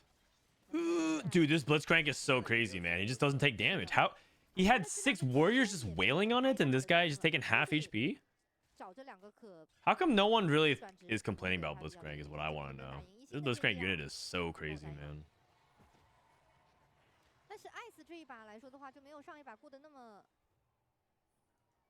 Can you put out a Soraka guide? Here we go. I'll actually drop the Soraka guide right here, right now. Don't play Soraka. That's it. That's the guide.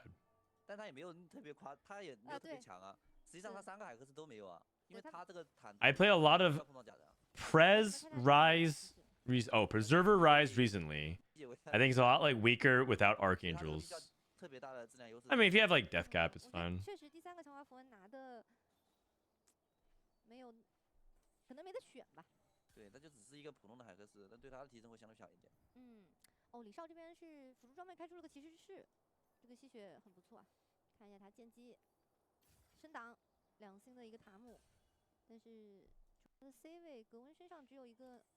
You know what the best part is about Soraka?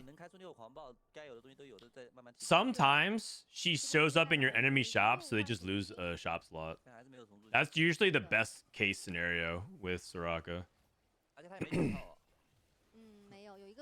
So, if you can do that, you're good to go.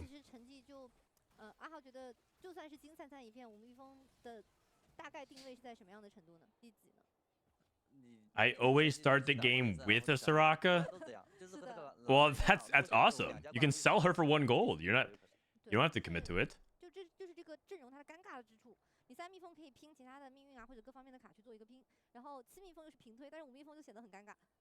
Okay, 6 warriors online with Gwen 2, Fiora 2. Like, that should be good. I think Li Xiao should be top 4. Li Xiao should be top 4. I gotta say, like I was talking about before, I'm pretty sure warriors might actually be better now this patch because everyone has now stopped buying Gwen and Fiora, thankfully. Because there's just so much propaganda against Gwen being terrible, and like no one, like, oh, if you're not playing like why would you play Fiora Gwen? You can just play like the other units, and everyone just has a Kalista disease, and everyone is just playing Rise Fiora, whatever, or Rise plus Karma. By the way, Ice looks like he's going 8th. That is not good. Big Sun. Playing Witchcraft Karma. Does have a Morgana. It's pretty big.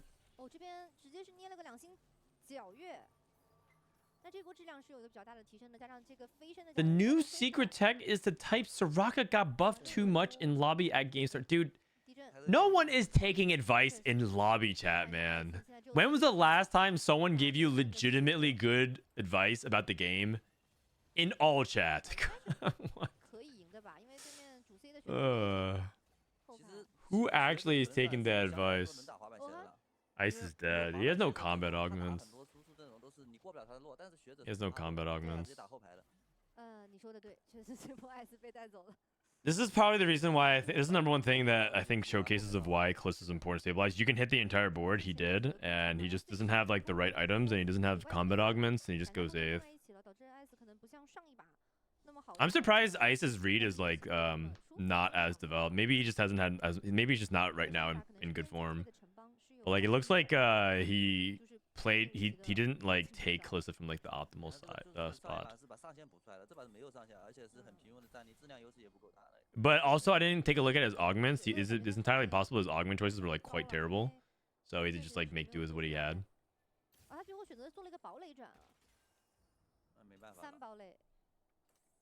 Hunter emblem. I think this guy clicked get a random emblem. Hunter emblem.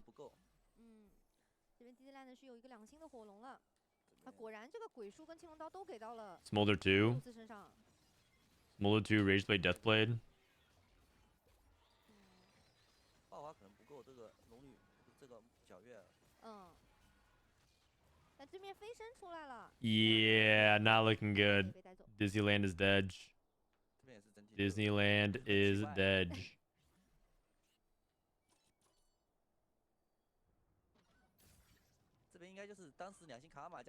When all chat told me to hold 4 cost units to grief another player. I mean, that's not necessarily advice versus that's just like ratting.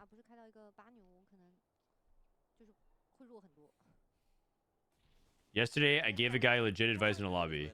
He got a temporary abrupt Vampiric Scepter and slammed it on Briar precast, and I told him that he can wait until postcast to slam it. Then he told me to fuck off. JK actually said thanks. I see. You told him after the fact. Good timing. That's actually strictly optimal because you helped him, but not before he hurt himself. Well done. He's dead. Kubikson also went 6. Kubikson got wrecked. 1, 2, 3, 4. Very clear. Hey, CN, EMEA, Americas, and APAC. Quite good stuff. Li Xiao, very clean top 4. Another Li Xiao masterclass. Double 61, top 2 streaking. Michael looking good. I mean, you guys know. I'm a Michael fan. Even when people were saying that like the other like Latam players were more accomplished, I was like, nah, it's Michael. This kid. Ever since Vegas, when I watched him play, I was like, dude, this guy is really good. Last year.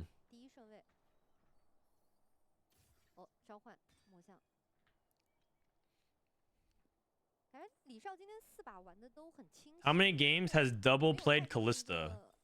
Like 3 or 4? Not today, just in total. Probably like 4. Wait, no, how many did you play yesterday? I think he played close to like 4 games actually. This was probably like 5. I think he played 5 games with Callista today, or so far this tournament. I have 9. 狂暴太能吸了，睿智伤害都被分摊了。而且是6狂暴嘛，他这个6狂暴是有20%的免伤的，在版本更新完之后，这个免伤就很重要。Why do some players have their region in the name and others don't? Like Disneyland. That's because Disneyland is the region. Population U. 这个版本吧，如果你都不知道什么玩，开局如果来个狂暴转定下狂暴这套战士体系，就是也是一个不错的区分选择。对，Support Golem. Giving Banshees. Looks like he leans to the other side here. I mean, his setup looks a lot better. He also has the Milio. 前排后排米溜身上装备也很多，装备发的好快呀。就要全排够硬才行。滑板鞋这边飙到了瑞兹，哦，还得是学者。No, I think double played a Rise game. So I'll probably say that he's played it 6 or 7 times out of 9. 这边也算是整体是成型的，大成型的。李潇这边是控了一个披风，给到了塔姆身上。Oh, whoops. Don't talk if you don't know. Promo is wrong. It's Philip in Toronto, Tokyo later tonight. 对面被晃到了。Dude, look at this Gwen and Fura go. Oh my god. Blue buff Gwen. 6 warrior. And then Fura just assassinates over time. Oh, never mind. Oh, never mind. Oh, I was talking up so much game. And then we lost. Wrong side. Damn. No, not a fairy emblem. Not the fairy emblem. Oh, man. That is unfortunate. Probably Shiv. for Li Xiao. He didn't have shred otherwise. Oh, he goes for Arcana instead of Preservers. Okay. I wonder if Li Xiao shouldn't like hard lean towards one side. Like he has all his warriors on the right side or the left side. Maybe he leaves in the center and that ends up finding a way to the back line easier. Because he just needs his Fiora to like get waltz her way to the back line. Okay. Now Fiora cast. Boom! Rise dead. Wow. Dude, 6 warriors, pretty legit. Michael dead. What even is this? Can someone explain? What even is this? Is that like a mushroom or something?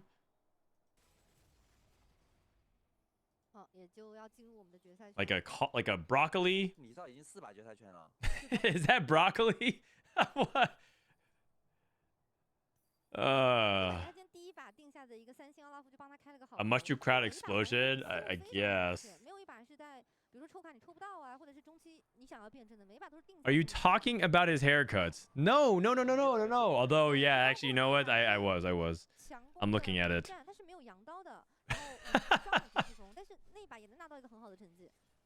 I'm not gonna lie, with the way like the white screen background cutout is looking, it looks really funny.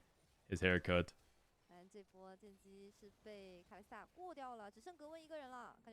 You know, like those it just looks like a fake hat. It just looks like a fake wig.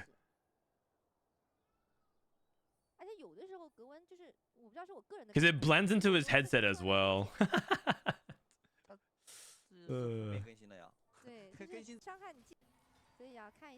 Faker ate some broccoli in an interview and might be referring to that. Dude, Faker gets a League skin and a TFT skin.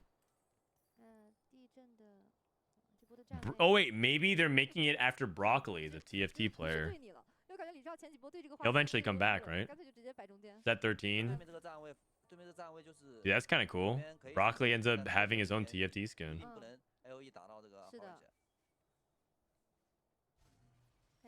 Who? How dare you? He's like one of the people who probably should have won Vegas, honestly.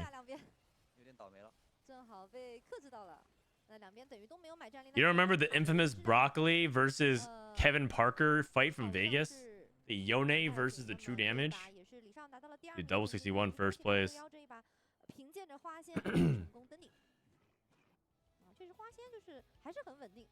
All right, doubled another first. I think that locks him in. I don't know if wait, this is the guy who win traded, who got punished at Worlds. Man, I'm getting more dogged again. Hey, screenshot this and show this to spook an NA player.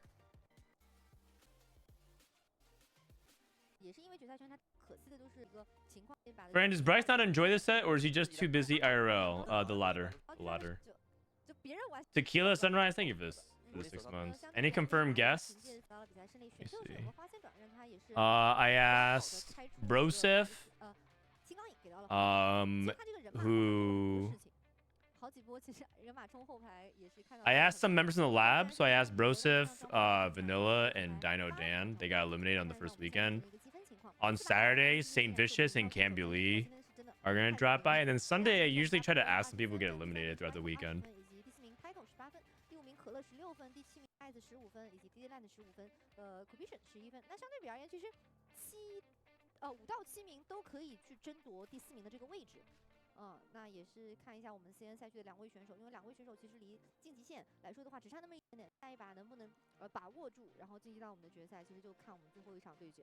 I got pinged by riots about some stuff. Hold on 1 second.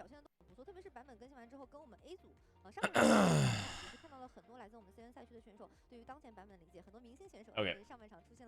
Kubikson is out. Sad. Okay, so basically, we have to look at the standings. Let me rewind a little bit. So Kubikson is out. Dizzyland, Ice, Kula, and Title all fighting for the last spot here. Double and like Li Xiao he went 1-2-2-2. Okay, double 61 is in as well, as long as he doesn't go like dead last. Michael is very likely to get in. He just has to like not go like 7th or 6th. And then Title, Kula, Ice, and Disneyland are all fighting for one spot.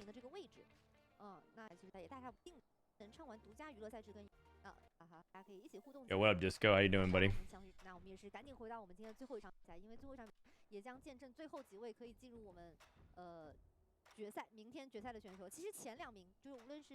Should have Setsuko commentary. Setsuko generally doesn't like doing commentary because he doesn't think he's very eloquent, and he actually has like pretty severe like stage fright when it comes to doing anything public speaking, which sounds weird because he streams, but outside of streaming, he doesn't like to do interviews. He doesn't want to do co-streaming. He doesn't really want to do anything.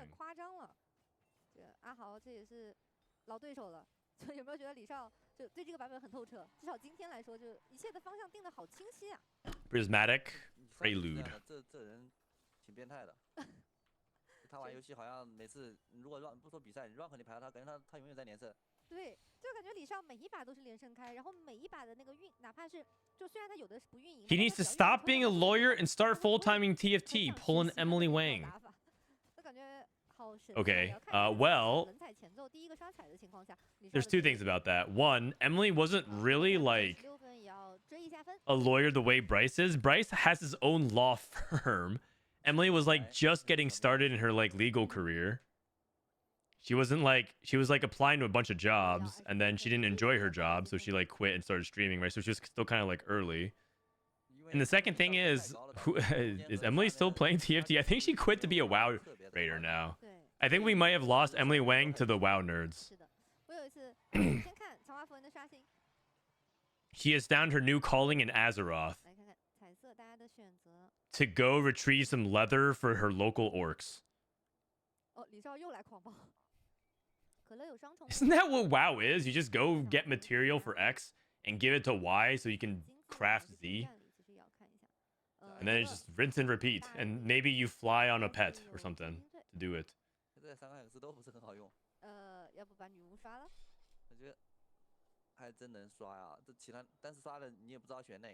We got Prismatic. Okay, only one person starting off with an emblem. Oh, we got a flexible. We got a blaster start. Okay, wait, Li Xiao with a blaster start. Okay. Okay, I don't really like Witchcraft Crown first pick with Gunblade, but we'll see. Ice kind of backed himself in a corner here, going 8th. Can you go 8th in WoW? I mean, you definitely can like lose a lot of equipment and stuff in WoW, yeah. Depends how hardcore you are about it. Yes, but sometimes Material X is tainted blood of an old god, and you can use it to craft Thunder Fury, Blessed Blade up to something. Man, that does sound pretty hype. It does sound pretty hype. Dude, whenever I look at WoW and they have like 50 icons on the screen for their spell cooldowns, it's just funny to me, man. Like, how does anyone remember this shit? It's so funny to me. Here we are in TFT with one ability on your cast. He must believe on Gunblade. I think he just wants Witchcraft +1 and just stats are fake. He has Zoe too. Just play for tempo. The thing is, Gunblade's kind of weak early. We mentioned this in our meta read for the patch for the Patreon, but basically, like, there's a big discrepancy between a lot of emblems. If you look at things like Witchcraft, the crest is a lot better than the crown. That's because you start off with a 2 cost and Gunblade. Versus if you look at Frost, Frost gives you a 3 cost Swain and Vow, which is like instant frontline. And like that's like a big, but it's like, you know, worse than like Frost crest. So like there's a lot of things like that in the patch. And that doesn't mean that you don't pick the emblem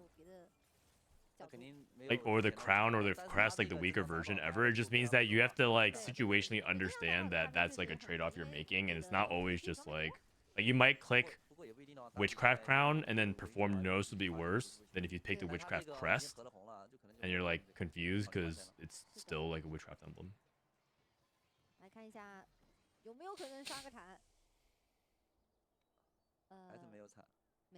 Meanwhile, you asked Frodan what set 2 Nocturne did, and he's got a doubt. I mean, how could you forget? Nocturne was a steel assassin who was like a 3 cost, and what he would do is he would attack and split. He's actually kind of like Hecarim. He would AoE and spin, except it was every 3 attacks. So if you give him Blade Master would allow him to spin and AoE. Was it every 3 attacks? It might not have been everything. It might have been something else, but he spun and AoE. So what you would do was you would give him a Blade Master emblem. Blade Master is multi-striker from this set. But that's not all. You know what Multi-Striker did back in set 2? Multi-Striker said that you had a chance for an additional attack, but that additional attack had a chance for an additional attack. So if you proc the 35% Multi-Striker to attack again, that also had a chance to attack. But you would double strike, so it'd be times 2. So basically, Blade Master had a chance to like infinitely proc onto itself, and so Blade Master was insane on Nocturne as an assassin. You would jump to the back line, like basically like triple, quadruple, quintuple activate, spin like 3 times and kill everything, and it was insane. So people would just literally open for it for a spatula and go for a bow and make Blade Master emblem on Nocturne, and it was so stable. Oh my god, it was crazy. It was Assassin Hecarim, basically, to summarize it. In summary, it was Assassin Hecarim from this set.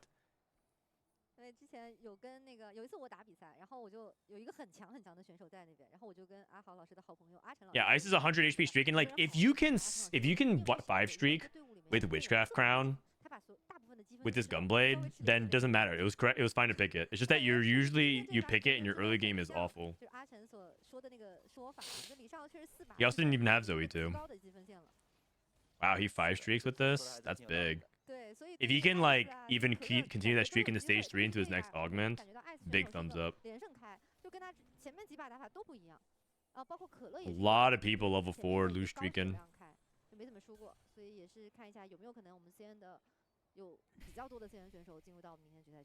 Same as Voidsons with Cassin, his entire lobby inting to get spat first. I mean, we've had several metas like that. Thankfully, we haven't had that since set 10. Was there anything like that in set 11? I don't think so. Aided spat was pretty good at one point in set 11.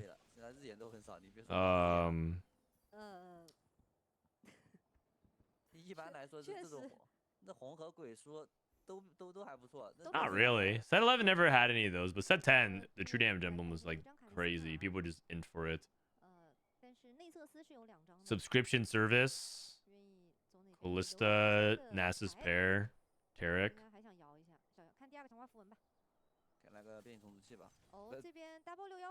How do I review my own VODs? Watch the podcast with me just so we actually answer this question.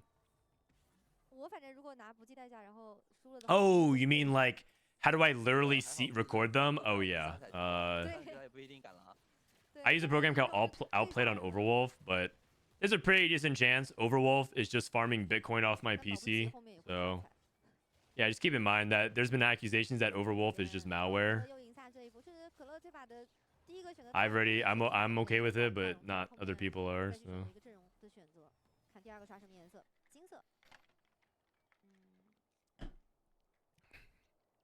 At what cost? Double 61 against long distance battles.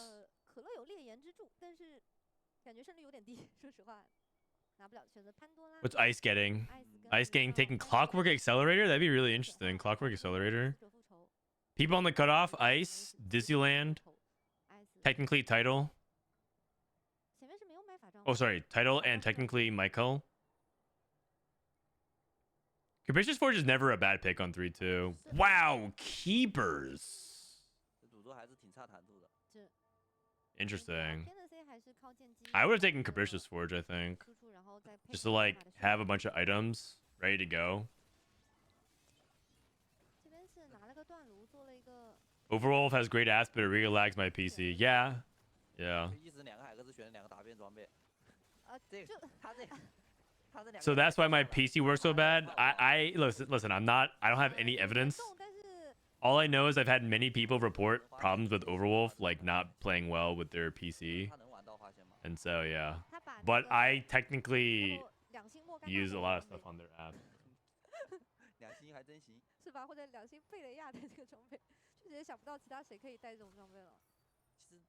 Someone took Pandora's on 3-2. That's pretty desperate. My laptop is so bad they can't mine shit. Well, apparently it's more expensive to mine Bitcoin than to actually buy one right now. Because there's like... The solving process for the last set of Bitcoin is like so long and complicated and takes so much time that like it actually is gonna cost you, like you would you would make more money if you just bought Bitcoin and held it, but obviously that's not how it always works.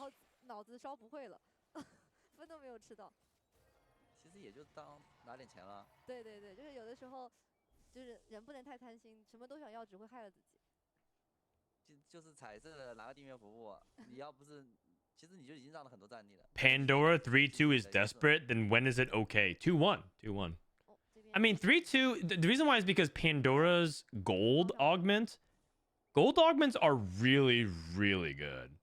You have to compare to like on 3-2, what are some other gold augments people get? People are getting a portal emblem, a witchcraft emblem to help them hit 6 portal on 3-2, 6 witchcraft on stage 3-5, getting like 7 frost very fast.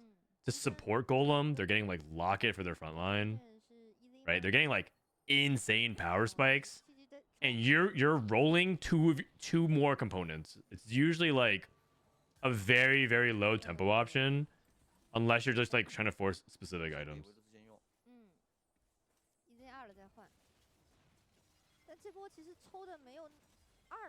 You can also put Bitcoin farmers in the browsers if you want to increase your profit margin in TFT Academy. Oh, no.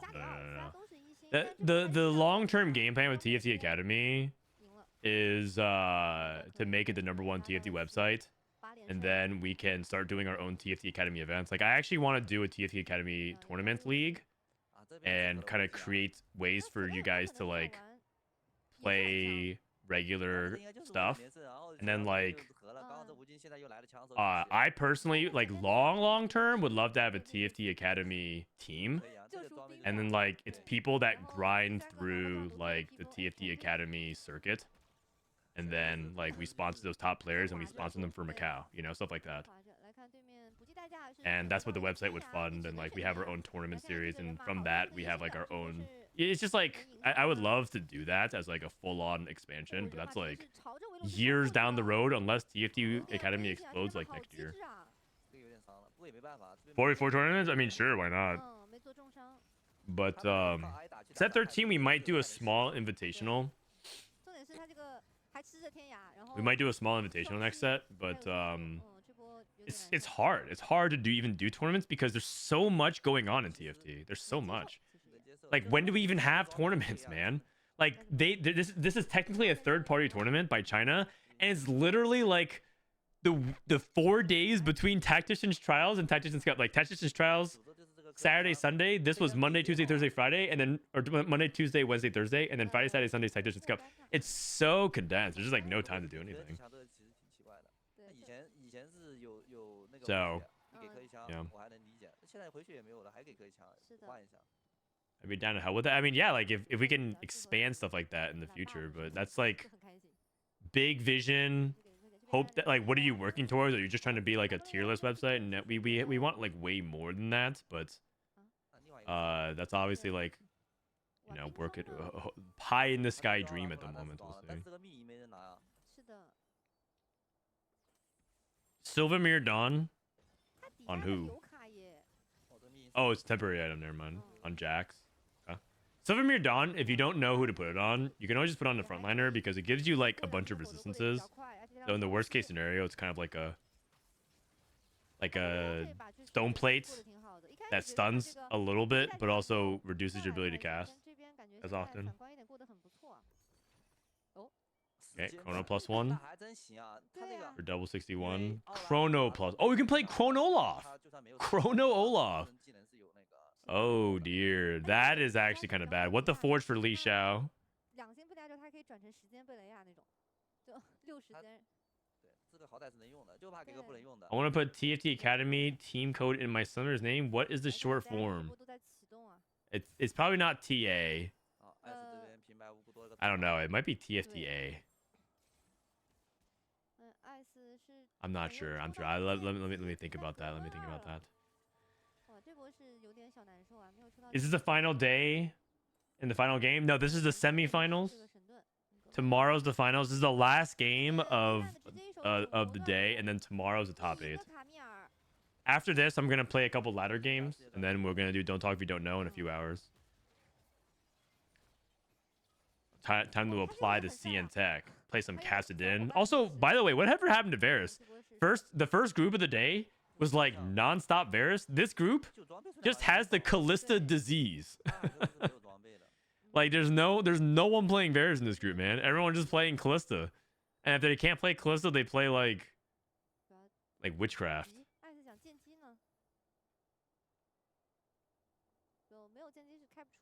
All these choices, and we switched to Cam to the guy who took I'm the carry now. Oh, I mean, I'm pretty sure they're like kind of biased because this is the CN broadcast.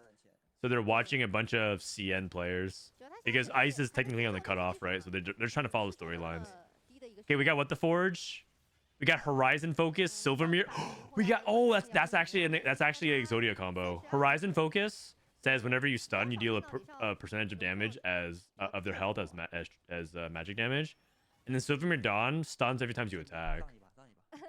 But the problem is that he's putting on a 1-star Camille, so she dies too fast. But yeah, Silvermere Dawn, Horizon Focus is a really good combo for What the Forge.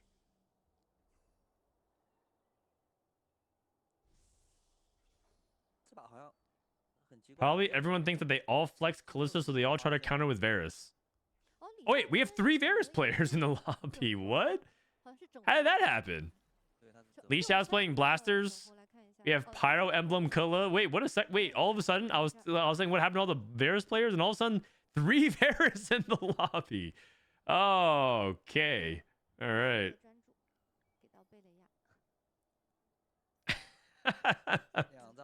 I don't know how this happened, but would you ever put that combo in a backliner? Probably not. No, because Silvermere Dawn is you attack too slow, and it's also better for frontliners. Just like the item in general is better for frontliners. So it gives you a lot of defensive stats.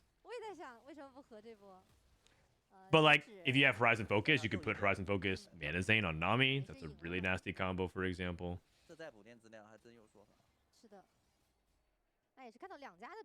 We're actually watching a hive mind. Yeah, like I don't understand. It's just like this lobby has to be so frustrating to play in because it just feels like no matter what, there's always a 3 or 4-way contest for a unit. You're all just somehow bumping into each other. You know when like you run into somebody and you're trying to like take a left step and they take a left step, or they take a right step and they're matching you.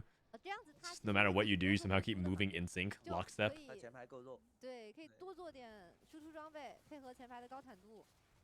IE red buff Ezreal. Yes, the grocery store 2-step.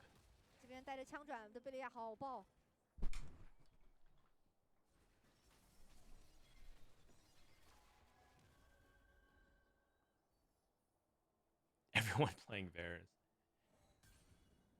2星的瑞兹，哎，他刚才底下是有一张他有2张米流，他没拿。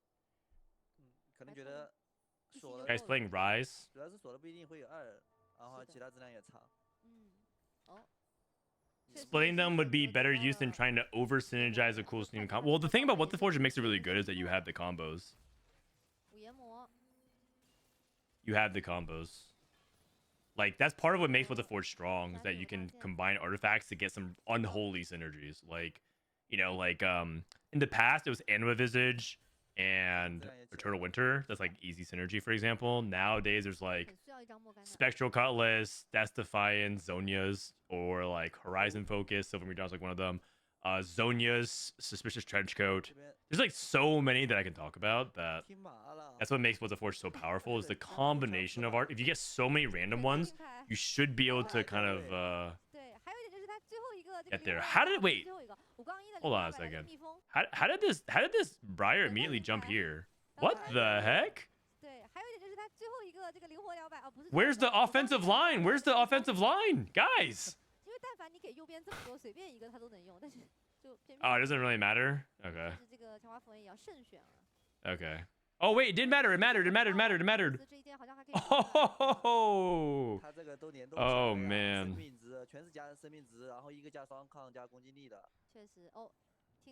Okay. Ezreal 3. 你上19点血不会还要喂吧？他可能希望触发那个最强阶段。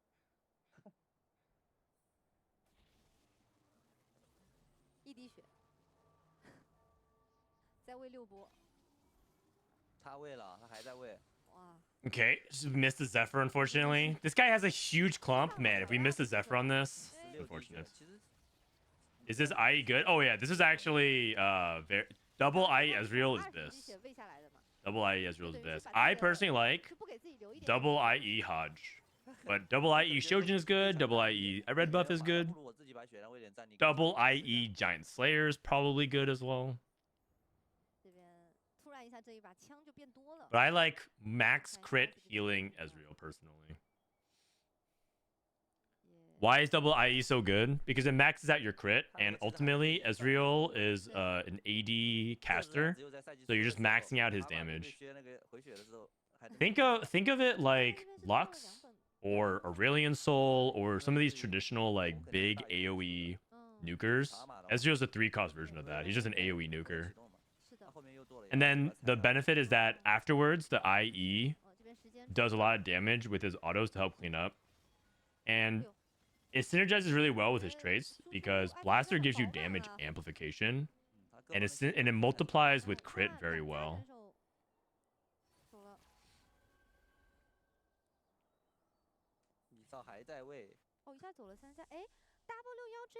What's the ideal ratio of defensive versus offensive items? Depends on each comp. Depends on each comp. Some comps want like a little bit more on the defensive side, and some want a little bit more on the offensive side. Generally speaking, it's much rarer for it to be pure offensive. Usually, it's like a mix of offensive defense or like a bunch of defense, because you get power through other things. Power through augments, power through traits. There's no like generic rule of thumb in TFT about like offense and defense splits. Oh, 3 people died. -1. Wait. Oh my God. Wait a second. Michael went 7th. Oh, Michael might not make it. Wait a second. No America's players in top 8? Dude, the demon Li Xiao does it again. 6 blasters. What the forge? Li Xiao, no. No, Li Xiao. Oh my God. Wait, I think he might have died.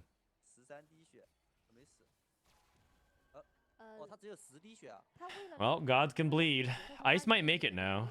It's very, very close. What do you think about IE Collector and Shojin? Also a really good setup. Collector is very, very good on Ezreal. How would you coach someone who has the APM of an elderly turtle? How would I coach them? Very carefully. It's better to take What the Forge if you have no direction to try and force one of these insane combos. Yeah, I think What the Forge is so good that sometimes you can just take it, like always. Like, at worst, it's like... At worst, it's like 3 to 4 random artifacts, and surely you can find one combo with it, and you have an anvil, which is really big, so you can just think about all the combos. Oh!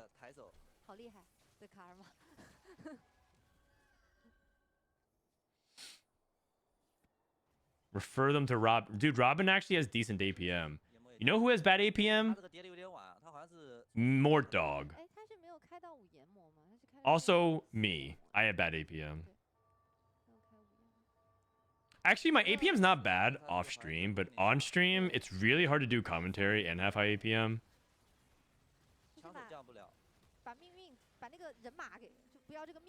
For me, at least. I have bad APM. Cutie Pie? Wait, does Cutie Pie have bad APM?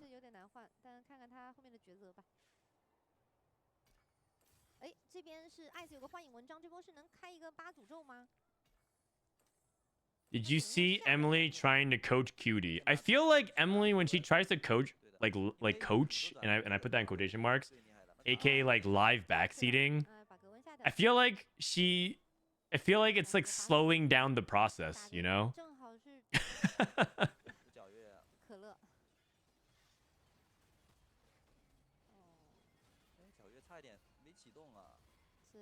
Because like backseating someone live during live games is really hard, and you have to communicate concise information.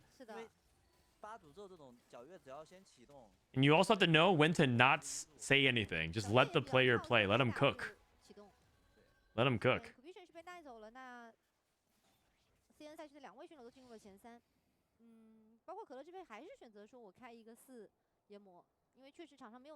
When I coached my elderly turtle friend, it took us 3 rounds to slam all of his items.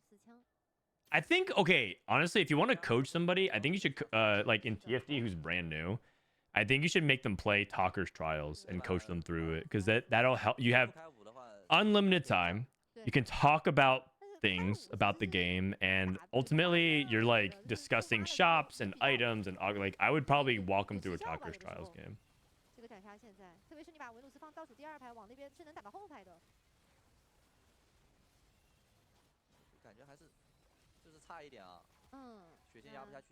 Okay, ice in third, that might be enough. Wait, Kala in second. Okay, title wins. It might be okay, so title definitely should be through. So title, Li Xiao, double, and who? Title, Li Xiao, double, and who? All right, let's find out.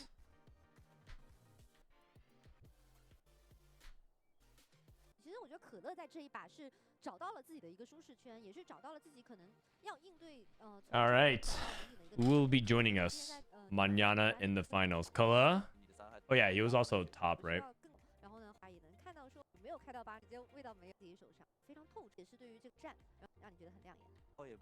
They're stalling. We're fast forwarding. Oh, dude, Michael missed by 1 point. Oh, that's so sad, actually. That's actually really sad. Dude, no America's players in the top 8. Oh, man. Do we suck? I think we might suck.